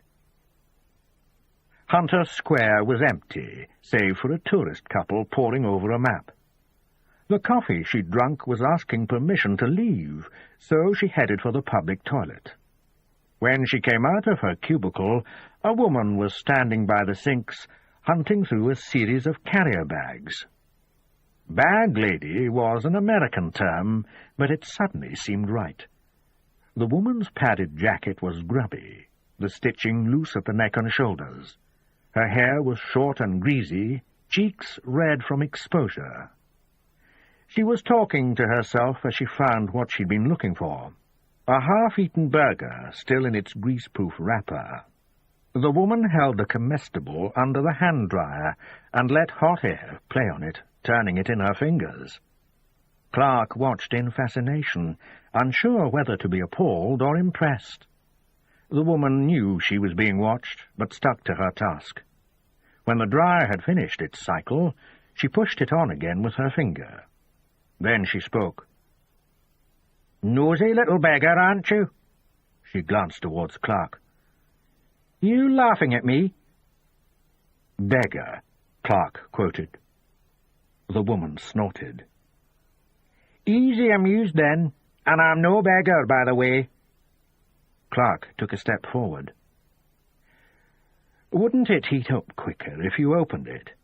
Eh? Heat the inside, rather than the outside. You saying I'm cack-handed?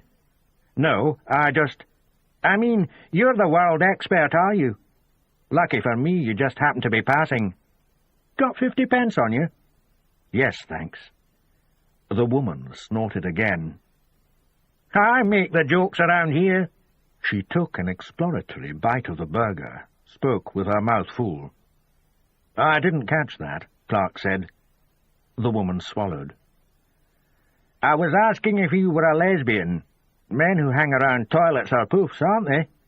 You're hanging around a toilet. I'm no lesbian, by the way. She took another bite. Ever come across a guy called Mackey? Chris Mackey? Who's asking? Clark produced her warrant card. You know Chris is dead. The woman stopped chewing. Tried swallowing, but couldn't. Ended up coughing the mouthful out onto the floor. She went to one of the sinks, cupped water to her mouth. Clark followed her. He jumped from North Bridge. I'm assuming you knew him? The woman was staring into the soap-flecked mirror. The eyes, though dark and knowing, were so much younger and less worn than the face. Clark placed the woman in her mid-30s, but knew that on a bad day she could pass for 50. Everybody knew Mackey. Not everybody's reacted the way you just did. The woman was still holding her burger. She stared at it, seemed about to ditch it, but finally wrapped it up again and placed it at the top of one of her bags. I shouldn't be so surprised, she said. People die all the time. But he was your friend? The woman looked at her. Gonna buy me a cup of tea? Clark nodded. The nearest cafe wouldn't take them. When pressed, the manager pointed to the woman and said she'd caused trouble trying to beg at the tables. There was another cafe further along.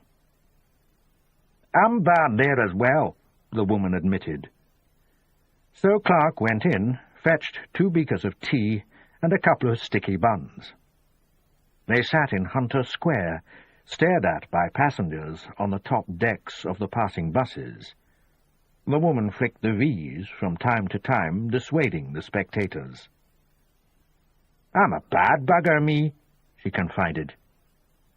Clark had her name now, Desi. Short for Desiderata, not her real name. Left that behind when I left home. And when was that, Desi? I don't remember. A lot of years now, I suppose. You always been in Edinburgh? A shake of the head. All over. Last summer I ended up on a bus to some commune in Wales. Christ knows how that happened. Got a fag? Clark handed one over. Why did you leave home? Like I said, nosy little beggar. All right. What about Chris? I always called him Mackey. What did he call you? Desi. She stared at Clark. Is that you, trying to find out my last name? Clark shook her head. Cross my heart. Oh, aye, a cop's as honest as the day is long. It's true. Only this time of year the days are awfully short. Clark laughed. I walked into that one. She'd been trying to work out if Desi knew about Mackey, knew about the detective who was asking about him, knew about the story in the news. So, what can you tell me about Mackey? He was my boyfriend, just for a few weeks. The sudden, unexpected smile lit up her face. Wild weeks they were, mind? How wild? An arch look. Enough to get us arrested. I'm saying no more than that. She bit into her bun. She was alternating, mouthful of bun, puff on the cigarette. Did he tell you anything about himself? He's dead now. What does it matter? It matters to me. Why would he kill himself? Why does anyone? You tell me. A slurp of tea. Because you give in. Is that what he did? Give in? All the shite out here? Desi shook her head. I tried it once. Cut my wrists with a bit of glass. 8 stitches. She turned one wrist as if to show it, but Clark couldn't see any scars. Couldn't have been serious, could I? Clark was well aware that a great many homeless people were ill, not physically, but mentally. She had a sudden thought. Could she trust any stories Desi told her? When did you last see Mackie? Maybe a couple of weeks back. How did he seem? Fine. She pushed the last morsel of bun into her mouth, washed it down with tea before concentrating on the cigarette. Desi, did you really know him? What? You haven't told me one thing about him. Desi prickled. Clark feared she would walk off. If he meant something to you, Clark went on, help me get to know him. Nobody knew Mackie, not really. Too many defences. But you got past them? I don't think so. He told me a few stories, but I think that's all they were. What sort of stories? Oh, all about places he'd been. America, Singapore, Australia. I thought maybe he'd been in the Navy or something, but he said he hadn't. Was he well educated? He knew things. I'm positive he'd been to America. Not sure about the others. He knew London, though. All the tourist places and the underground stations. When I first met him... Yes? Clark was shivering, couldn't feel her toes. I don't know. I got the feeling he was just passing through, like there was somewhere else he could go. But he didn't. No. Are you saying he was homeless by choice, rather than necessity? Maybe. Desi's eyes widened a little. What is it? I can prove I knew him. How's that? The present he gave me. What present? Only I didn't have much use for it, so I gave it to someone. Gave it to someone? Well, sold it. A second-hand shop on Nicholson Street. What was it? A briefcase sort of thing. Didn't hold enough stuff, but it was made of leather. Mackie had carried his cash to the Building Society in a briefcase. So now it'll have been sold on to someone else, Clark guessed. But Desi was shaking her head. The shopkeeper still got it. I seen him walking about with it. Leather it was, and the bastard only gave me 5 quid. It wasn't far from Hunter Square to Nicholson Street. The shop was an Aladdin's cave of tat, narrow aisles leading them past teetering pillars of used goods, books, cassettes, music centres, crockery. Vacuum cleaners had been draped with feather boas. Picture cards and old comics lay underfoot. Electrical goods and board games and jigsaws, pots and pans, guitars, music stands. The shopkeeper, an Asian, didn't seem to recognize Desi. Clark showed her warrant card and asked to see the briefcase. 5 measly quid he gave me, Desi grumbled. Genuine leather. The man was reluctant until Clark mentioned that St. Leonard's was just around the corner. He reached down and placed a scuffed black briefcase on the counter. Clark asked him to open it. Inside, a newspaper, packed lunch, and a thick roll of banknotes. Desi seemed to want a closer look, but he snapped shut the case. Satisfied? He asked. Clark pointed to a corner of the case where the scuffing was worst. What happened? The initials were not my initials. I attempted to erase them. Clark looked more closely. She was wondering if Valerie Briggs could identify the case. Do you remember the initials? She asked Desi. Desi shook her head. She was looking too. The shop was badly lit. The faintest indents remained. A.D.C., she guessed. "I believe so," the shopkeeper said. Then he wagged a finger at Desi. "And I paid you a fair price." "You as good as robbed me, you sod." She nudged Clark. "Stick the handcuffs on him, girl." ADC, Clark was thinking. Was Mackie really ADC? Or would it prove another dead end? Back at St. Leonard's, she kicked herself for not checking Mackie's criminal record sooner. August 1997. Christopher Mackie and a Ms. Desiderata, she refused to give police her full name, were apprehended while involved in a lewd exhibition on the steps of a parish church in Bruntsfield. August. Festival time.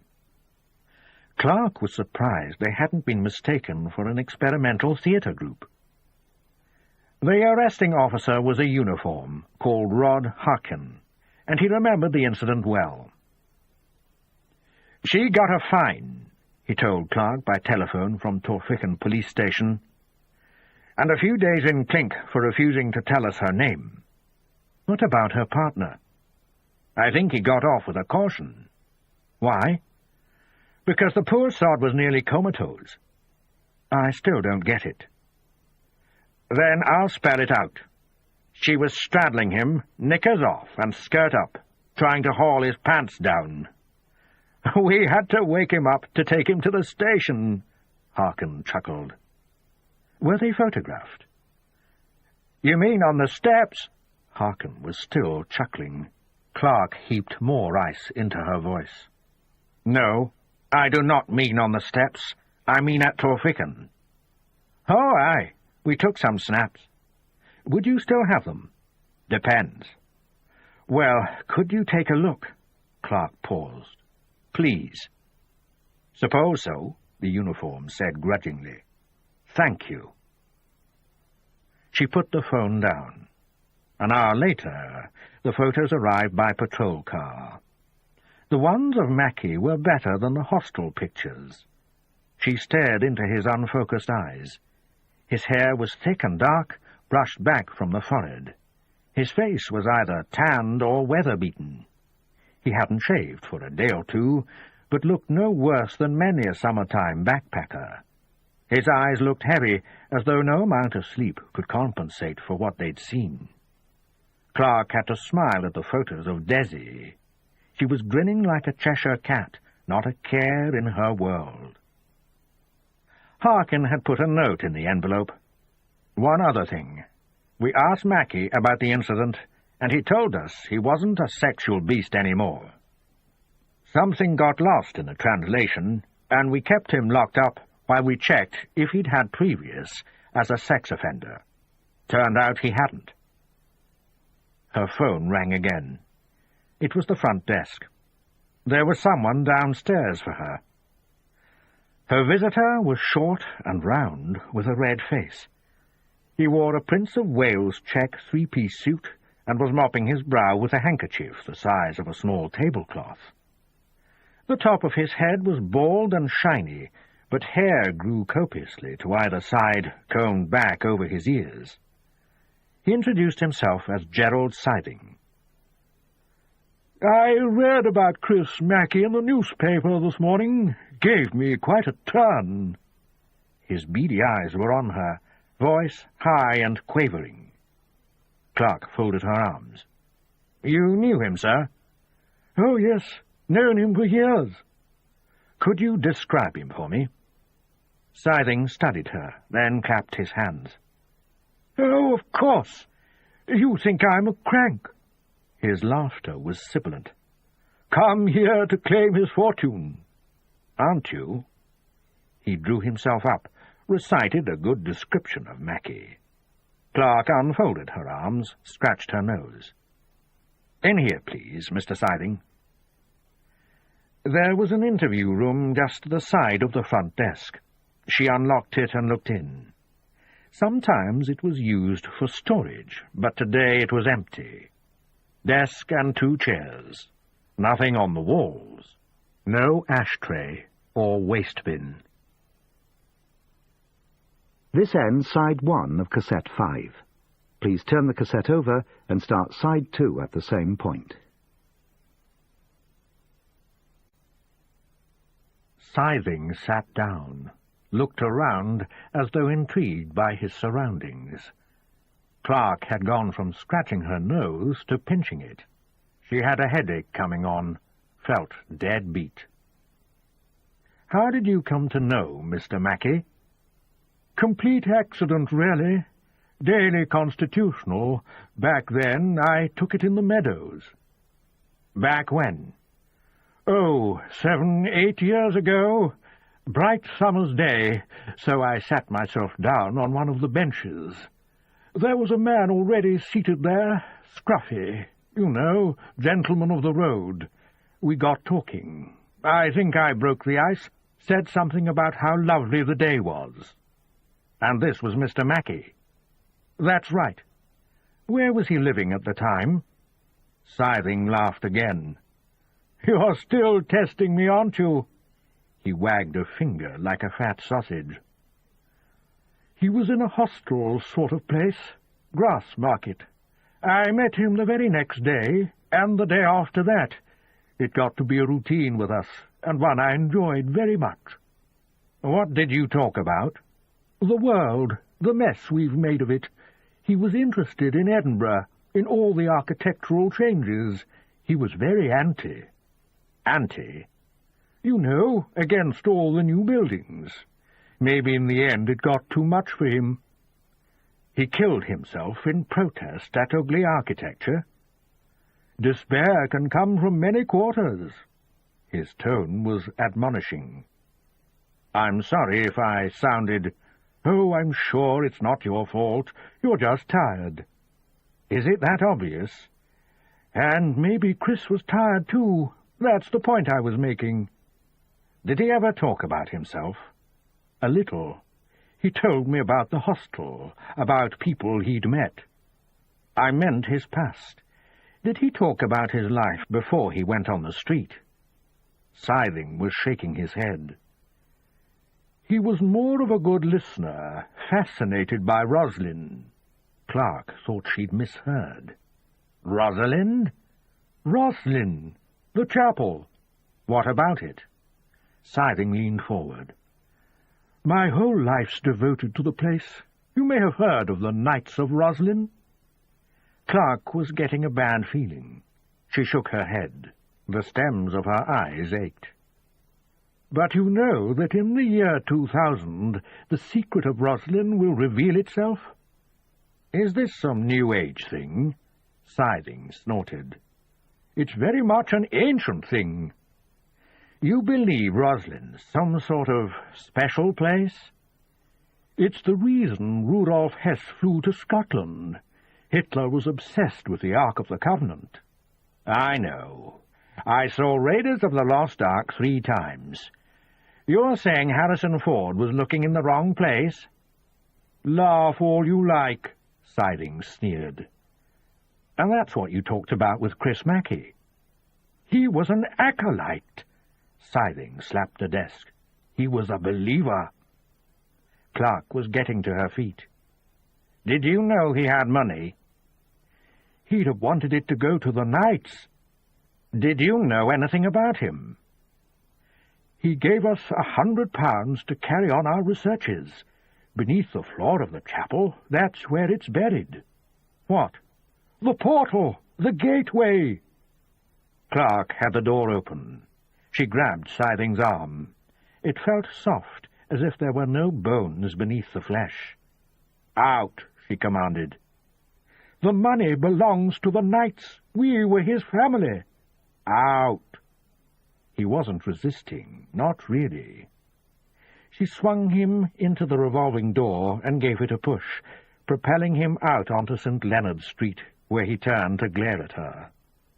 His face was redder than ever. Strands of hair had fallen forwards over his eyes. He began talking again, but she turned away. The desk sergeant was grinning. "Don't," she warned. "I hear my Uncle Chris passed away," he said, ignoring her raised finger. As she made for the stairs, she could hear his voice. "He said he'd leave me a little something when he went. Any chance, Siobhan? Come on, just a few quid for my old Uncle Chris." Her phone was ringing when she reached it.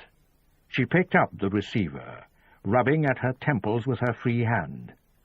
"What?" she snapped. "Hello," a woman's voice. "You'll be the mystery tramp's sister, then." Clark slipped into her chair. "It's Sandra here, Sandra Carnegie." The name meant nothing to her for a moment. "We went to the marina that night," the voice explained. Clark screwed her eyes shut. "Oh, hell, yes. Sorry, Sandra. I was just phoning to see if—" "It's been a hellish day, that's all," Clark was saying. "There'd been any progress, only no one's telling me anything." Clark sighed. "I'm sorry, Sandra. It's not my case anymore. Who's your contact at sex crimes?" Sandra Carnegie mumbled something inaudible. "I didn't catch that." A burst of fury. "I said you're all the same. You look like you're concerned, but you're not doing anything to catch him. I can't go out now without wondering, is he watching me? Is that him on the bus or crossing the road?" The anger melting to tears. "And I thought that night we—" "I'm sorry, Sandra." "Stop saying that! Jesus, just stop, will you?" "Maybe if I talk to the officers at sex crimes—" But the phone had gone dead. Siobhan put down the receiver, then lifted it off the hook, sat it on the desktop. She had Sandra's number somewhere, but looking at the chaos of papers on her desk, she knew it might take hours to find. And her headache was getting worse. And the frauds and lunatics would keep hammering at her. And what kind of job was it that could make you feel so bad about yourself? Chapter 17. The kind of morning just made for a long drive. Sky a pale wash of blue, thin strings of clouds, almost no traffic, and Page Plant on the radio cassette. A long drive might help clear his head. The bonus ball. He was missing the morning briefing. Linford could have the stage all to himself. Rebus headed out of town against the tide of the rush hour. Crawling queues on Queensferry Road, the usual tailback at the Barnton roundabout. Snow on the roofs of some cars. The gritting lorries had been out at dawn. He stopped for petrol and downed 2 more paracetamol with a can of iron brew. Crossing the Forth Bridge, he saw that they'd put up the Millennium Clock on the rail bridge, providing a reminder he didn't need. He remembered a trip to Paris with his ex-wife. Was it 20 years ago? A similar clock was set up outside the Beaubourg, only it had stopped. And here he was, time-travelling, back to the haunt of childhood holidays. When he came off the M90, he was surprised to see he still had over 20 miles to go. Was St. Andrews really so isolated? A neighbour had usually given the family a lift, Mum and Dad, and Rebus and his brother. 3 of them crushed against each other on the back seat, bags squashed by their knees and legs, beach balls and towels resting on their laps. The trip would take all morning. Neighbours would have waved them off as though an expedition were being undertaken into the dark continent of northeast Fife, final destination a caravan site where their 4-berth rental awaited, smelling of mothballs and gas mantles. At night there'd be the toilet block with its skittering insect life, moths, and Jenny Longlegs casting huge shadows on the whitewashed walls. Then back to the caravan for games of cards and dominoes, their father usually winning, except when their mother persuaded him not to cheat. 2 weeks of summer. It was called the Glasgow Fair Fortnight. He was never sure if fair was as in festival or not raining. He never saw a festival in St. Andrews, and it seemed to rain often, sometimes for a whole week. Plastic macks and long, bleak walks. When the sun broke through, it could still be cold. The brothers, turning blue as they splashed in the North Sea, waving at ships on the horizon, the ships their father told them were Russian spies. There was an RAF base nearby. The Russians were after their secrets. As he approached the town, the first thing he saw was the golf course, and heading into the centre, he noticed that St. Andrews seemed not to have changed. Had time really stood still here? Where were the high-street shoe shops and bargain outlets, the fast food chains? St. Andrews could afford to be without them. He recognized the spot where a toy shop had once stood. It now sold ice cream. A tea-room, an antique emporium, and students. Students everywhere, looking bright and cheerful in keeping with the day. He checked his directions.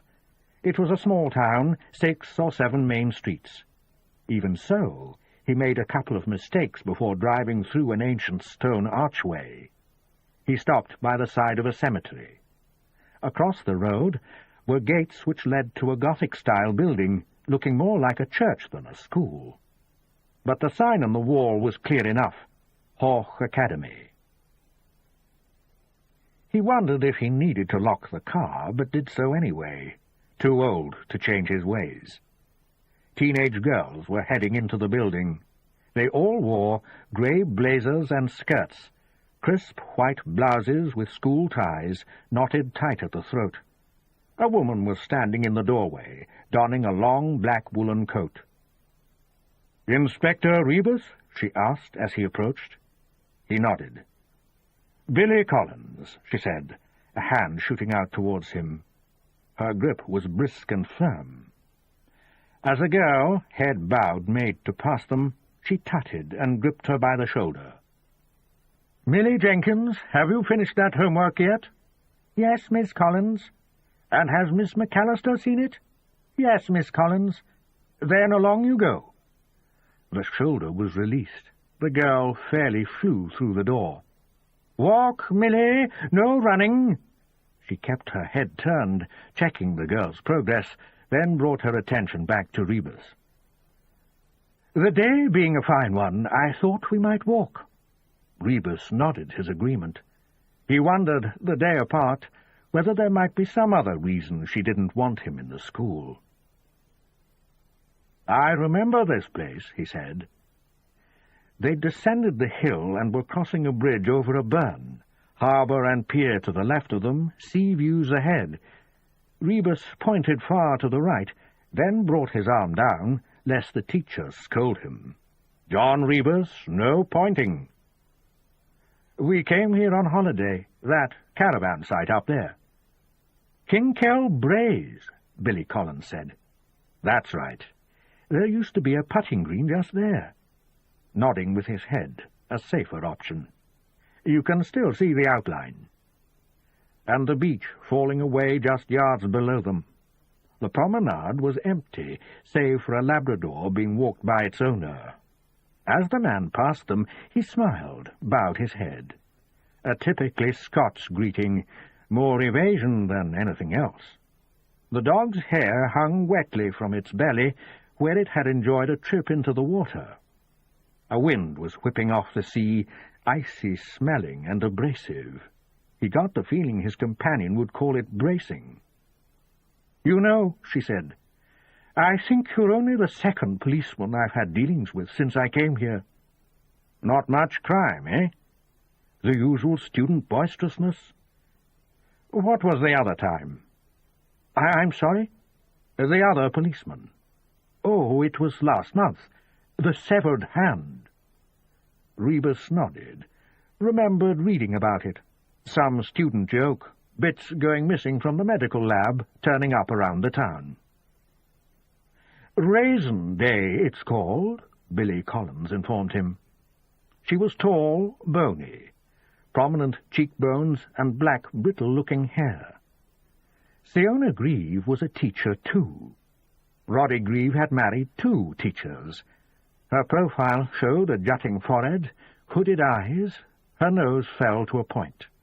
Masculine features married to a strong, deep voice. Low-heeled black shoes, the navy blue skirt falling way past her knees. Blue woolen jumper with decoration provided by a large Celtic brooch. "Some sort of initiation?" Rebus asked. "The third-year students throw out challenges to the first years.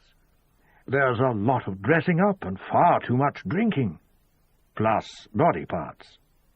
She glanced at him. "That was a first, so far as I'm aware. An anatomy prank. The hand was found on the school wall.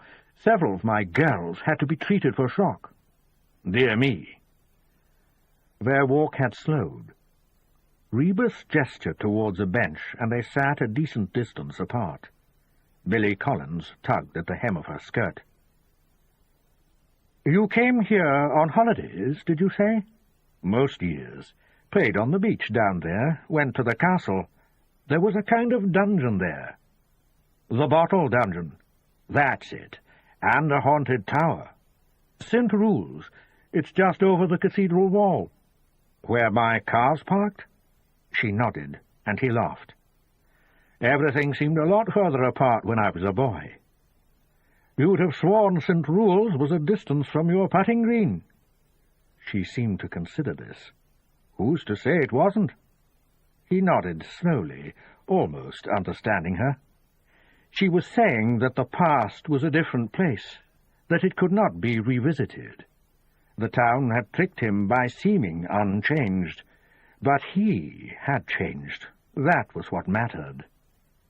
She took a deep breath, spread her hands out across her lap. "You want to talk to me about my past, Inspector, and that's a painful subject. Given the choice, it's something I'd avoid. Few happy memories, and those aren't what interest you anyway." "I can appreciate—" "I wonder if you can, I really do. Roddy and I met when we were too young, second-year undergraduates, right here. We were happy here. Maybe that's why I've been able to stay. But when Roddy got his job in the Scottish office—" She reached into a sleeve for her handkerchief. Not that she was about to cry, but it helped her to work at the cotton with her fingers, her eyes fixed on the embroidered edges. Rebus looked out to sea, imagining spy ships, probably fishing boats transformed by imagination. "When Peter was born," she went on, "it was at the worst time. Roddy was snowed under at work. We were living at his parents' place. It didn't help that his father was ailing. With my postnatal depression, well, it was a kind of living hell." Now she looked up. In front of her lay the beach, and the Labrador bounding across it to fetch a stick. But she was seeing a different picture altogether. Roddy seemed to immerse himself in his work, his way of escaping it all, I suppose. And now Rebus had his own pictures, working ever longer hours, keeping clear of the flat. No arguments about politics, no cushion fights. Nothing any more but the knowledge of failure. Sammy had to be protected, the unspoken agreement, the last pact of husband and wife. Until Rona told him he was a stranger to her and walked away, taking their daughter. He couldn't recall his own parents ever arguing. Money had always been an issue. Every week they put a little aside, saving for the boys' holiday. They scrimped, but Johnny and Mike never went without. Patched clothes and hand-me-downs, but hot meals, Christmas treats and the annual holiday, ice cream and deck chairs, bags of chips on the walk back to the caravan, games of putting, trips to Craigtoun Park. There was a miniature train there. You sat on it and ended up in some woods with little elfin houses. It had all seemed so easy, so innocent. "And the drinking got worse," she was saying, "so I ran back here bringing Peter with me." "How bad did the drinking get?" He did it in secret, bottles hidden in his study. Siona says he wasn't much of a drinker. She would, wouldn't she? Protecting his good name? Billy Collins sighed. I'm not sure I really blame Roddy. It was his family, the way they can suffocate you. She looked at him. All his life, I think he dreamed of Parliament, and just when it was within his reach... Rebus shifted on the bench. I've heard he worshipped Camo. Not quite the right word, but I suppose he did want at least some of what Camo appeared to have. Meaning? Camo can be charming and ruthless, sometimes never more ruthless than when he's being charming to your face. Roddy was attracted to that side of his brother, the ability to scheme. He had more than one brother, though. Oh, you mean Alistair? Did you know him? I liked Alistair, but I can't say I blame him for leaving. When did he leave? Late 70s. 79, I think. Do you know why he left? Not really. He had a business partner, Frankie or Freddie. A name like that. The story was they went off together. Lovers? She shrugged. I didn't believe it, nor did Alicia, though I don't think she'd have been against a homosexual in the family. What did Alistair do? All sorts. He owned a restaurant at one time, Mercurio's on Dundas Street. I should think it's changed names a dozen times since. He was hopeless with the staff. He dabbled in property. I think that was Frankie or Freddie's line of work also, and put money into a couple of bars. As I say, Inspector, all sorts. No arts or politics, then? She snorted. Lord, no. Alistair was far too down to earth. She paused. What has Alistair got to do with Roddy? Rebus slid his hands into his pockets. I'm trying to get to know Roddy. Alistair's just another piece of the puzzle. Bit late to get to know him, isn't it? By getting to know him, it's possible I may see who his enemies were. But we don't always know who our enemies are, do we? The wolf in sheep's clothing, etc. He nodded agreement, stretched out his legs, and crossed them at the ankles.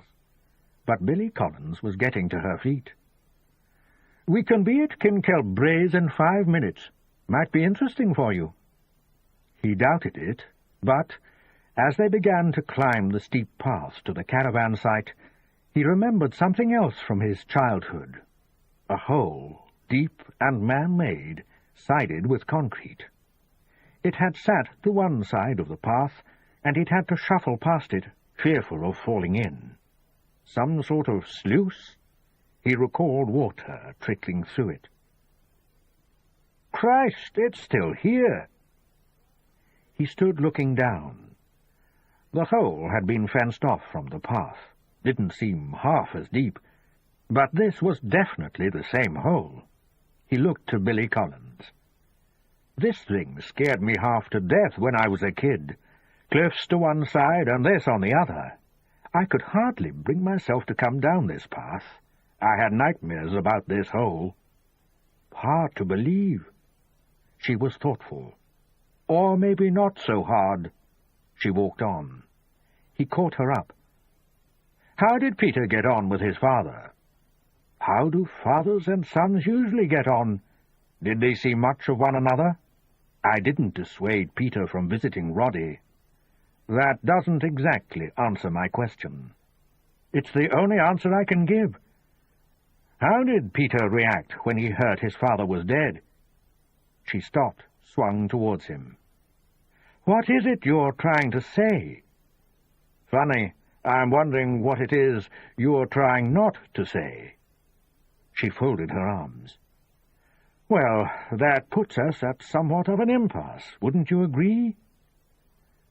I'm just asking if they got on, that's all, because Peter's last song about his father is called The Final Reproof, and that doesn't exactly conjure up harmony and good humor. They were at the top of the path.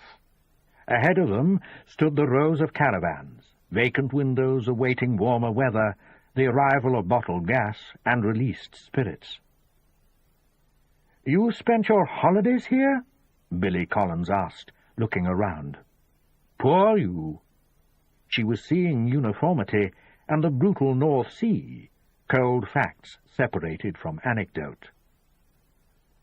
"The final reproof," she said to herself.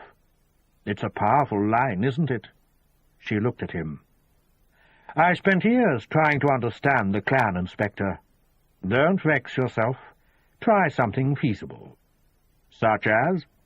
Conjure up the past and make it work this time." "I might have a round table in my living room," he said. "That doesn't necessarily mean I'm Merlin." He took the coastal road south to Kirkcaldy, stopped for lunch in London Links. One of the regulars at the Oxford Bar, his father owned the Old Manor Hotel. Rebus had been promising a visit for a while. He ate East Nuke fish soup, followed by the catch of the day. Local fish, simply cooked, washed down with mineral water, and tried not to dwell on the past, anyone's past. Afterwards George gave him the tour. From the main bar, the scenery was stunning, a golf links with the sea and horizon beyond. In a sudden shaft of sunlight, Bass Rock looked like a nugget of white gold. "Do you play?" George asked. "What?" Rebus, still gazing out of the window. "Golf." Rebus shook his head. "Tried it when I was a kid. Hopeless." He managed to turn his head away from the view. "How can you drink in the Ox with this as the alternative?" "I only drink at night, John, and after dark you can't see any of this." It was a fair point. Darkness could make you forget what was in front of your face. Darkness would swallow the caravan site, the old putting green, and St. Rule's Tower. It would swallow crimes and grieving and remorse. If you gave yourself to the darkness, you might start to make out shapes, invisible to others, but without being able to define them. The movement behind a curtain, the shadows in an alleyway. "See how Bass Rock is shining," George said. "Yes. It's the sun reflecting off all the bird shit." He got up. "Sit there, and I'll fetch us some coffee." So Rebus sat by the window, the glorious winter's day set out before him, bird shit and all, while his thoughts churned and churned in the dark. What was waiting for him in Edinburgh? Would Lorna want to see him? When George came back with the coffee, he told Rebus there was a bedroom vacant upstairs. "Only you look like you could use a few hours off." "Christ, man, don't tempt me," Rebus said. He took his coffee, black. Chapter 18. The hospital corridors were all rubber-soled efficiency. Nurses darted in and out of doorways. Doctors consulted clipboards as they made their rounds. No beds here, just waiting rooms, examination rooms, offices. Derek Linford disliked hospitals. He'd watched his mother die in one. His father was still alive, but they didn't talk much, the occasional phone call. The first time Derek had owned up to voting Tory, his father had disowned him. That was the kind of man he was, headstrong, full of erroneous grievances. His son had sneered at him. "How can you be working class? You haven't worked in 20 years." It was true. Disability benefit for a mining accident. A limp that would appear at convenient times, but never when he was on his way to meet old pals at the pub. And Derek's mother, slogging her guts out in a factory until the final illness took her. Derek Linford had succeeded, not in spite of his background, but because of it. Each rung he climbed another jibe at his father, another way of letting his mother know he was all right. The old man, not so old really, 58, still lived in the council semi. Linford would drive past it occasionally, slowing to a crawl, not really caring if he was seen. A neighbour might wave, half recognizing the face. Would they pass the news on to his father? "I see young Derek was round the other day. He still keeps in touch, then?" He wondered how his father would react. With a grunt, most likely, turning back to his sports pages, his quick crossword. When Derek was a teenager, doing well in all his subjects, his father would make show of asking him for the answers to crossword clues. He'd rack his brains, get them wrong. It took Derek a while to realize the old man was making them up. 7 letters, umbrella, C something P. Derek would have a go, then his father would sigh and say something like, "No, you looper, it's Capulet." No such word in the dictionary. Derek's mother hadn't died in this hospital. She'd held his hand, her breathing ragged. She couldn't speak, but her eyes told him she wasn't sorry to go. Worn out, like some machine run to death, and like a machine she'd lacked care, lacked maintenance. The old man standing at the foot of the bed, flowers in his arms, carnations picked from a neighbour's garden. And books he'd brought from the library, books she could no longer read. Was it any wonder he hated hospitals? Yet, in his early days on the force, he'd been made to spend long hours in them, waiting for victims and aggressors to be treated, waiting to take statements from patients and staff. Blood and dressings, swollen faces, twisted limbs. He'd watched an ear being stitched, had witnessed grey-white bone protruding from a shattered leg. Crash victims, muggings, rapes. Was it any wonder? Finally, he found the family room. It was supposed to be a quiet space for families who were awaiting news of a loved one, as the receptionist had put it. But as he pushed open the door, he was assailed by the death rattle of vending machines, a cloud of cigarette smoke, and the glare of daytime TV. 2 middle-aged women were puffing away, their eyes fixed on him for a moment, then returned to the chat show. "Mrs. Ure." The women looked up again. "You don't look like a doctor." "I'm not," he told the speaker. "Are you Mrs. Ure?" "We're both Mrs. Ure, sisters-in-law." "Mrs. Archie Ure." The other woman, who hadn't spoken yet, stood up. "That's me." She saw she was holding a cigarette, stubbed it out. "My name's Detective Inspector Derek Linford. I'd been hoping to have a word with your husband." "Get in the queue," the sister-in-law said. "I was sorry to hear. Is it serious?" "He's had trouble with his heart before," Archie Ure's wife said. "Never stopped him working for what he believed in." Linford nodded. He'd done his reading, knew all about Archie Ure. Head of the council's planning executive, a councillor for more than 2 decades.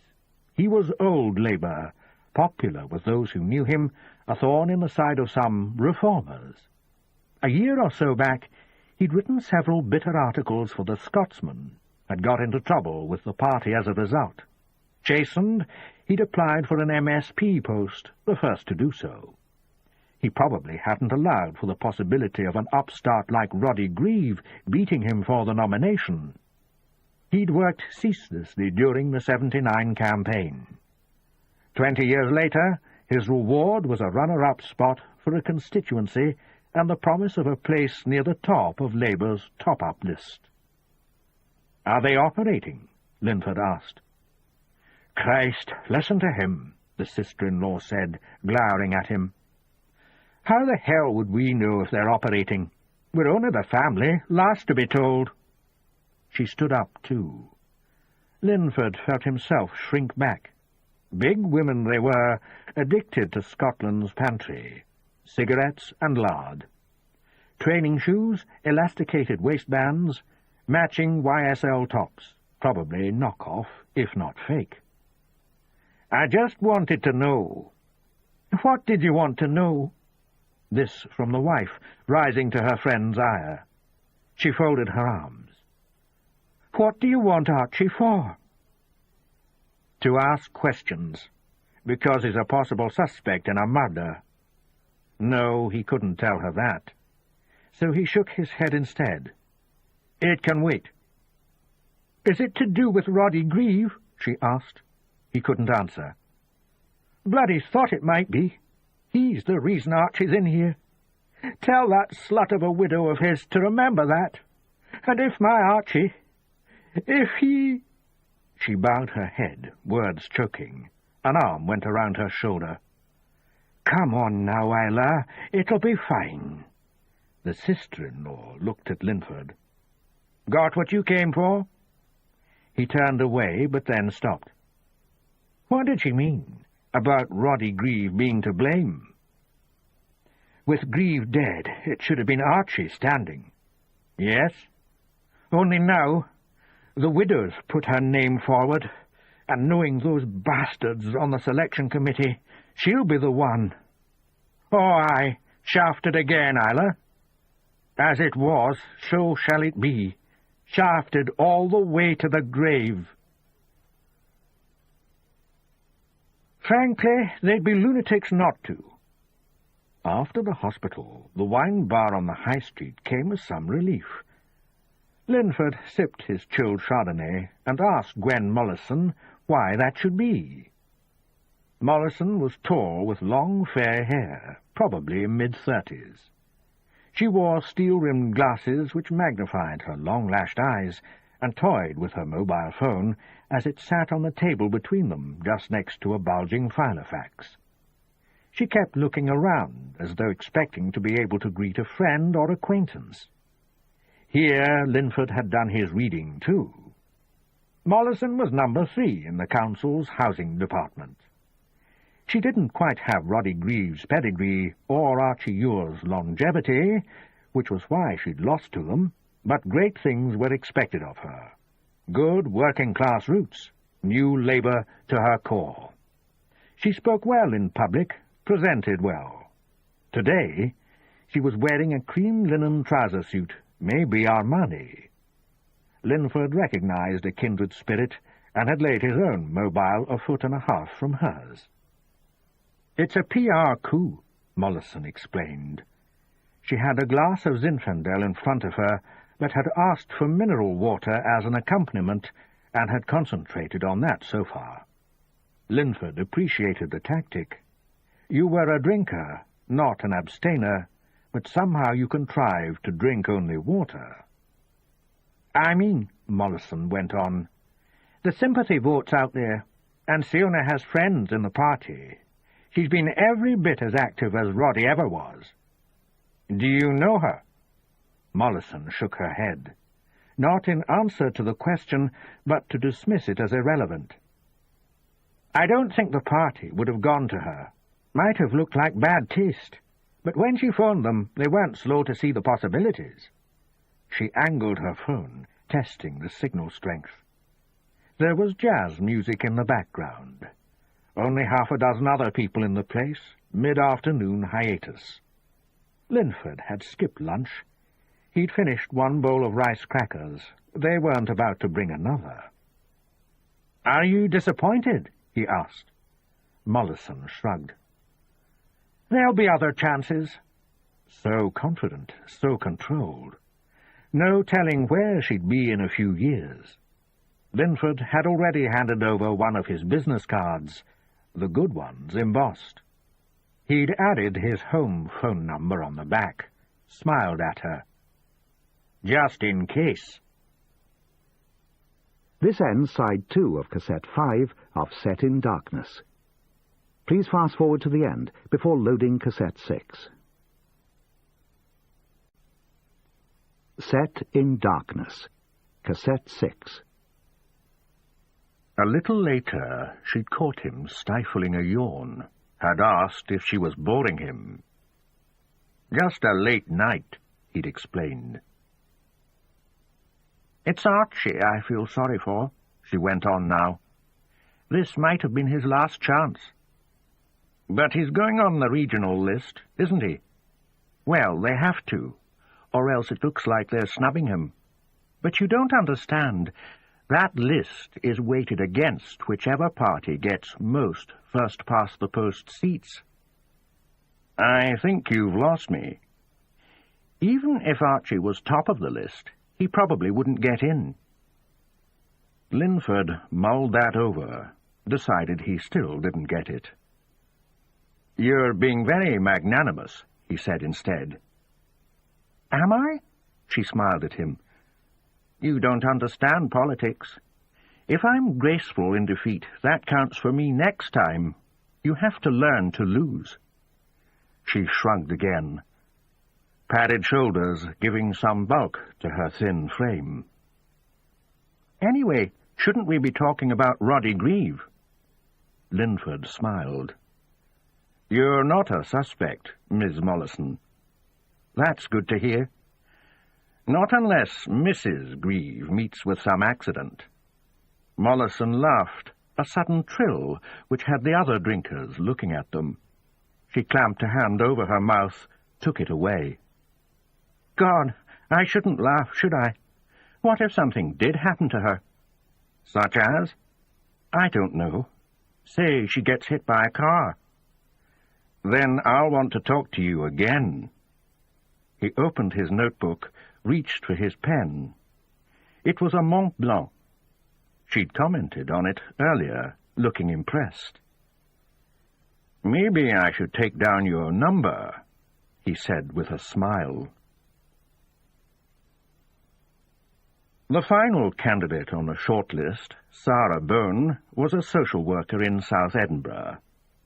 He caught up with her at a day-care centre for the elderly. They sat in the conservatory, surrounded by potted plants wilting from neglect. Linford said as much. Quite the opposite, she informed him. They're suffering from over-attention. Everybody thinks they need a drop of water. Too much is as bad as not enough. She was a small woman, a shade over 5 feet, with a mother's face framed by a youthful haircut, short and feathered. Horrible, was what she said when he asked her about Roddy Grieve's death. The world just seems to get worse and worse. Could an MSP do anything to help? I'd hope so, she said. But now you're not going to get the chance? Much to the relief of my clients, she nodded towards the building's interior. They were all saying how much they would miss me. It's nice to be wanted, Linford said, feeling that he was wasting his time with this woman. He called Rebus. The two met at Cramond. The normally leafy suburb had a grey, pinched look to it. Winter wasn't welcome here. They stood on the pavement by Linford's BMW. Rebus, having listened to Linford's report, was thoughtful. "How about you?" Linford asked. "How was St. Andrews?" "Fine. I took a walk down by the seashore." "And? And what?" "And did you talk to Billy Collins?" "That's why I was there." "And?" "And she shed about as much light as an asbestos candle." Linford stared at him. "You wouldn't tell me anyway, would you? She could confess, and I'd be the last to know." "It's how I work." "Keeping things to yourself?" Linford's voice was rising. "You're awfully tense, Derek. Not been getting any lately?" Linford's face flushed. "Sod you. Come on, you can do better than that." "I don't need to. You're not worth it." "Now that's a comeback." Rebus lit a cigarette, smoked in the uncompanionable silence. He could still see St. Andrews as it had been to him nearly half a century before. He knew it represented something extraordinary, but couldn't have said what. The words didn't quite exist. It was as though loss and permanence had mingled and become some new entity, the one tasting of the other. "Should we talk to her?" Rebus sighed, sucked again on the cigarette. The smoke was blowing back into Linford's face. The wind, Rebus thought, is on my side. I suppose so, he said at last. Now we're here. It's good to hear such enthusiasm. I'm sure our respective bosses would be thrilled. Oh, I've always cared what the brass think. He looked at Linford. You don't get it, do you? I'm the best thing that could have happened to you, Linford hooted. Think about it, Rebus went on. Case solved, you take the credit. Case unsolved, you lay the blame on me. Either way, your boss and mine will go for it. You're their blue-eyed boy.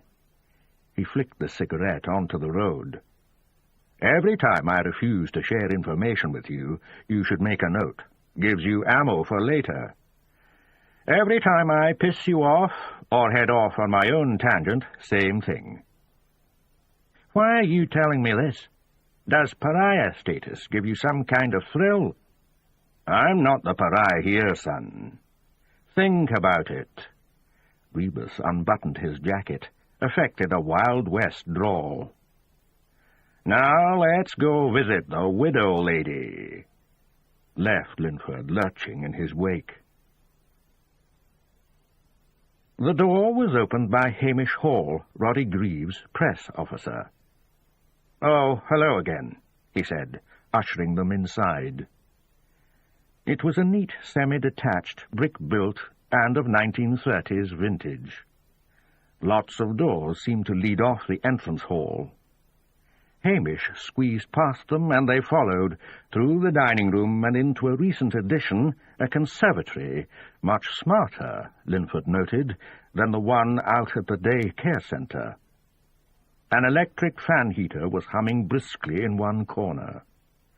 Cane furniture, including a glass-topped table, and, seated at the table, Siona Grieve and Joe Banks, a mound of paperwork before them. The few pot plants looked expertly tended. "Oh, hello," Siona Grieve said. "Coffee?" Hamish asked. Both detectives nodded, and he headed into the kitchen. "Sit down if you can find a space," Siona Grieve said. Joe Banks got up and scooped newspapers and folders from a couple of the chairs. Rebus picked up one folder, examined it. In prospect, a briefing pack on the Scottish Parliament for prospective candidates.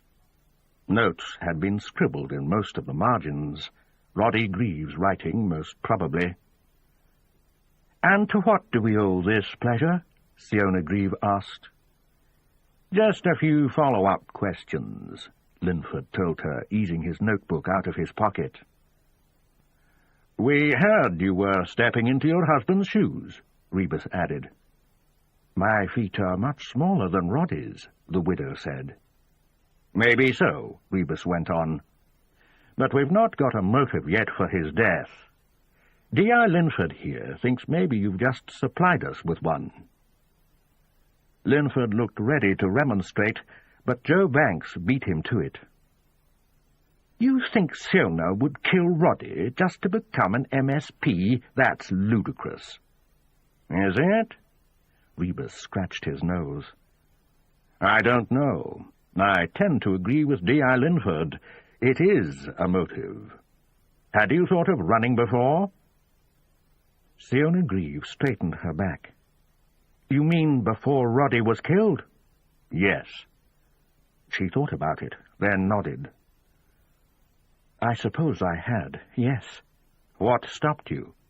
"I'm not sure." "This is totally out of order," Joe Banks said. Siona Grieve touched her arm. "It's all right, Joe.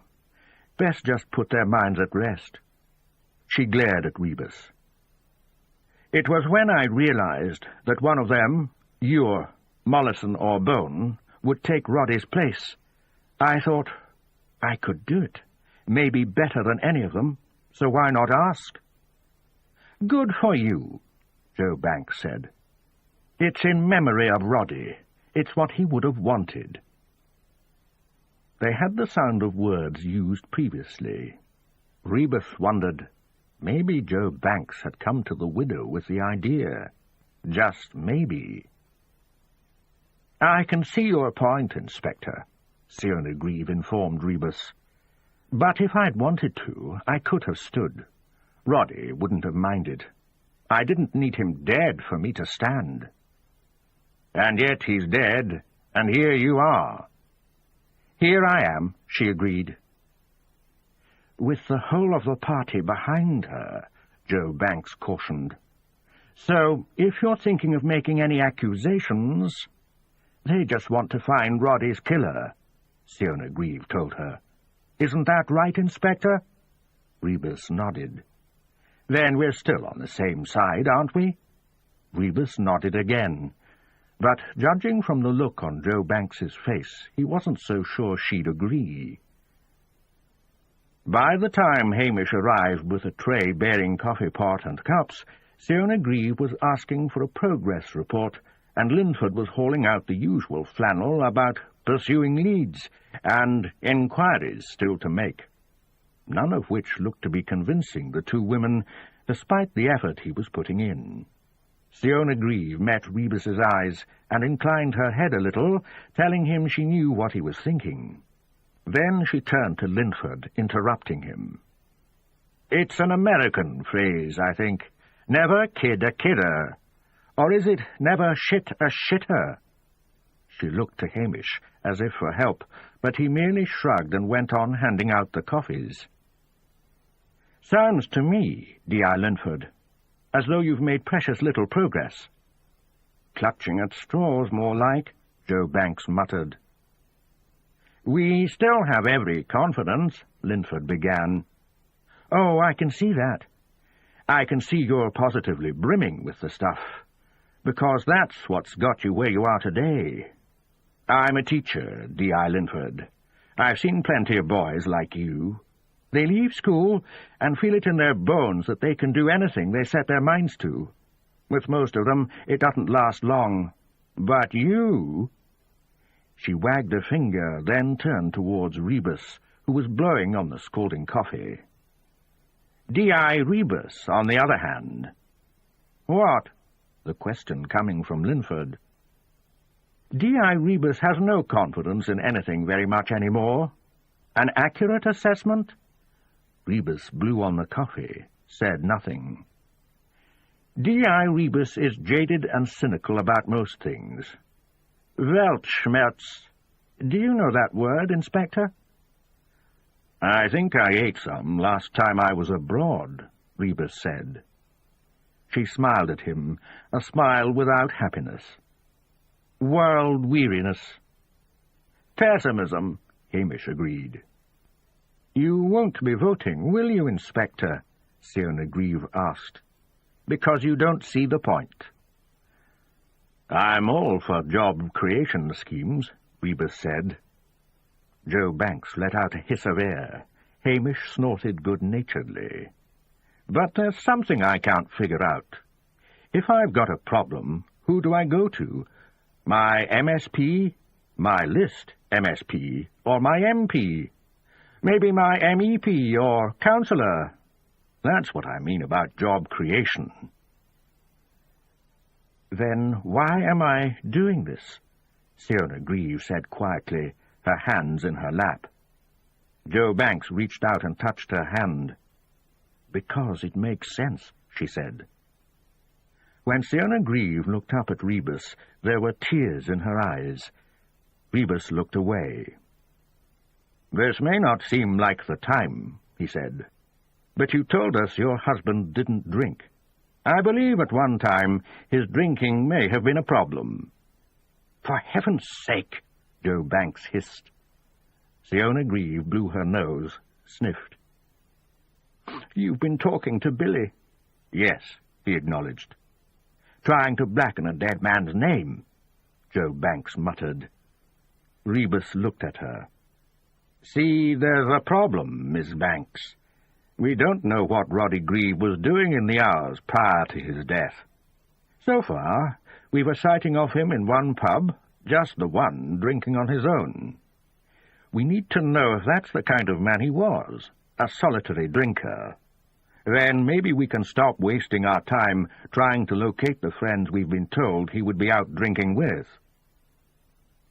"It's all right, Joe," Fiona Grieve said quietly. Then to Rebus, "He said he felt he sometimes had to get out of himself." "Where would he have gone?" She shook her head. "He never said." "The times he stayed out all night?" "I think maybe he went to hotels or slept in the car." Rebus nodded, and she seemed to read his thoughts. "Maybe he wasn't alone in doing that, Inspector." "Maybe," he conceded. "Some mornings he'd woken in his car and didn't even know where he was. Country roads, the middle of nowhere. Is there anything else we should know?" She shook her head slowly. "I'm sorry," he said. "I really am. I'm sorry." Rebus laid his coffee cup on the table, got up, and left the room. By the time Linford caught up with him, Rebus was seated in his Saab, window down, smoking. Linford leaned down, so their faces were almost touching. Rebus blew some smoke past his ear. "So what do you think?" Linford asked. Rebus considered his answer. Late afternoon, light had died from the sky. "I think we're in the dark," he said, "swiping at things we think might be bats." "What does that mean?" The young man sounding genuinely annoyed. "It means we'll never understand one another," Rebus answered, starting his engine. Linford stood at the curbside, watching the Saab move off. He reached into his pocket for his mobile, put in a call to ACC Carswell at Fetters. He had the words formed and waiting in his head. "I think maybe Rebus is going to be a problem after all." But as he waited to be put through, he had another thought. In saying as much to Carswell, he'd be admitting defeat, showing weakness. Carswell might understand, but that didn't mean he wouldn't see it as such. Defeat, weakness. Linford cut the call, switched the phone off. This was his problem. It was up to him to think of a way round it. Chapter 19. Dean Cockhill was dead.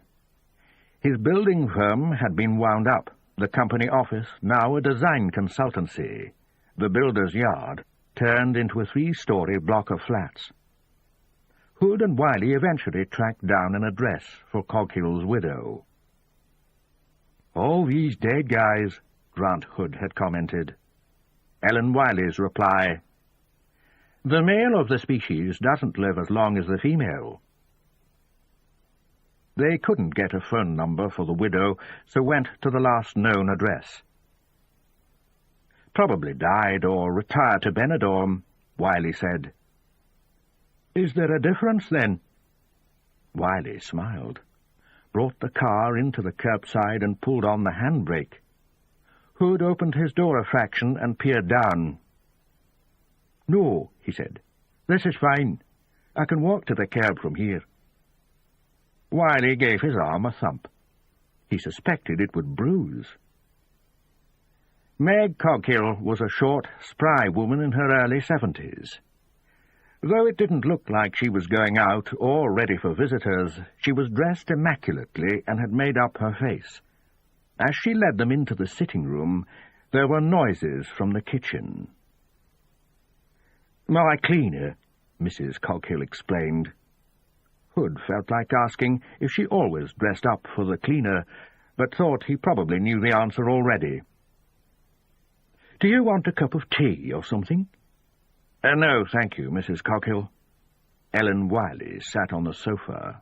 Hood remained standing, while Mrs. Coghill sank into an armchair, big enough to accommodate someone 3 times her size.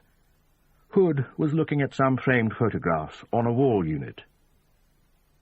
"Is this Mr. Coghill?" "That's Dean." I still miss him, you know." Hood guessed that the chair the widow now sat in had been her husband's. The photos showed a bear of a man, thick arms and neck, back held straight, the chest prominent and gut sucked in. His face told you he'd be fair, as long as you didn't muck him around. Cropped silver hair, jewellery around his neck and on his left wrist, a fat Rolex on the right. "When did he pass away?" Wiley was asking, her voice trained in dealing with the bereaved. "Best part of a decade ago." "Was it a medical condition?" "He'd had problems with his heart before. Hospitals, specialists. He couldn't slow down, you see. Had to keep working." Wiley nodded slowly. "It's hard for some people." "Were there any partners in the business, Mrs. Coghill?" Hood had rested his backside on the arm of the sofa. "No." Mrs. Coghill paused. "Dean had hopes for Alexander." Hood turned to look again at the photos. Family groups, a boy and girl from their pre-teens through to their 20s. "Your son?" he asked.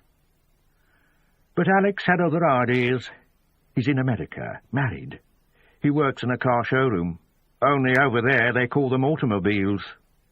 "Mrs. Coghill," Wiley said, "did your husband know a man called Bryce Callan?" "Is that why you're here? You know the name, then?" "He was some kind of gangster, wasn't he?" "He had that reputation, certainly." Meg Coghill got up, fussed with some ornaments on the mantelpiece. Little china animals, cats playing with balls of wool, spaniels with floppy ears. "Is there something you want to tell us, Mrs. Coghill?" Hood spoke quietly, his eyes meeting Wiley's. "It's too late now, isn't it?" There was a tremor in Meg Coghill's voice. She kept her back to her visitors. Wiley wondered if she took any tablets for nerves. "You tell us, Mrs. Coghill," she suggested. The widow's hands kept busy with the ornaments as she spoke. "Bryce Callan was a thug, wasn't he? You paid up, or you got in trouble. Tools would disappear, or the tyres on the van would be slashed. The job you were working on might end up vandalised.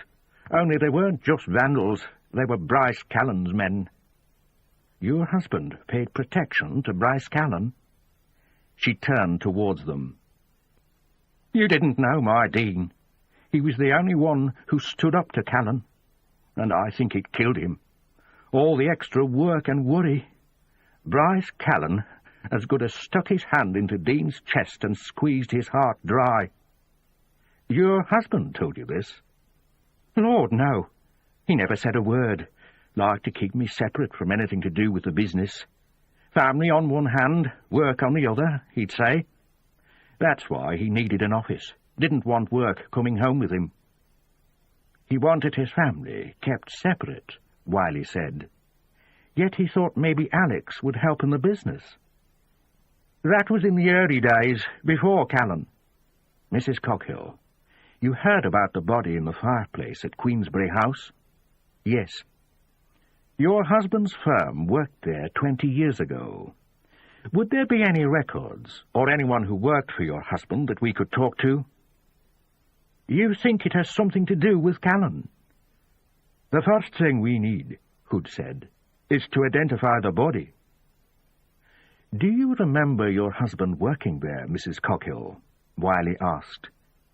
"Maybe he mentioned someone disappearing from the job." When Mrs. Coghill started shaking her head, Wiley looked to Hood, who smiled. Yes, that would have been too easy.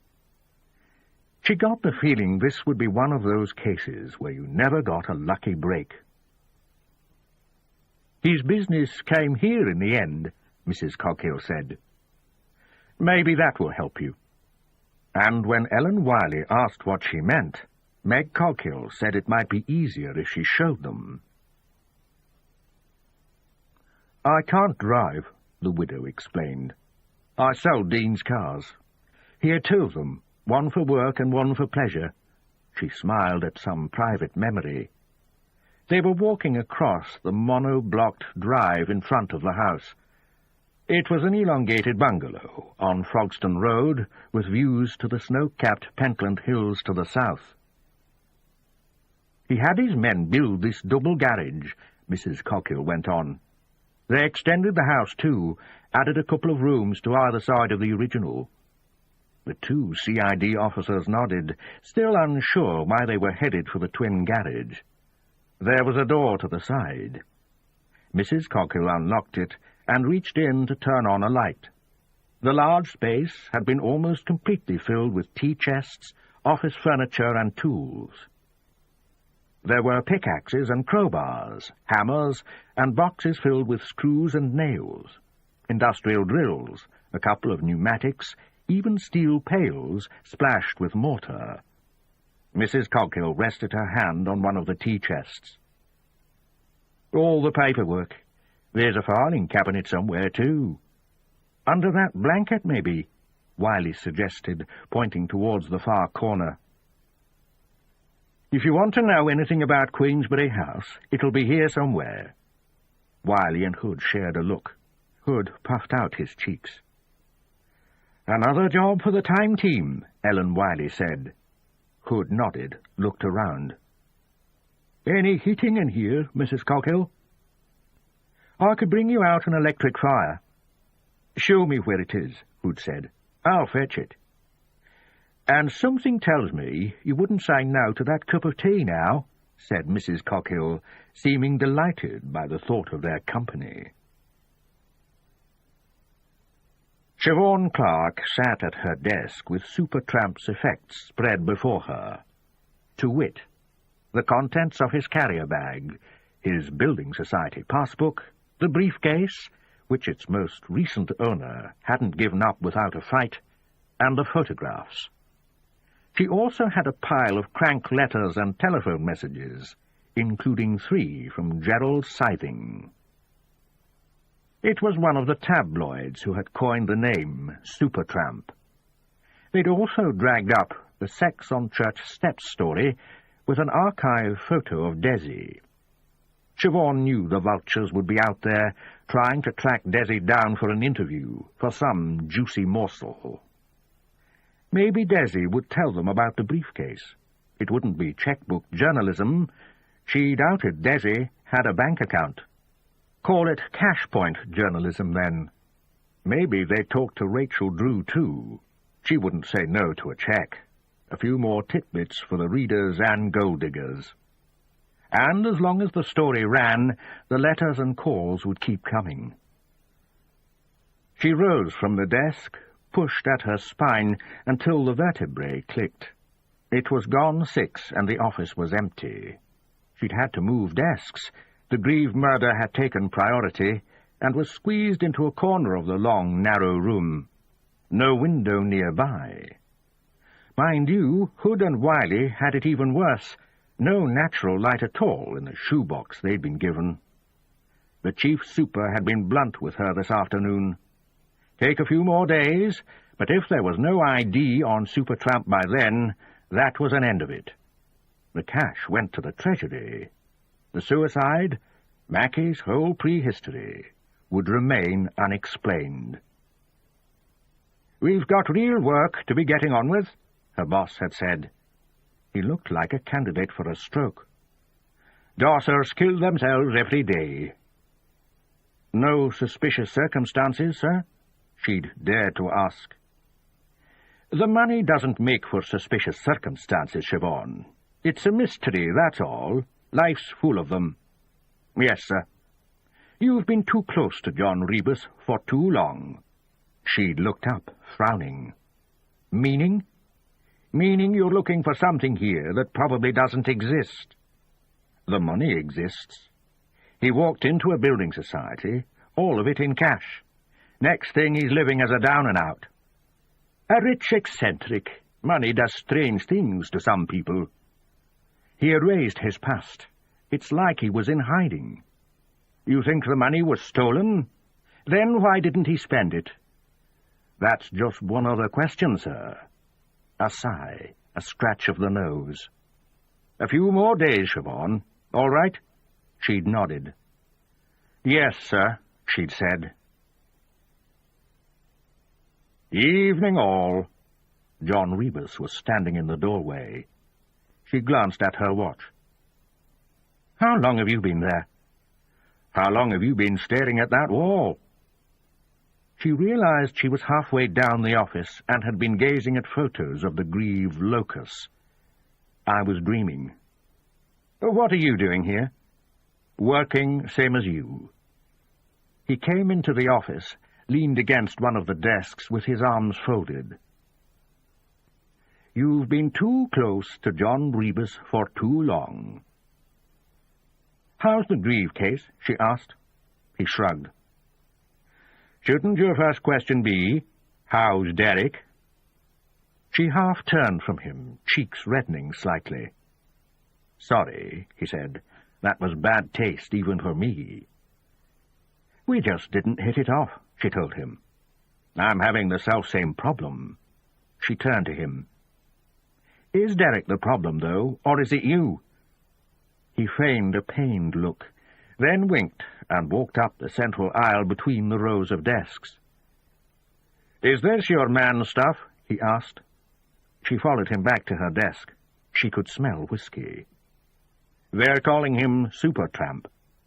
Who are? The media. He was smiling. She asked him why. Supertramp. I saw them in concert once. Usher Hall, I think it was. Before my time. So what's the story with Mr. Supertramp anyway? He had all this money he either couldn't spend or didn't want to. He took on a new identity.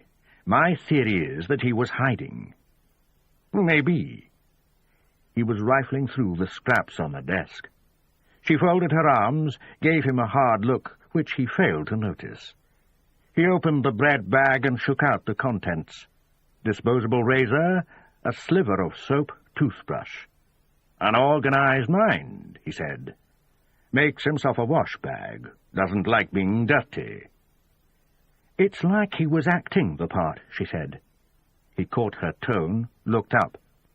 What is it? He asked. Nothing. She couldn't say the words. My case, my pitch. Rebus lifted the arrest photograph. What did he do? She told him, and he laughed. I've tracked him back as far as 1980. That was when Chris Mackey was born. You should talk to Hood and Wiley. They're checking Miss Pers from 78 and 79. Maybe I'll do that. You sound tired. What if I offered to buy you dinner? And we talk shop all through the meal? Yes, that would be a real break from routine. I happen to have a wide range of conversational topics. Name 3. Pubs, progressive rock, and you're struggling. Scottish history. I've been reading up on it lately. How thrilling. Besides, pubs are where you have conversations. They're not what you talk about. I talk about them. That's because you're obsessed. He was sorting through her messages. Who's G. Scything? She rolled her eyes. His first name's Gerald. He came to see me this morning. The first of many, no doubt. He's keen to talk to you? Once was enough. Woodwork creaks, and out come the freaks, eh? I have a feeling that's a line from a song. Not a song, a classic. So, who is he? He runs some bunch of nutters called the Knights of Roslin. As in Roslin Chapel? The same. He says Supertramp was a member. Sounds unlikely. Oh, I think they knew one another. I just can't see Mackey leaving all that money to Mr. Scything. So, who are these Knights of Roslin? They think there's something beneath the chapel floor. Come the millennium, up it pops, and they're in the vanguard. I was out there the other day. I didn't know you were interested. I'm not. But Lorna Grieve lives out that way. Rebus had turned his attention to the newspaper which had been in Mackie's carrier. "Was this folded like this?" The newspaper looked filthy, as though it had been fished out of a bin. It had been opened to an inside page and folded into quarters. "I think so," she said. "Yes, it was crumpled like that." "Not crumpled, Siobhan. Look what story it's open at." She looked. A follow-up article on the body in the fireplace. She took the paper from Rebus and unfolded it. Could be one of these other stories. Which one? Traffic congestion, or the doctor who's prescribing Viagra? Don't forget the advert for New Year in County Kerry. She gnawed her bottom lip, turned to the paper's front page. The lead was Roddy Greaves' murder. "Are you seeing something I'm not?"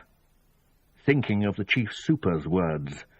"You're looking for something here that probably doesn't exist." "Seems to me maybe Supertramp had some interest in Skelly. You should ask the people who knew him." Rachel Drew at the hostel. Desi heating burgers by hand-dryer. Gerald scything. Siobhan managed not to look thrilled by Rebus's suggestion. "We've a body in Queensberry House," Rebus said. "Dates back to late 78 or early 79. A year later, Supertramp is born." He held up a finger on his right hand. "Supertramp suddenly decides to top himself, having read in the paper about the find in the fireplace." He held up a finger on his left hand, touched the two together. "Careful," Siobhan said. "That means something rude in several countries." "You don't see a connection?" He sounded disappointed. "Sorry to play Scully to your Mulder, but couldn't it be that you're seeing connections here because nothing's happening in your own case?" "Which, translated, means, get your nose out of my business, Rebus." "No, it's just that She rubbed at her forehead. "I only know one thing." "What's that?" "I haven't eaten since breakfast." She looked at him. "The dinner offer still stand?" Chapter 20. They ate at Pataka's on Causeway Side. She asked how his daughter was doing. Sammy was down south, some specialist physiotherapy place. Rebus told her there wasn't much news. "She'll get over it, though?" Meaning the hit-and-run, which had left Sammy in a wheelchair. Rebus nodded. Didn't say anything for fear of tempting fate. "And how's Patience?" Rebus helped himself to more taka dal, though he'd eaten way too much as it was. Siobhan repeated the question. "Nosy little beggar, aren't you?" She smiled. Daisy had said the self-same thing. "Sorry, I thought maybe at your age it was just that your hearing was going." "Oh, I heard you all right." He lifted a forkful of ginger murg, but put it down again untouched. "Me too," Siobhan said. "I always eat too much in Indian restaurants." "I always eat too much all the time." "So the pair of you have split up, then?" Siobhan hid behind her glass of wine. "We parted amicably." "I'm sorry." "How did you want us to part?" "No, the two of you seemed—" She looked down at her plate. "Sorry, I'm talking rubbish here. I only met her 4 or 5 times, and here I am pontificating." "You don't look much like a pontiff." "Bless you for that." She glanced at her watch. "Not bad. 18 minutes without shop talk." "Is that a new record?" He finished his beer. "I notice we haven't been talking much about your private life. Seen anything of Brian Holmes?" She shook her head, made show of looking around the restaurant. 3 other couples in the place, and 1 family of 4. Ethnic music kept low enough that it didn't intrude, but ensured a conversation stayed private.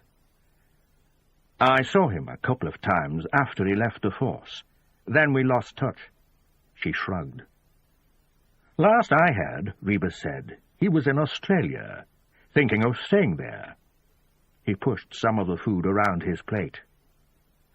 You don't think it's worth asking around about Supertramp and Queensberry House? Siobhan mimicked the noise of a buzzer as she checked her watch again. 20 minutes dead. You've let the side down, John. Come on. She sat back. You're probably right. Thing is, the boss has only given me a couple more days. Well, what other leads have you got? None, she admitted. Just a slew of cranks and gold diggers to put out of the frame. This ends side 1 of cassette 6. Please turn the cassette over and start side 2 at the same point.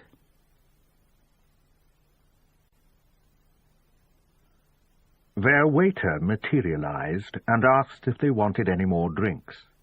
Rebus looked at Siobhan. I'm driving, he told her. You go ahead. In that case, I'll have another glass of white. And another pint for me, Rebus said, handing the waiter his empty glass. Then, to Siobhan, it's only my second. My vision doesn't start blurring till 4 or 5. But you were drinking earlier. I could smell it. So much for the extra strong mints, Rebus muttered. How long till it starts affecting your job? His eyes smouldered. 2, Siobhan? Just wondering, she said, not about to apologize for the question. He shrugged. I could stop drinking tomorrow. But you won't. No, I won't. And I won't stop smoking either, or swearing, or cheating at crosswords. You cheat at crosswords? Doesn't everybody? He watched as one of the couples got up to leave. They left the restaurant hand in hand. Funny, he said. What? Lorna Greaves' husband. He has an interest in Rosalind, too. Siobhan snorted. Speaking of changing the subject, they bought a house in a village, Rebus went on. That's how serious he is. So, he might know you're Mr. Scything. He could even be a member of the Knights. So? So you're beginning to sound like a record with a needle stuck. He stared at her, until, suitably chastened, she mouthed the word, sorry, before taking another glug of wine. An interest in Rosalind connects your Supertramp to my murder case, and Mr. Supertramp also might have had an interest in Queensberry House. You're turning 3 cases into one? I'm just saying there are connections, I know. The old 6 degrees of separation. The old what? She looked at him. Okay, maybe it was after your time. It's to do with how anyone on the planet is connected to anyone else by only 6 links. She paused. I think that's right, anyway. As her second glass of wine arrived, she drained the first. It's at least got to be worth talking to Scything. She wrinkled her nose. I didn't like him. I'll sit in with you, if you like. You are trying to hijack my case. She smiled to let him know she was joking, but inside she wasn't so sure. After their meal, Rebus asked if she fancied a nightcap in Swannie's, but she shook her head. I wouldn't want to lead you into temptation, she said. I'll give you a lift home, then. Rebus, heading for the Saab, gave a valedictory wave towards the pub's bright lights. Sleet was blowing horizontally down Causeway side. They got into the car, and he started the engine, making sure the heating was on full. Did you notice the weather today? Siobhan asked. What about it? Well, it was cold, raining, windy, and sunny, all at the same time. It was like 4 seasons in one. You can't say you don't get your money's worth in Edinburgh. Here, hang on a sec. He reached over to open the glove compartment, saw Siobhan stiffen her body, thinking he was going to touch her. He smiled, found the tape he was looking for. "Little treat for you," he said, pushing the tape home. She'd flinched. She'd thought he was making a move on her. Jesus, he wasn't much older than Sammy. "What is it?" she asked. He had the idea she was blushing, hard to tell in the semi-dark interior. He handed her the case. "Crime of the century," she recited. "Supertramp's finest moment," he explained. "You like all this old music, don't you? And that Blue Nile tape you made for me. I might be a dinosaur in many respects, but I'm open-minded about rock." They headed for the new town. Divided city, Rebus was thinking. Divided between the old town to the south and the new town to the north, and divided again between the east end, Hibs FC, and west, Hearts. A city which seemed defined by its past as much as by its present, and only now, with the Parliament coming, looking towards the future. "Crime of the century," Siobhan repeated. "Which one, do you think? Your dead MSP, or my mystery suicide? Don't forget the body in the fireplace. Where's your flat again?"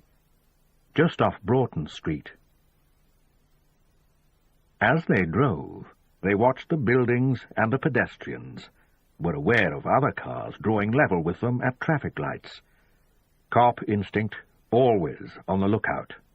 Most people just got on with their lives, but a detective's life was made up of other people's lives. The city seemed quiet enough, not yet late enough for drunks, and the weather was keeping people off the streets. "You have to worry about the homeless this time of year," Siobhan said. "You should take a look at the cells on the run-up to Christmas. The woolly suits take in as many as they can." She looked at him. "I didn't know that. You never worked Christmas." "They arrest them?" Rebus shook his head. "Ask to be locked up. That way, there's a hot meal for them right through to New Year. Then we let them out again." She leaned back against the headrest. "God, Christmas. Do I detect a hint of humbug? My parents always want me to go back home. Tell them you're working. That would be dishonest. What are you doing anyway? For Christmas?" He thought about it. "If they want me for a shift at St. Leonard's, I'll probably clock in. It's a good laugh at the station, Christmas Day." She looked at him, but didn't say anything until she told him her street was next left. There were no parking spaces outside her building. Rebus drew up alongside a gleaming black 4x4. "That's not yours, is it?" "Hardly." He peered up at the flats. "Nice street, though. Do you want some coffee?" He thought it over, remembering the way she'd flinched.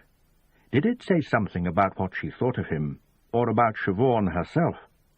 "Why not?" he said at last. "There's a parking space further back." So Rebus reversed 50 yards and parked curbside. Her flat was 2 floors up.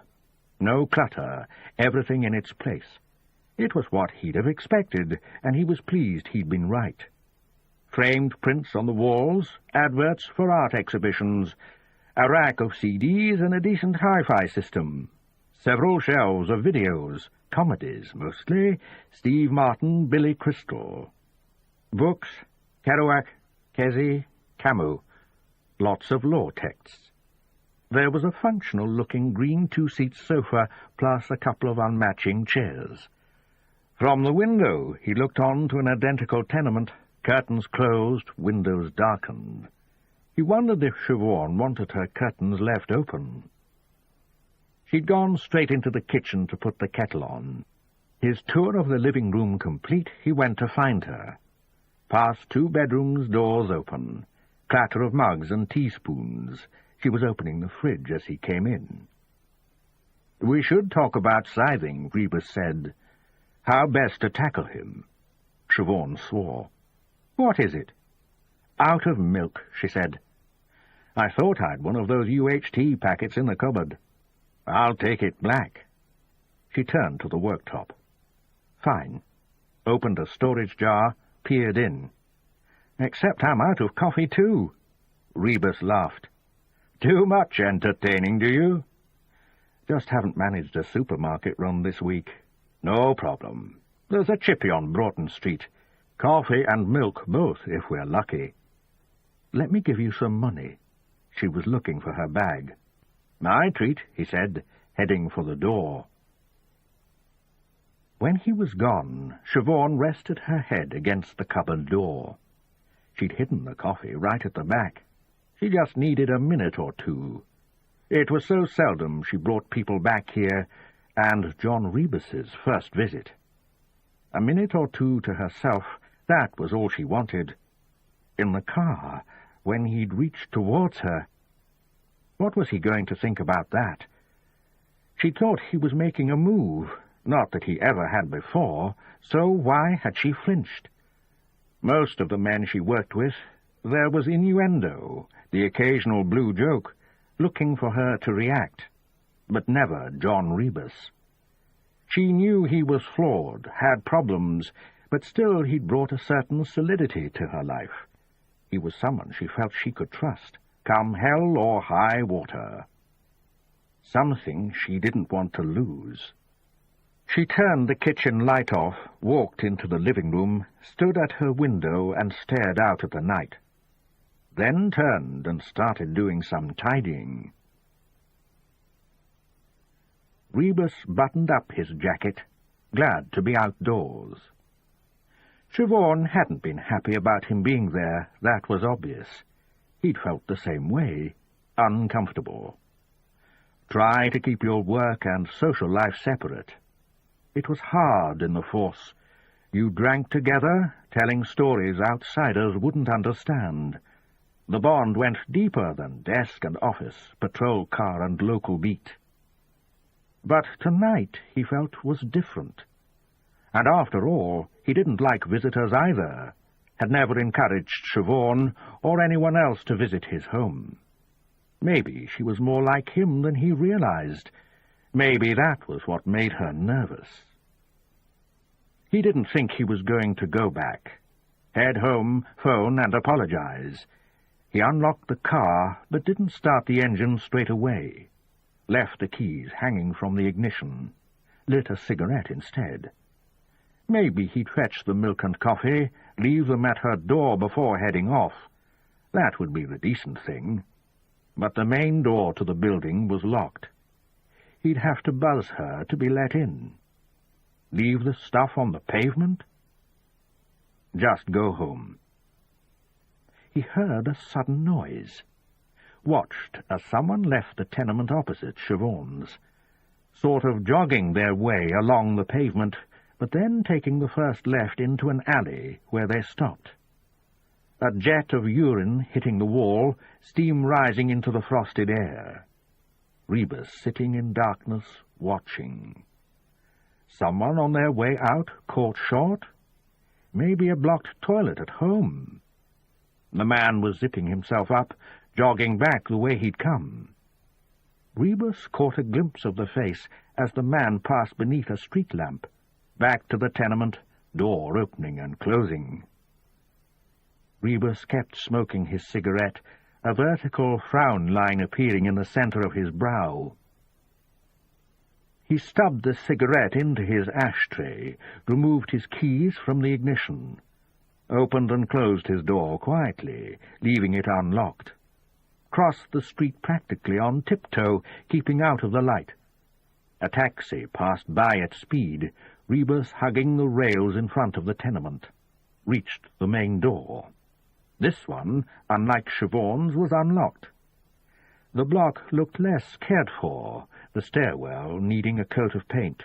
Faint smell of cat piss.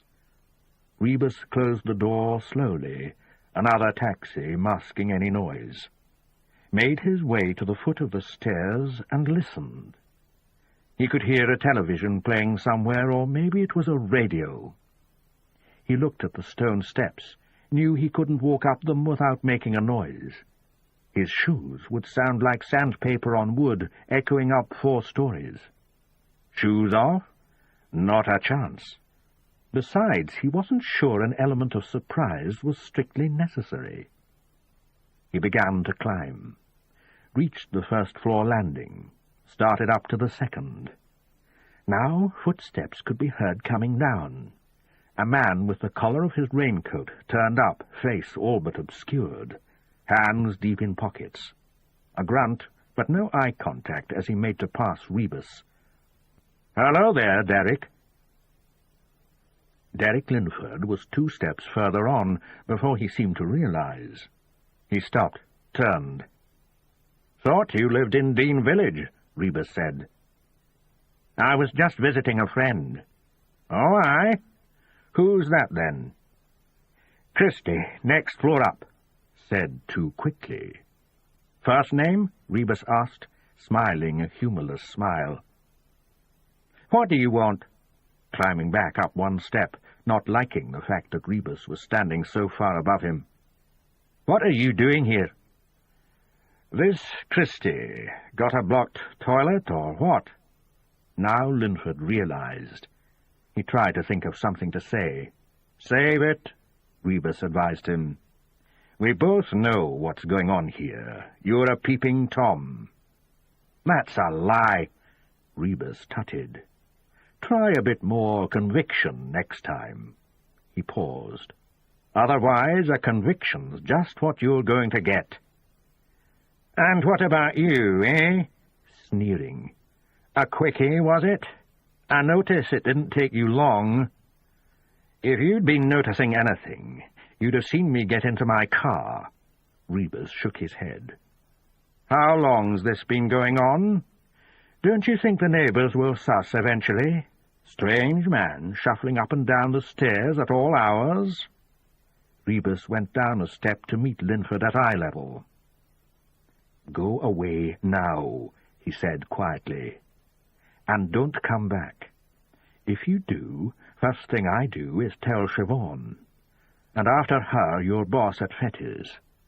They might like pretty boys there, but they don't go big on perverts."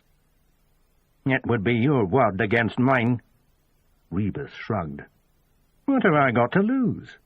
You, on the other hand." He let the sentence drift away. "One more thing. It's my case now. I want you to stay out of the way. Do you understand?" "The brass won't go for it," Linford scoffed. "Without me, they'll take it away from you." "Will they?" "Bet on it." Derek Linford turned and started down the stairs. Rebus watched him leave, then climbed to the next landing. From the window he could see Siobhan's living room and one of her bedrooms. Her curtains still weren't closed. She was seated on her sofa, chin resting on one hand, staring into space. She looked utterly miserable, and somehow he didn't think coffee was the answer. He called her from his mobile as he headed home. She didn't sound too upset. Back at his own flat, he collapsed into the chair with a single measure of Bunnahavin. "Westering home," it said on the bottle, and they'd quoted from the ballad. "Light in the eye, and it's goodbye to care." Yes, he'd known malts that could do that, but it was a sham relief. He got up, added a dribble of water to the drink, and put some music on the hi-fi. Siobhan's tape of the Blue Nile. There were messages on his answer phone. Ellen Wiley, progress report, and reminding him he'd said he'd find out about Bryce Callan. Camo Grieve, wanting a meeting, suggesting time and place. "If it's at all convenient, don't bother getting back to me. I'll see you there." Bryce Callan was long gone. Rebus checked his watch. He knew someone he could talk to. Wasn't sure it would help, but he'd made the offer to Wiley and Hood. It didn't do to go crapping on the junior officers. Remembering how he just dumped a bucket-load on Derek Linford, Rebus grew thoughtful. Another 10 minutes of the Blue Nile, walk across the rooftops, Tinseltown in the rain, and he decided it was time to take his own walk. Not across the rooftops, but down to his car. He was heading for the Badlands of Gorgie. Gorgie was the centre of Big Jer Cafferty's operations. Cafferty had been Edinburgh's biggest player until Rebus had put him in Barlinnie prison. But Cafferty's empire still existed, maybe even flourished, under the control of a man called the Weasel. Rebus knew that the Weasel operated out of a private cab company in Gorgie. The place had been torched a while back, but had risen from the ashes. There was a small front office with a compound behind, but the Weasel did his business upstairs, in a room few people knew about. It was nearly 10 by the time Rebus got there. He parked the car and left it unlocked. This was probably the safest place in the city. The front office comprised a counter with chair and telephone behind and a bench seat in front. The bench seat was where you sat if you were waiting for your cab. The man seated behind the counter eyed Rebus as he walked in. He was on the phone, taking details of a morning booking. Toll Cross to the airport. Rebus sat on the bench and picked up a copy of the evening paper from the day before. Fake wood panelling surrounded him. The floor was linoleum. The man finished his call. "Can I help you?" he asked. He had black hair, so badly cut it looked like an ill-fitting wig, and a nose which hadn't so much been broken in the past as thoroughly dismantled.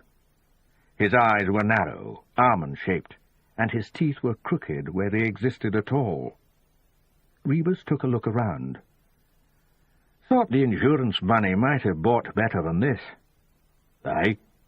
I mean, it's no better than what was here before Tommy Telford torched the place." The eyes became little more than slits. "What do you want?" "I want to see the Weasel." "Oh?" "Look, if he's not upstairs, just say so. But make sure you're not lying, because I get the feeling I'll be able to tell, and I won't be very happy." He flipped open his warrant card, then stood up and held it towards the security camera in the far corner. A wall-mounted speaker crackled into life. "Henry, send Mr. Rebus up." There were 2 doors at the top of the stairs, but only one was open. It led to a small, neat office. Fax machine and photocopier, one desk with a laptop and surveillance screen on it, and at the second desk, the Weasel. He still looked insignificant, but he was the power in this part of Edinburgh until Big Jer came home. Thinning hair greased back from a protruding forehead, a jawline that was all bones, narrow mouth, so that his face seemed to come to a point. "Take a seat," the Weasel said. "I'll stand," Rebus answered. He made to close the door. "Leave it open." Rebus took his hand off the door handle, thought for a moment. The room was stuffy, mixed body odours, then crossed the narrow landing to the other door. He knocked 3 times. "All right in there, lads." Pushed the door open. 3 of the Weasel's men were standing just inside. "This won't take long," he told them, closing the door again. Then he closed the Weasel's door too, so that it was just the 2 of them. Now he sat down, spotted the carrier bags by one wall, whiskey bottles peeping out. "Sorry to spoil the party," he said. "What can I do for you, Rebus?" The Weasel's hands were resting on the arms of his chair, as though he might be about to spring to his feet. "Were you here in the late 70s? I know your boss was, but he was small beer then, playing a few little games, bedding himself in. Were you with him that far back?" "What do you want to know?" "I thought I'd just told you. Bryce Callan was running things then. Don't tell me you didn't know Bryce." I know the name. Cafferty was his muscle for a while. Rebus cocked his head. Any of this jarring your memory? See, I thought I could ask you. Save a trip to the Bar L and me wasting your boss's time. Ask me what? The hands came off the chair arms.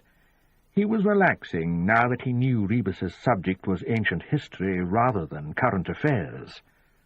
But Rebus knew that one false move on his part, and the weasel would squeal, bringing his minders charging in and ensuring Rebus a visit to A&E at the very least. I want to know about Bryce Callan. Did he have a spot of bother with a builder called Dean Coghill? Dean Coghill? The weasel frowned. Never heard of him. Sure? The weasel nodded. I heard Callan had been giving him grief. This was 20 years ago? The weasel waited till Rebus nodded. Then what the hell's it got to do with me? Why should I tell you anything? Because you like me? The weasel snorted, but now his face changed. Rebus turned to look at the monitor, but too late. He'd missed whatever the weasel had seen. Heavy footsteps taking the stairs with effort. The door swung open. The weasel was on his feet, moving from behind the desk, and Rebus was on his feet too. Strawman! The voice booming. Big Jack Cafferty filled the doorway. He was wearing a blue silk suit, crisp white shirt, open a couple of buttons at the neck. Just to make my day complete. Rebus just stood there, speechless for maybe the second or third time in his life. Cafferty entered the room so that it suddenly became crowded. He brushed past Rebus, moving with the slow agility of a predator. His skin was as pale and creased as a white rhino's, his hair silver. His bullet-shaped head seemed to disappear into the neck of his shirt as he leaned down, his back to Rebus. When he straightened, he was holding one of the whiskey bottles. "Come on," he told Rebus. "You and me are going for a wee ride." Then he gripped Rebus's arm and steered him to the door. And Rebus, still numb, did what he was told. Strawman, Cafferty's nickname for Rebus. The car was a black 7 Series BMW, driver in the front and someone equally large in the passenger seat, which left Rebus and Cafferty in the back. "Where are we going?" "Don't panic, Strawman." Cafferty took a slug of whiskey, passed the bottle over, and exhaled noisily. The windows were down a fraction, and cold air slapped at Rebus's ears. "Bit of a mystery tour, that's all." Cafferty gazed from his window. "I've been away a while. I hear the place has changed. Morrison Street and the Western Approach Road," he told the driver. "Then maybe Holyrood and down to Leith." He turned to his passenger. "Regeneration, music to my ears. Don't forget the new museum." Cafferty stared at him. "Why would I be interested in that?" He held out his hand for the bottle. Rebus took a swig and passed it across. "I get the horrible feeling your being here is legit," Rebus said at last. Cafferty just winked. "How did you swing it?" "To be honest with you, Strawman, I think the governor didn't like it that I was running the show. I mean, that's what he's paid to do, and his own officers were giving Big Jer more respect than they gave him." He laughed. "The governor decided I'd be less of a grievance out here." Rebus looked at him. "I don't think so," he said. "Well, maybe you're right. I dare say good behavior and the inoperable cancer swung it for me." He looked at Rebus. "You still don't believe me?"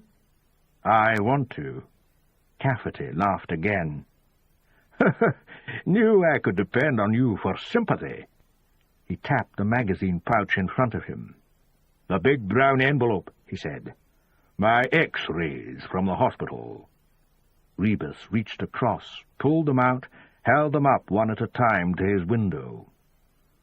The darkish area is the one you're looking for. But what he was looking for was Cafferty's name.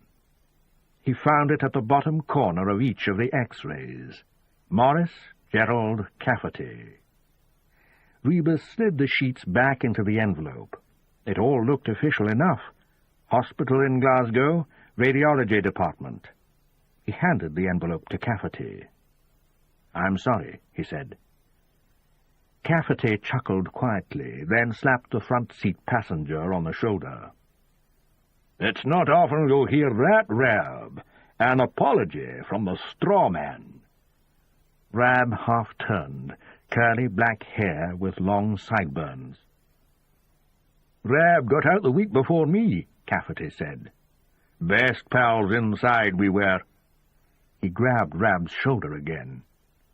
1 minute you're in the Bar L, the next you're in a Beamer. Said I'd look after you, didn't I? Cafferty winked at Rebus. Saw me through a few scrapes, did Rab? He rested against the back of his seat, took another gulp of whiskey. City's certainly changed, straw man. His eyes fixed on the passing scene. Lots of things have changed. But not you. Prison changes a man, surely you've heard that. In my case, it brought on the big C. He snorted. How long, do they say? Now, don't you go getting all maudlin on me. Here. He passed over the bottle, then pushed the X-rays back into the seat pocket. We're going to forget all about these. It's good to be out, and I don't care what got me here. I'm here, and that's that. He went back to his window gazing. I hear tell there's building work going on all over. See for yourself. I intend to. He paused. You know, it's very nice, just the two of us here, sharing a drink and catching up on old times. But what the hell were you doing in my office in the first place?